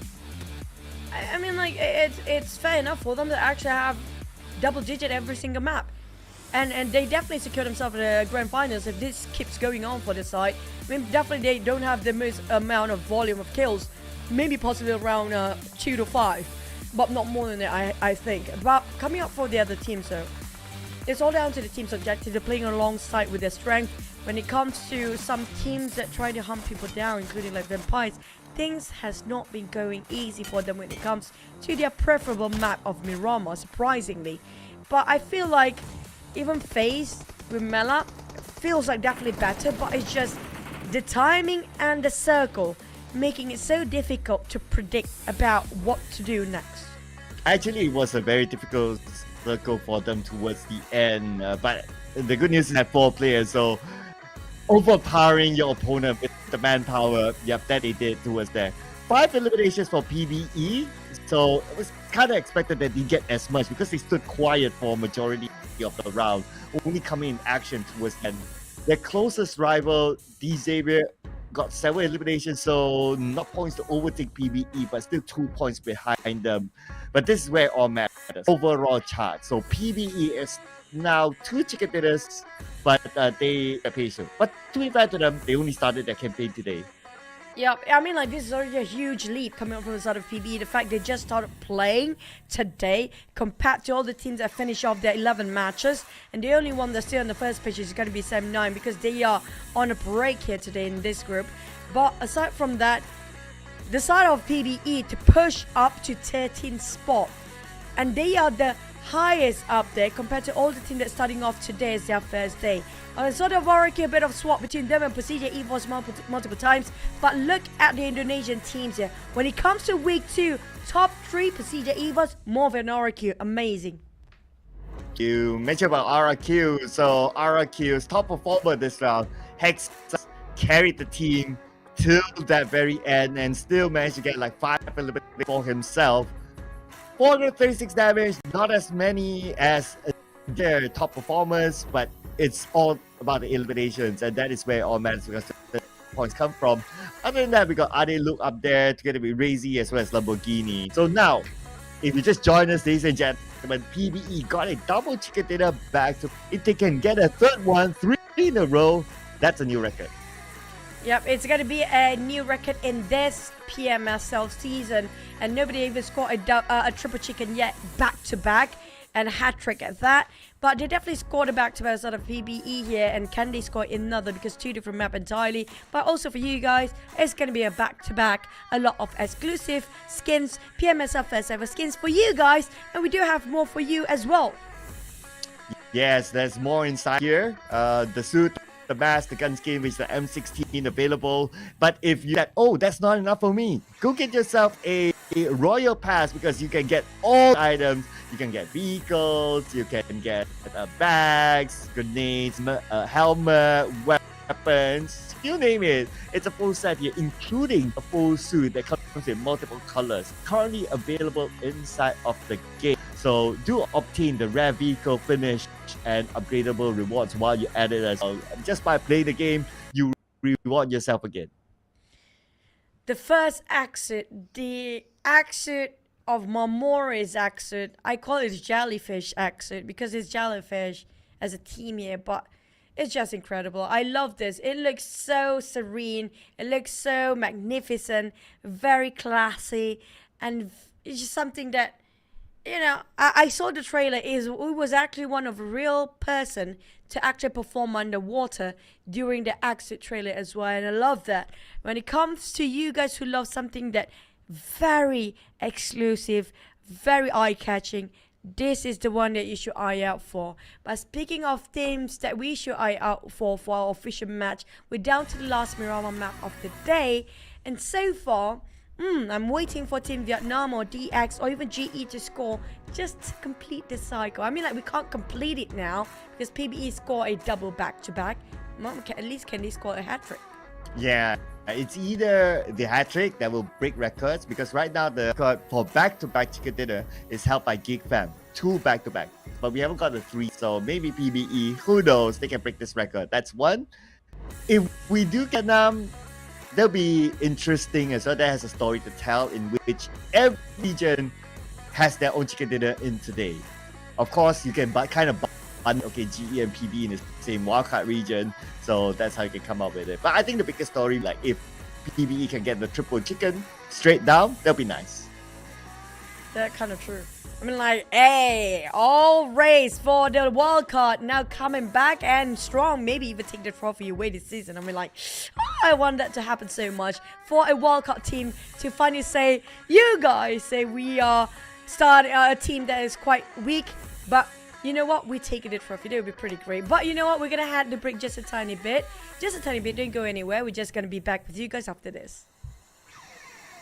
Battle Royale Dragon Ball Super is now available in PUBG Mobile. In this mode, players will experience a whole new kind of combat. Players can play as several Dragon Ball characters, compete in intense battles to see who will be the final victor. If you're trying to win, try going to an energy zone and see what random buff you get. If you get a health recovery buff, then it's a good idea to stick around and fight. Even without any recovery items, you'll be able to maintain a decent amount of health. During a match, players can also use attacks while battling with others. These attacks require ki. Players can collect ki from the map. They can also choose to replenish ki by charging it up themselves. Players also need to be on the lookout for upgrade materials. These are used to level up attacks. Attacks have a total of 5 levels. Level 1 to 2 only require basic upgrade materials to level up. Level 3 and above require advanced upgrade materials. The higher an attack's level, the more damage it will deal. There's also various support items that can be found in the map. For example, the Buku Capsule and Smoke Capsule. After using a Buku Capsule, you'll be able to fly a certain distance. It's really useful for initiating battles or running away. But be careful when you run into Piccolo. He has an attack that can snipe you from far away, as well as a dash that can quickly close the distance. Smoke Capsules release ball-shaped smoke, which can obscure enemy vision. This smoke screen can help you retreat or relocate.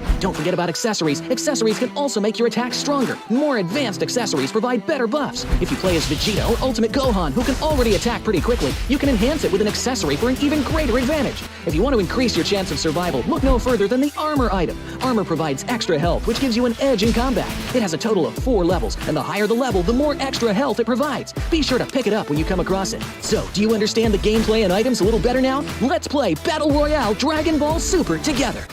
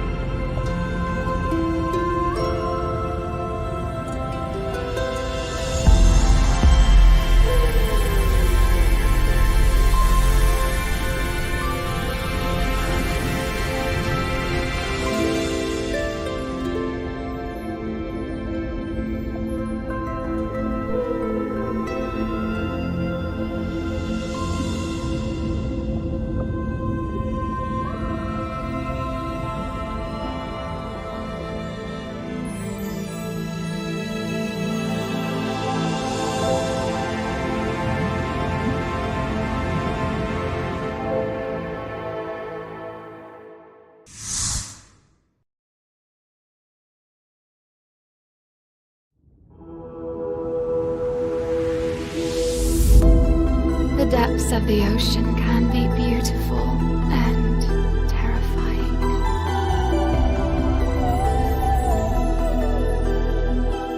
We all have a dark side that's always a part of us, but we can control it.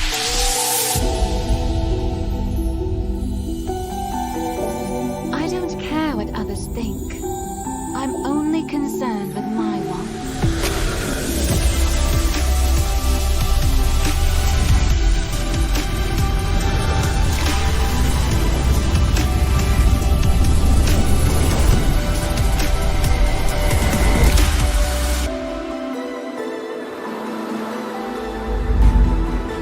The weak are always eliminated. Only the strong can survive.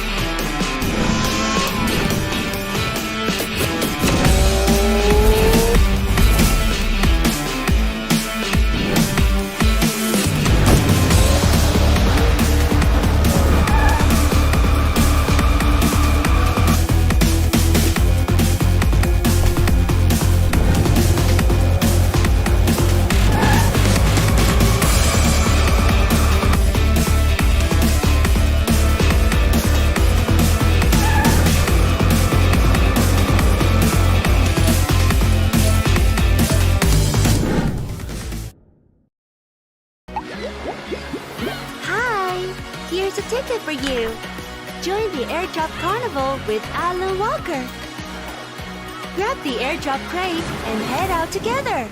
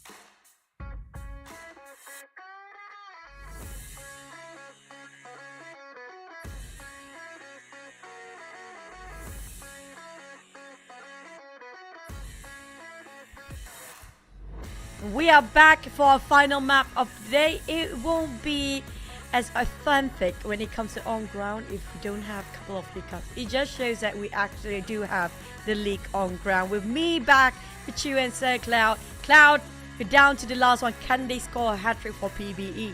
Ooh, wow, that will be the story that we're looking forward to. If they can do that, they will break the record for the first team to score 3 chicken dinners in a row. And they did it by playing. Nothing wrong about that. A chicken dinner is a chicken dinner at the end of the day, and it's still points in the bag. In fact, they are the team with the most placement points in page 2. I love this. I mean, like, they're just starting off today, and they definitely show off and sweeping the floor clean with double chicken in a day. And yesterday, I have one of the viewers ask me, Chew, is it called as cheating if you actually play Snake all the time, you know, just pruning there all the way? I'm like, whatever works, man. It don't really matter. As long as you perform well in the game, you got that chicken. Nobody can deny you for that chicken anymore. I mean, like, that's the tactic that we talked about. If you cannot go for firepower, go for tactical. Yeah, I guess the plan kind of changed for PB, right? Like during the start, I remember like the first few games, they tried to lock teams on the outside and do all that fancy stuff with firepower, and for the most part, it didn't work out for them. And maybe they revised and they say that, okay, maybe that's not the way that they want to go. Maybe they shouldn't go for that kind of philosophy. Instead, they changed. Well, they didn't snake their way through, but they played a little bit safer. They played by the side. They come in later. They don't really take those fights, and they still got the chicken. Like what you said, whatever gives you the points, do whatever it takes. That's true, and they play a very classical way of PUBG Mobile, the survival game it is, as the I say the fundamental of the game of Battle Royale is about surviving in the first place, and nothing can go wrong. And they know their strength. They know how to be sneaky, they know how to be conservative, they know how to hold their ground, and they have those composure and patience is a virtue, they say, and it well paid off on the side of PBE. Whatever works, as long as they get themselves in the grand finals, one step at a time. We do know PBE is trying to chase up the points when it comes to PMGC as well. So they can put whatever they need to do and whatever works for the team, and it works wonderfully well. But speaking of other teams, on the other hand, now we do have GEEK fam starting off today with only like 7 points as a start, but finally push up the numbers. But now we do have another concern for another team happen to be sharing the same steps as GEEK fam, which could be Team Secret. But back onto our prediction now. You do have Team Secret on your list. What are your thoughts about them for today? It's more of like me support to Team Secret rather than genuinely expecting Team Secret to keep the dinner. I mean, just real talk, right? Real talk. We all know the situation that Team Secret is in. We all know how it was for them last week, and how it might be based on that and based on a couple of other factors as well, external factors. So, but it doesn't mean that they can't get the chicken dinner, right? I got one last week. So it's more just putting in support for Team Secret. Like, guys, get the chicken dinner for yourselves.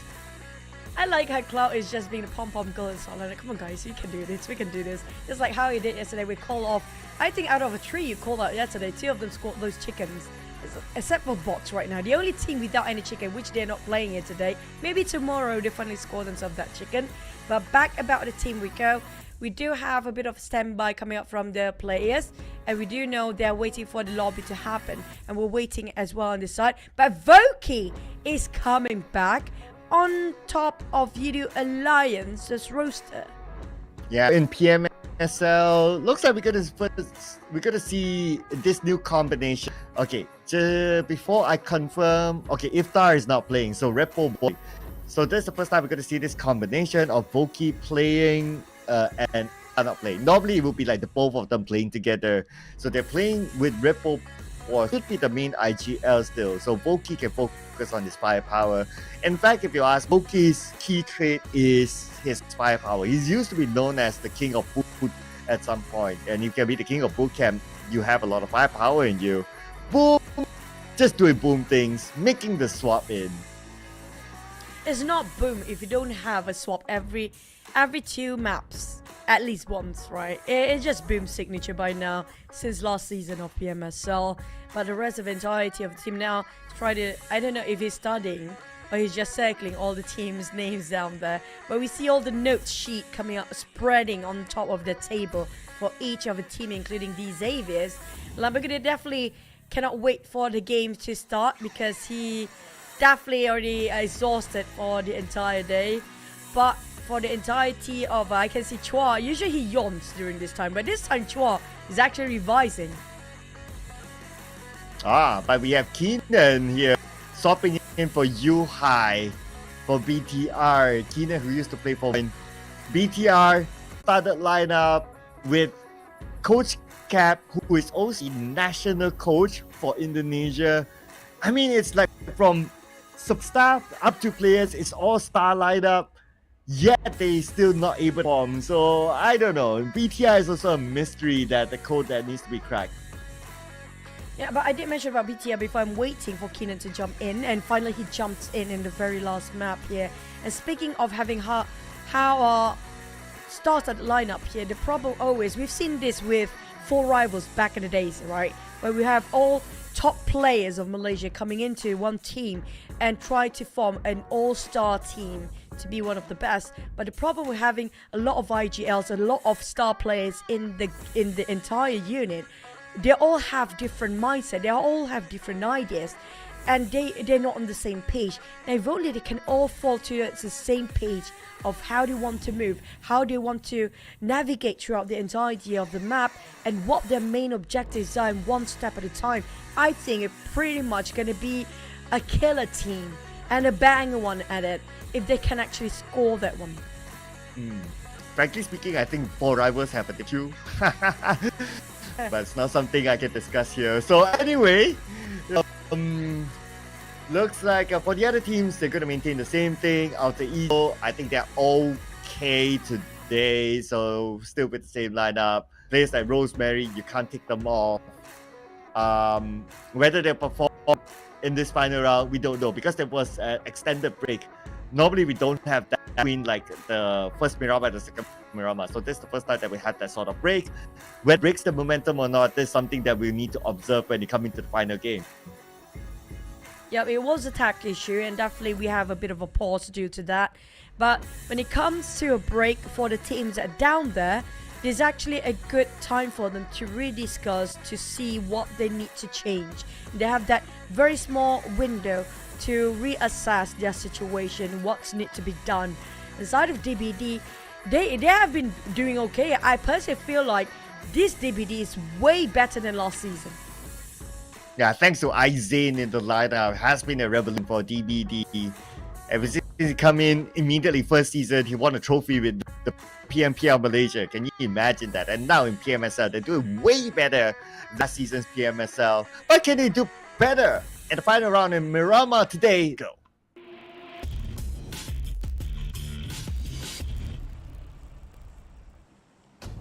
Finally, we are heading to our last map of the day to close things off. You even have a beautiful flight path as a start, dividing the map into left and right side. A bit different than our per usual. It's always on the horizontal side of a flight path for the entire, or most of the day here today. But this time we do have a vertical one, not really evenly, but enough to split the map into 2 sides. And it's within reach except for Campo Militar, which some teams will want to opt that one out. But when it comes to this sort of flight path, we do have early drops coming up from Alter Ego, coming up from a side of GEEK Farm. Now, because of the flight path divided into all the places that's within reach for the teams, I think it's pretty straightforward, but it's all down to the circle. So far, we did have a circle more towards the southern side when it comes to Miramar. Now, if we have a north one this time, it will be different outcome. And can PBE score again? Wow, Alter Ego and MORPH GPS going to Lost Egos instead, and that's where we'll see this encounter. Alter Ego with a wide spread, leaving only 1 player inside of Lost Egos. So now he's among 2 players from MORPH GPX. This is going to be really interesting. I don't see Fnatic holding any weapon. Nothing's in this house, or nothing that he wants. So, or he's like just playing the patience game. But MORPH GPS, they would have known that he's there after the parachute drop, and they know that he is, in fact, with the nade from Yoru, but the nade landed onto the rooftop instead. So Fnatic, close call. But Spirit, who you're I do love MORPH. Each one of them is stepping up their game here, especially coming up from Yoru, who always makes such an entrance every single time. But Fnatic, alone or not, I don't think he got any sort of intel how many players they are surrounding him. Definitely this is going to be the end of Alter Ego Fnatic, where they are just separated too far, scattered about on top of Los Egos, some of them on the small island, some of them across the ocean and the river. So Yoru, I think, is a pretty standard eliminations and not breaking any sweat. But actually, they tried to find him, finally found him. Yeah, there you go. Yoru with a Vector. Finish off Fnatic now. Took him quite a bit of time. But there's going to be a first squad coming up from the side of MORPH. Yeah, First Blood and Eagles play here happen to go down. But, looks like some revenge here. Looks like a nice revenge. Rosemary getting onto Rocky. So they got 2 out of Alter Ego instead, who tried to get across, and the rest of Alter Ego was waiting for them. So, worthwhile trade or not, well, that's up for debate, but at least they got 2, and not only the points, they got 2 free boxes sent to them. That was a really angry revenge coming from Alter Ego on how fast they were spraying. But Boo Boo Hoo definitely is not happy about that as well. Trying to gain back what they lost. At least you dragged one of us down. Like Alter Ego lost 1 and MORPH lost 2. And MORPH won. Like, if you lost 2, if we lost 2, you're losing 2 as well, man. Rosemary lucky he still got that smoke. And that will buy him some time. And Potato just randomly spray. He didn't know where the shot's coming out from. Doesn't have enough when it comes to the scopes. But that actually works well. Because Rosemary managed to fly away and get out from the very critical situation. Yeah, it's just buy time for Rosemary. Now, San Martin. All this while, Team Secret left San Martin to E and Box. But now, Team Secret wants to take back San Martin for themselves. And it looks like GE is the one to leave this area. No casualty out of GE. And I guess it's because, like, okay, GE, they're doing not too back in the middle, right? So it's like they have that sort of motivation to not take unnecessary fights. Decide to just leave Team Secret to have San Martin instead. Don't break what is not broken here. OPB knows for a fact, you know what, we've been getting chicken 2 games in a row now. Knowing the fact I had to fight, man, it didn't actually work that much out for us. Not worth investing for. Might as well just go with what they're comfortable with and what they're confident with. Which is going to be, you know, we don't want to fight. We are very peaceful people, but maybe later we'll meet up when it comes to the top 3. That's always the case coming up from the side of PB. And I'm loving the fact they know their strength and they play and stay true to that. But on the side of XERXIA, this is the team that now striving and struggle to make it happen for this week. Last week was incredible for XERXIA. This week, not so much. Yeah, it gives me the Void vibes, you know. Like, remember Void, like week 1, last PMSL, they were amazing. They were incredible. But when 2, then, yeah, not so. A lot of factors. Maybe adaptive, maybe at the teams knowing what they're going to do. It feels like the XERXIA of now. For GE, since they left San Martin for Team Secret, they're not just going to leave Team Secret go for free. They managed to get Ryza knocked. They try to get a second one, put our counters onto Myrna on the high ground. But Myrna is still okay. So now the question is Team Secret able to revive their teammate? Ryza is still out. GE, is this the chicken dinner they've been waiting for? Smile spraying on Thrall. I'm talking about GE to get a chicken because so far the pattern of those chickens, it's going to be the team with red and white on their logos to win over. PvE got a bit of liking red when it comes to the logo. Now GE is total red. Can they actually score this one? Monet managed to shut down on Zral. Team Secret feels like the space getting smaller for them. And not much and not enough angles for them to take covers anymore since Master 80 tried to clear up all the corners by himself. Yeah, even if they want to exit out of St. Martin, like Myrna's rating on the high ground. So it's definitely not good news for Team C. Plus, they only have 2 players left. And with that, GE has the confidence to try to down the other 2 members of Team Secret now. Helton, we know, is on the other side. Putra on right, while Azrael is crawling towards Putra. But before he could even reach Putra, West finishes him off. Okay, Helton spotted out now. Ichi will knock him down. Only 1 more left to go. And if Team Secret goes out without anything, they broken GEEK Fam's record of getting the leads in a single day. True. It's actually Manet actually knocked down to a side of Elton from afar. They got them all surrounded. They're walking right in the trap of GE here for the side of Team Secret. I don't see they coming out of this unless if Putra can spot sort of vehicles laying around somewhere and just get out from here. It's not worth fighting anymore. They want to score a point. High chance that Putra can get a knock. Difficult to close up to get those eliminations because he doesn't have a DBS. DBS is the best weapon to bet on in a 1v4 situation and to at least get 1 point before you go down. And he's surrounded right now. Look at the nades. Big prep over the side of Smile and Ichi. They know exactly where he's at. They clear all those walls. And Manet on the high ground giving information that he didn't leave this vicinity yet. Now, that's just it. So 4 points for Team Secret in a day. 6 4 points. I'm not going to do the math here, but that's definitely lower than GEEK Fam yesterday. At least GEEK Fam yesterday, they got 7. But Team Secret 4, and they are also the only team with a single-digit finish this day. I don't know. I don't know what else can Team Secret do back in the following days. With plays that kind of limited that they have right now. And they don't have a coach to refresh their minds as well. I mean, they have to figure everything out by themselves. That's going to be the most difficult task coming out from inside of Team Secret, honestly. I just hope and pray that the next day they do have a bit of a mindset reset and have a new idea coming up about how they want to approach next one. Because this feels like GEEK Fam 2.0 from what they did yesterday. Probably going to be 1.0 if you ask me. Because I don't know if they can go full GEEK Fam tomorrow and the current condition. Yoodo Alliance, at least they are not bad. They are okay.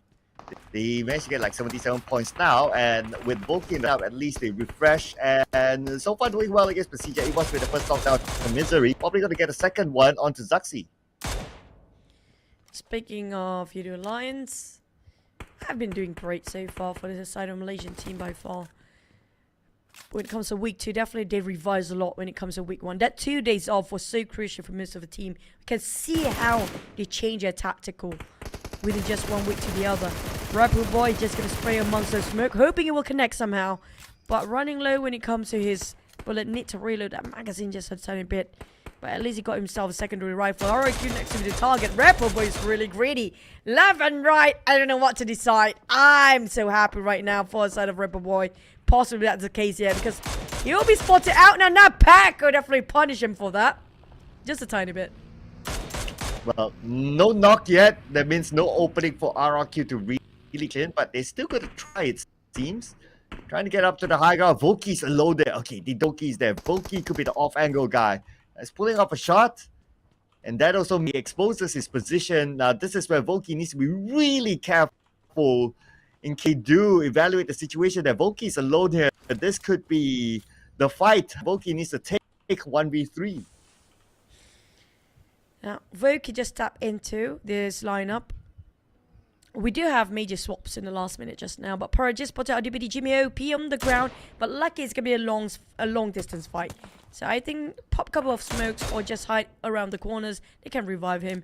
Damn rude, surprisingly, I have not popping off this as much so far. I mean, like, maybe our cam didn't caught and didn't actually catch a lot of his action. But personally, I don't feel like he's being himself just yet. Yeah, I don't know if the fatigue is starting to kick in because yesterday, the last game, he got subbed out for Sonics. So maybe he's still feeling feeling that today. But at least GEEK Fam as a team still got a chicken dinner today, which is way better than yesterday's performance. Yeah, but I guess to an extent, at least it's not an over dependency on Damru, right? So Audrey can also step into pull the trigger for GEEK Fam, and at the end of the day, it's still a team effort. Damru can be like the Damru that we know of, then him plus Audrey with that level of firepower would have, they can be amazing. True. It's all about timing. How time passed, how they progress. Voki closing up the other thing, but Boom coming up the back. Yoodo Alliance cannot be too reckless on their position here. They're not guarding their behind their backs, but at least one person is actually hovering his crosshair at the back line. On top of Voki, there's two of them. And they're definitely distracted because of the vehicle sound at the back line. Now, on the side of Yoodo Alliance, shifting over their focus to a side of Boom. Who marching in on the flanker side? That one person, oh man, we switch over this side. Rosemary taking on RRQ, Mort FaZe on DBD Yen. What is happening? And Rosemary taking on Mort again and finish it off straight away. GE. Knockdown on Keenan. A lot of blue, a lot of one knockdown for each of the team across the board here. Yeah, we got 1, 2, 3, 4, 5 at this point. Some of them already eliminated. But yeah, we got a lot of early first, I wouldn't say first blood for their respective teams. Or first blooded, I must say. For Razy, he will get his own first blood. Yeah, he will get his own first blood. But for PERSIJA, it's a blooded since they also lose one. It will be just losing on more. Izzy has been incredible week number 2. Definitely, I feel like he can. There's no limit for this guy. Razy as well. So many good players when it comes to this season, Cloud. If you were to choose one FMVP, who would you pick this time? One FMVP, yeah. At this point, I think this is like pretty balanced. Wow, it's very hard for me to tell, honestly. Probably still Tony K. I think he pulled off a big one. And speaking about Tony K, immediately we got Vamp Esports on our visual. I still remember that round in Erangel. It's not about skills, it's about his mindset and his intelligence of his gameplay. And for me, Lawrence is still the FMVP at least. For me, it's going to be a red face for now. Look at how this guy knows no fear.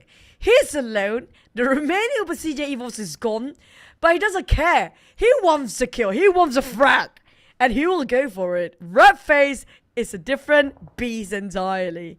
This guy no boundaries of the limit, going solo all day long. But the circle shifted. We do have Alvar and the rest of Alter Ego in the center. GEEK Fam will be lingering around. RRQ happened to be fought against another team, against Boom and FaZe, if I'm not mistaken, early on. Yoodo Alliance happened to be on the northern side, but we have heavy hitters, definitely heavy hitters on the top side. While PBE taking a very, very conservative way to get into it. Vampires feels like they're going a bit slower than usual this time. Yeah, playing for PBE, playing for the south side high ground in, so that's pretty safe for not playing any low ground at all with its current circle. So they can still stay out of danger and they keep themselves away from the other team. So again, PBE is still with a formula that they probably found to be the best for them. Even though they play safe, they already got themselves 2 points, which is pretty nice. And if they can continue to do that, get a triple chicken dinner, it's going to be amazing. But Alter Ego amazed by Boom, but they counted out the Yummy and out. So now Boom will be playing the rest of the round without their top fragger. Straight down between these two teams, but the one that having heavy casualties can be Boom. They're down to 2 players. On the side of Alter Ego, they still can revive Rosemary. They're doing so back to trio. Boom. It's so hard to garner any sort of intel across the other side because of this warehouse is huge between them. But at least they got a couple of doors in between. Now, Boom, do they get out of there? But they are in the center of the circle. Anytime now, somebody will come from the other side of Boom and pin them down. They need to find covers. It's a dangerous game they are playing right now because nearby we do already see a couple of DX players try to lurk around to see if there's any sort of free points they can actually gather. DX spot out Boom, the moment we talked about them, is gonna be the most important play coming up from Boom this time. Razy on the ground. That's left with one more player and Ichan is out as well. I feel like They need to fix their roster now for Boom. It definitely didn't turn out well for them. Yeah, the substitution. No points this time for Boom Esports. Out at number 50. Ouchies. But ouchies as well for PBE as Tony K will get another goal. But DBD now keeping eye on to FaZe Clan. Yen has the high ground, but he's in that sweet spot. Probably aware of the existence of Xavier or the other in case he might be shot down from afar. Aizen alone at the low ground. Okay, Aizen kind of don't have the time to reset. Aizen trying to hit the shots, but he's just too low to tank. It's just too much. He got the shot, but it's not easy. FaZe know how to use the terrain as well as they do now. And even Vittori's got a shotgun in his hands as well. And also finish off Jimmy OP. It's going to be tough for the side of DBD. They know for a fact they're not going to win this fight. There's too many teams around the corner. DX on the other end. So Echo decided, you know what? I need to leave for the sake of for the team. But the moment he tried to leave, FaZe finished him off with an explosion as Vittori spraying out. And FaZe won that a huge 4 points on their side. And not just that, Alter Ego getting a 5, GE getting a 4. They're now down to Vampires. We thought they're going to play it quietly, but not so much. They're squeezing in, lurking around, creeping towards the side of GEEK Fam here. With Tony K trying to find any sort of a loophole he can find and start to just break the formation of GEEK Fam. Well, they could be forced to play 5 after this because the circle moved away. The last we saw GEEK Fam was on top of Empire Esports. This will be interesting. I guess they'll need to try to hopefully wait for them to move away. Hopefully to move, just leave that high ground. Empire Esports has an entry point. But if you think of the opposite side, GEEK Fam didn't stop Vampire Esports from coming in because they have that high ground. So that means GEEK Fam fight against Vampire Esports. And this is a difficult circle, by the way. And Raimon down on his knees. Megamind with that angle. How he timed his grenade to be dropped right on the top of one of the players of PBE right now and finish off Raimon in a swift manner. That was incredible. Range tried to fight back, but it's a bit too late. They lost their man. Blues start to kick in. XERXIA will try to stop the movement of PBE. Their navigation have to change entirely for their direction now. The course master coming out from PBE, which is going to be led by Momboy, but they'll be pinned down by Megamind, and not just the rest of XERXIA, who have one more team interested to take down on PBE as well.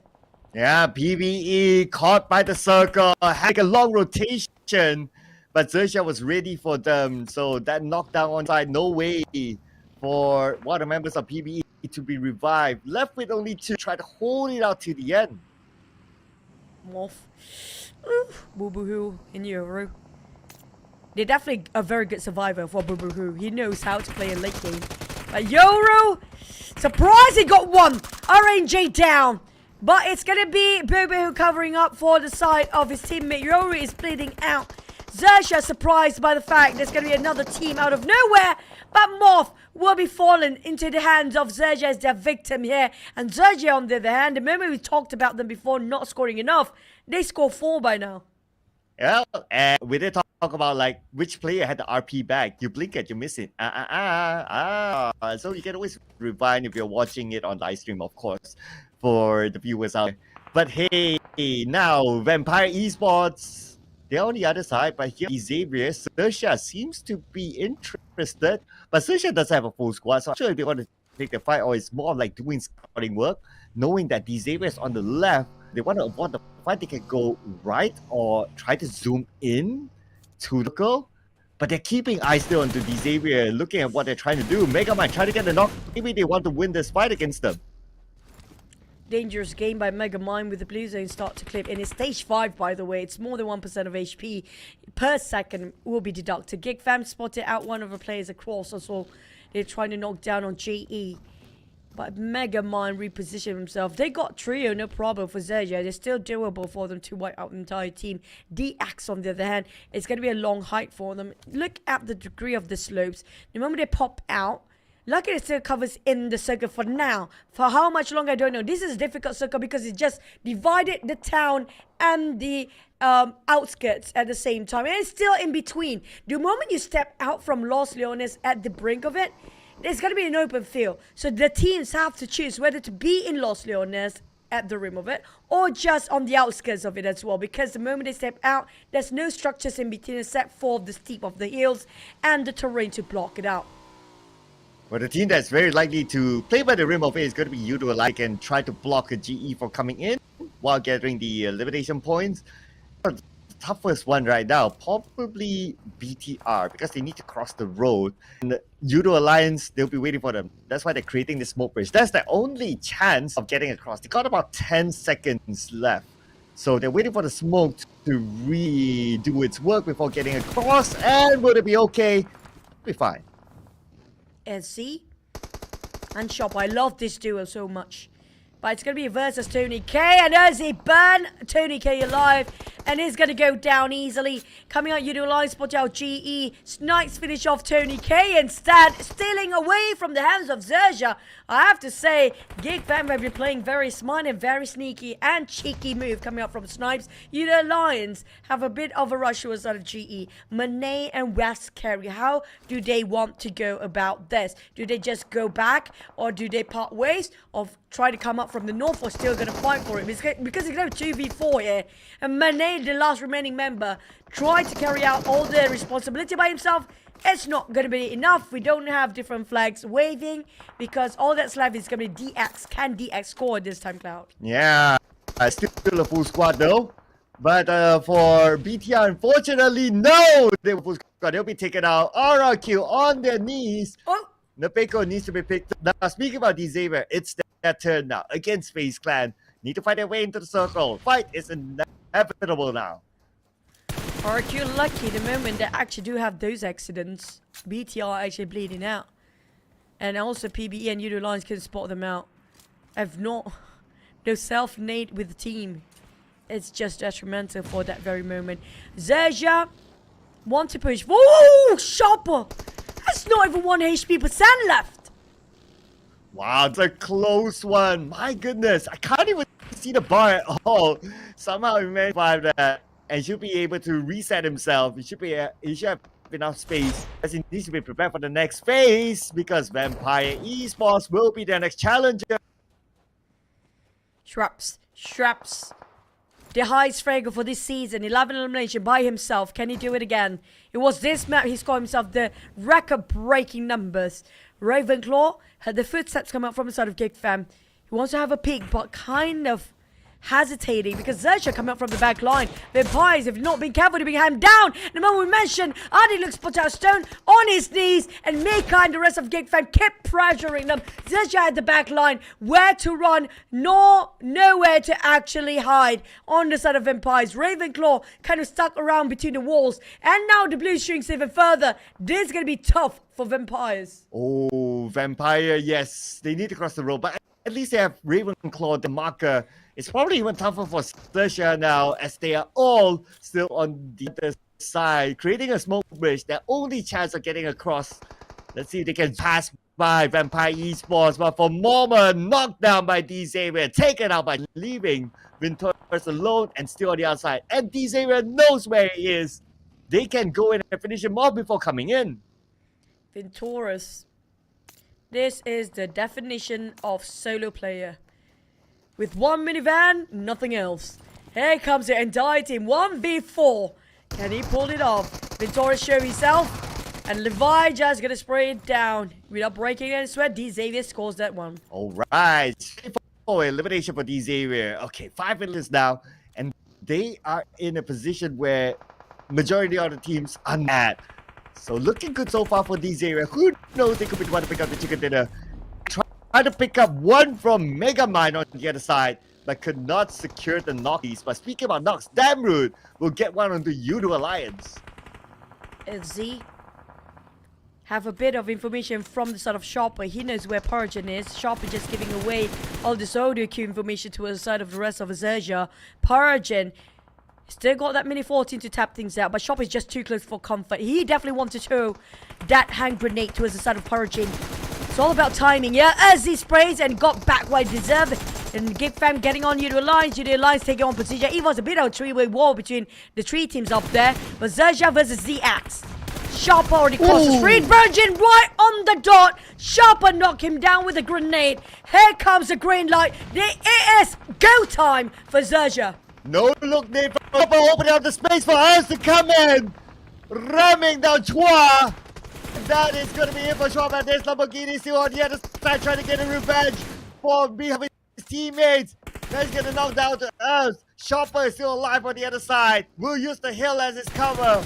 Chua is still crawling. Chua is still asking for Levi, so we don't go in. But before that, they need to take down Chopper first. Oh, Levi, I have no clue. This is going to be tough. Ravenclaw next week. How? Why? Vampires, last player. And Sharper is XERXIA, last player as well. My God, lucky Vampire still have Stone. But Levi, I'm not sure if he actually knows the player of Ravenclaw, the player of that Vampire is actually being knocked down there. But Levi, definitely curious. He got a bit of a peek. Now GEEK fam on the other end, stealing away all these kills here from afar. But they're now going towards the center as well. We're down to only 5 teams, but none of these teams have a full squad. One boy, how did he get in? How did he zoom past by the left to now the edge of the circle? This is insane from One holding it off for PBE. He's going to stay still, he's going to stay put, he's not going to get involved in any fights for sure. But he still needs to slide into the circle. Speaking about sliding into the circle, these teams do the same and they'll start by taking down the vehicle. Lamborghini spray on the side of GEEK fam. Kind of in the center, not really, nobody's in the center. Everybody at the rim of the circle touching it just to be sure they won't be finished by the blue zone. Hexos keep tossing those hand grenades, but his teammates bleeding out of the back. Schwaps finish off Levi. That's gonna be the last of the axe as well, is it? Not really, they do have another player. Boy have to go out from here. That's going to be the last of PBE. They cannot score the hat-trick this time. Feels like almost impossible right now. Getting those picture shots done. Hexas tossing out that Molly. Trying to fish out. Boy and gave away position. Picks the shots done. Well, we have to say goodbye for PBE. Too bad, Boy position compromise. Eliminations at all, but they got 5th place instead. Mika burning down, but Mika summarized with the last tick of hell. Snipes crawling. But Snipes will be finished off by Telco. Now even Mika, the last member of GEEK fam. But so far they got the 7 points. But RRQ got 10 instead. Okay, now Mika sees RRQ in fire, but no mercy. Showing none of that to Mika. That was insane. Need a perfect trajectory. Coming up from no mercy as well with that distance. Incredible nade. These Xaviers on the other hand. I don't know, that buggy will eat him up alive due to the blue zone. But at least he got himself some first aid. Lamborghini opened up the space and opened up the angle. The spread is widen up for the side of D-Axe. Those smokes playing at play. Vampires leaving down to 2 plays. Vampires have been crammed down before, but they still survived there. The moment we mentioned in a pack to spot them out, they're going to be sprayed from off angle. Levi! And the other side is going to be RRQ. Vampires being blown to smithereens by 2 teams. Wow, he almost got the other one. But at least he has the information. Okay, RQ's on the other side. We are at stage 9 and the zone will close entirely. 3v3 is going to be an interesting one. Lamborghini kind of low. He needs space to reset, but no space given. But RQ as Hexas takes out Lamborghini. Now it's going to be 3v2. Looks like RQ looking good to secure the chicken dinner. Numbers and Bluzo against the side of the Axe. They have the toughest one to wrap things up. RRQ have every advantage there is to offer in this very last minute. Nepeko fishing out Chua. Chua being toasted. Nepeko finding out the angle. Levi got exactly no mercy. He dropped another incredible nade. Lucky for Levi to dodge and one out, but not so much coming from Exa. DX down to Chua. Success will take out Chua. RRQ takes final chicken dinner for today. Oh boy, RRQ is back in here, and I don't know what to feel about this. I wish we do have a team with different flags flying. But on this side, I mean, RRQ have been waiting this a long time. Welcome back, and it just coming in so strong. I mean, no mercy. That's deserving for his MVP. Maybe Nepeko even, between those 2 guys. Maybe all of them deserving. But the nade coming up from No Mercy, that was the winning point for the side of RRQ, and that's well deserving for this winner chicken dinner. Wow, if No Mercy is the MVP, it's a huge statement since he just joined RRQ from Aura for the PMSL, not PMPL Indonesia. But you still gotta give it to Nepeko. 4 eliminations, 900 damage. That Nepeko is just pointing to his teammates. It's like, okay, it's them. All of them did a lot of work to get this chicken dinner, and not only a chicken dinner, but a lot of eliminations together with it. I always love the hairdo coming from Nepeko, but the way this guy plays in the game, I feel like Nepeko and Redface pretty much have the same vibe here. Nothing to fear. That's the principle between these two teams.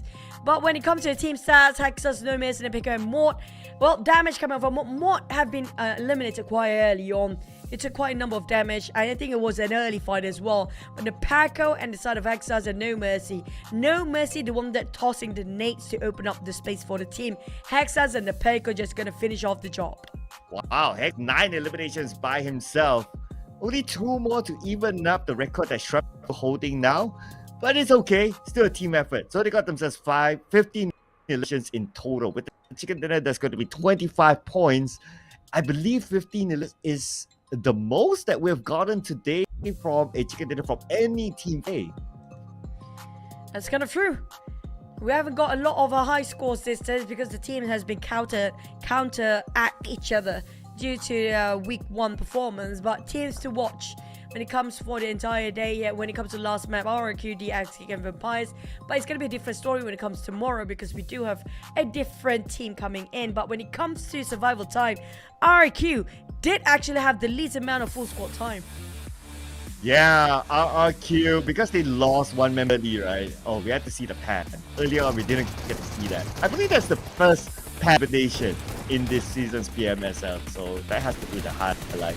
But anyway, looks like for some of the teams eliminated early in the team secret, really, I don't know. They seriously need to work out something more. Pull off a rabbit from the hat, I don't know. Whatever it is. Feels like they need an extra person to just pinpoint. They need the analyst, they need the coach. It's just too much for the player to do everything by themselves. Honestly speaking, they need somebody else to help them along this process of PMSL because we still have over 1 week to go when it comes to the league stage. And if they cannot make it to the grand finals, that's going to be a big bummer for them because Team Secret used to be once upon a time the greatest. But now, nowhere near even in the middle pack. It just shows a different era entirely of Team Secret these days. But for the side of REGUM, this is their rising moment. And they are under the limelight with 14 eliminations. Aside from them to getting those double digits, it's going to be D-Xaviers with 10 elimination. But there's so many zeros down there, by the way. Lucky for PERSIJA EVOS, at least they scored 1 for their placement. But BTR, DBD, Boom, and Team Secret, Boom is just in trouble right now. I'm surprised you didn't say teams in trouble instead of Boom. But of course, Boom with a big decision for themselves. Seeing zeros is just not something that they're used to, not something they're used to as well. Very, very inconsistent from Boom. There was the round they did well, a 2nd place finish, and it was PB getting the chicken dinner. Other than that, Boom, they didn't really do much, as in from points collections point of view. So looking at the weekly rankings, 7-9 still at page 1 because of their great run yesterday with 59 points. On the other end, let's see here. At least those who played 6 games, they are below those who played 12 games. So saving some face for those who have played 12 games at least. Yeah, I mean, like, the only one that actually stayed in the first place still is going to be 7-9. I mean, like, that's definitely a huge number. And they're not even playing the entire day. They're still staying at the top 10. But I worry for teams like Secret and Boom especially because they have not been performing so well when it comes to week 1 even. Like, Boom, yes, they got 13th spot. But if they really got the last place this season, they have a shot at being relegated. Same goes for Team Secret. They were second last week. But speaking of our grand finals, we have only 3 days of grand finals on ground. And you guys can be the viewer on ground as well. We have space for viewers. We have space for spectators on top of Sunway Velocity Mall. It's going to be in Kuala Lumpur, Malaysia. Make sure you guys already book your days for that because the entry is free. You don't have to pay. Yeah, and that's going to be the destination that the teams will be eyeing for as we count down the days before we confirm who our top 16 into the grand finals. But before we end the show, we'll pass it on to Flavor, who's our host for the day, for an interview. So Flavor, get away. What an exciting day happening here at the PMSL Southeast Asia Fall 2023, where we just concluded the 6th and the final round of the day. And of course, joining us for our final interview session is none other than Monboy from Team PLAYBOOK Esports. All right, so Monboy, congratulations. You are basically the only team here in week number 2 which has managed to secure 2 winner chicken dinner. You didn't start off great. On the first round, you got 14th place, followed by 6th, and then you followed by 3rd place. Later on after that, on the final wrangle match, first chicken dinner, and then chicken dinner again, Miramar, and of course, 5th place here, top 5 in the final round. So how is the team doing, and what made all this happen? Why the rough start and suddenly this sudden spike of amazing performance by the team? I think we just get lucky for me. Luck, that's it. Yeah, it's just a lucky for It was pure luck. Oh, what kind of luck are we talking about? Was it luck to the players? Was it your positioning on the map? Maybe all of them. We are luck. Basically, that's all you need, ladies and gentlemen. Just luck. And you might just end up being like PLAYBOOK Esports. Anyways, and of course, coming up to that, now we heard that you guys are best buddies together with Team Secret. Now, anything you want to say to your best buddies over there? Good luck to them. Team Secret, good luck to you guys. And anyways, of course, last but not least, now you only kickstarted your first day today, all right? You didn't manage to form yesterday. You still have 3 more days of competition. Now, what can the fans expect from PLAYBOOK Esports in the next following 3 days? Be ready, team up. Get ready. Them all. We are ready. And I think we're still learning about that. About the game. Maybe we can dominate. We don't know. Humble response in these, and they're fairly new to the game. Okay, here's the thing. If you're fairly new to the game, you wouldn't be here. But anyways, ladies and gentlemen, there you have it. Thank you so much, Monboy, for the amazing interview. Look out, because basically PLAYBOOK Esports have more to come here in the next following days, and we're going to be joining them together because they have only just begun. That concludes our interview here today. So ladies and gentlemen, and that also concludes day number 2 here on week number 2 of the PMSL Southeast Asia Fall 2023.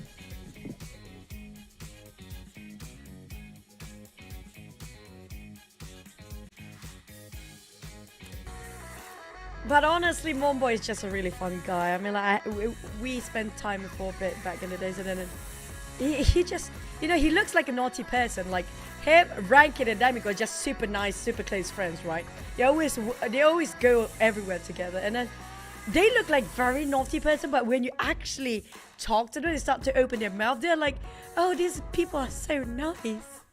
I don't know who have you been talking, but they definitely not nice. I mean, like, I've talked to them. I don't know. They're being nice to me. I'm talking from my POV. But for side of PB, I mean, like, that was well done. They know what works for them. And I need teams like Box Gaming. We need teams like Team Secret. And we need teams like Boom to find their strengths as well. Yeah, so I'm still looking forward to see surprises at the bottom, right? Secret 4 points, even lower than GEEK fam before. I mean, 4 points in 6 games. Ooh, that is a record that is very hard to watch, honestly. I think they're breaking a new record here. A record that nobody wants to be in, but at least it's still a record to hold on to, you know. Well, if they hold that record tomorrow, that means 2 days you will still be in single digit. That means 8 points. I don't know. But really, I'm sorry, there's I feel really so no answer mean. for Team Secret now. I feel like I'm being mean, but it is what it is. The numbers don't lie. And I mean, if the number's still in a single digit by tomorrow, I don't know what else to say, honestly. Don't worry if you feel bad, because it's just the official broadcast. That's why I'm not that savage, but in my own broadcast I'm very savage. But anyway, ladies and gentlemen, that will be all for today. Tomorrow we will see the Southeast bottom teams will rise back up again, but until then, they'll be all at the caster desk. My name is Cloud, together with the amazing Choo Choo. We'll see you again tomorrow. Bye bye.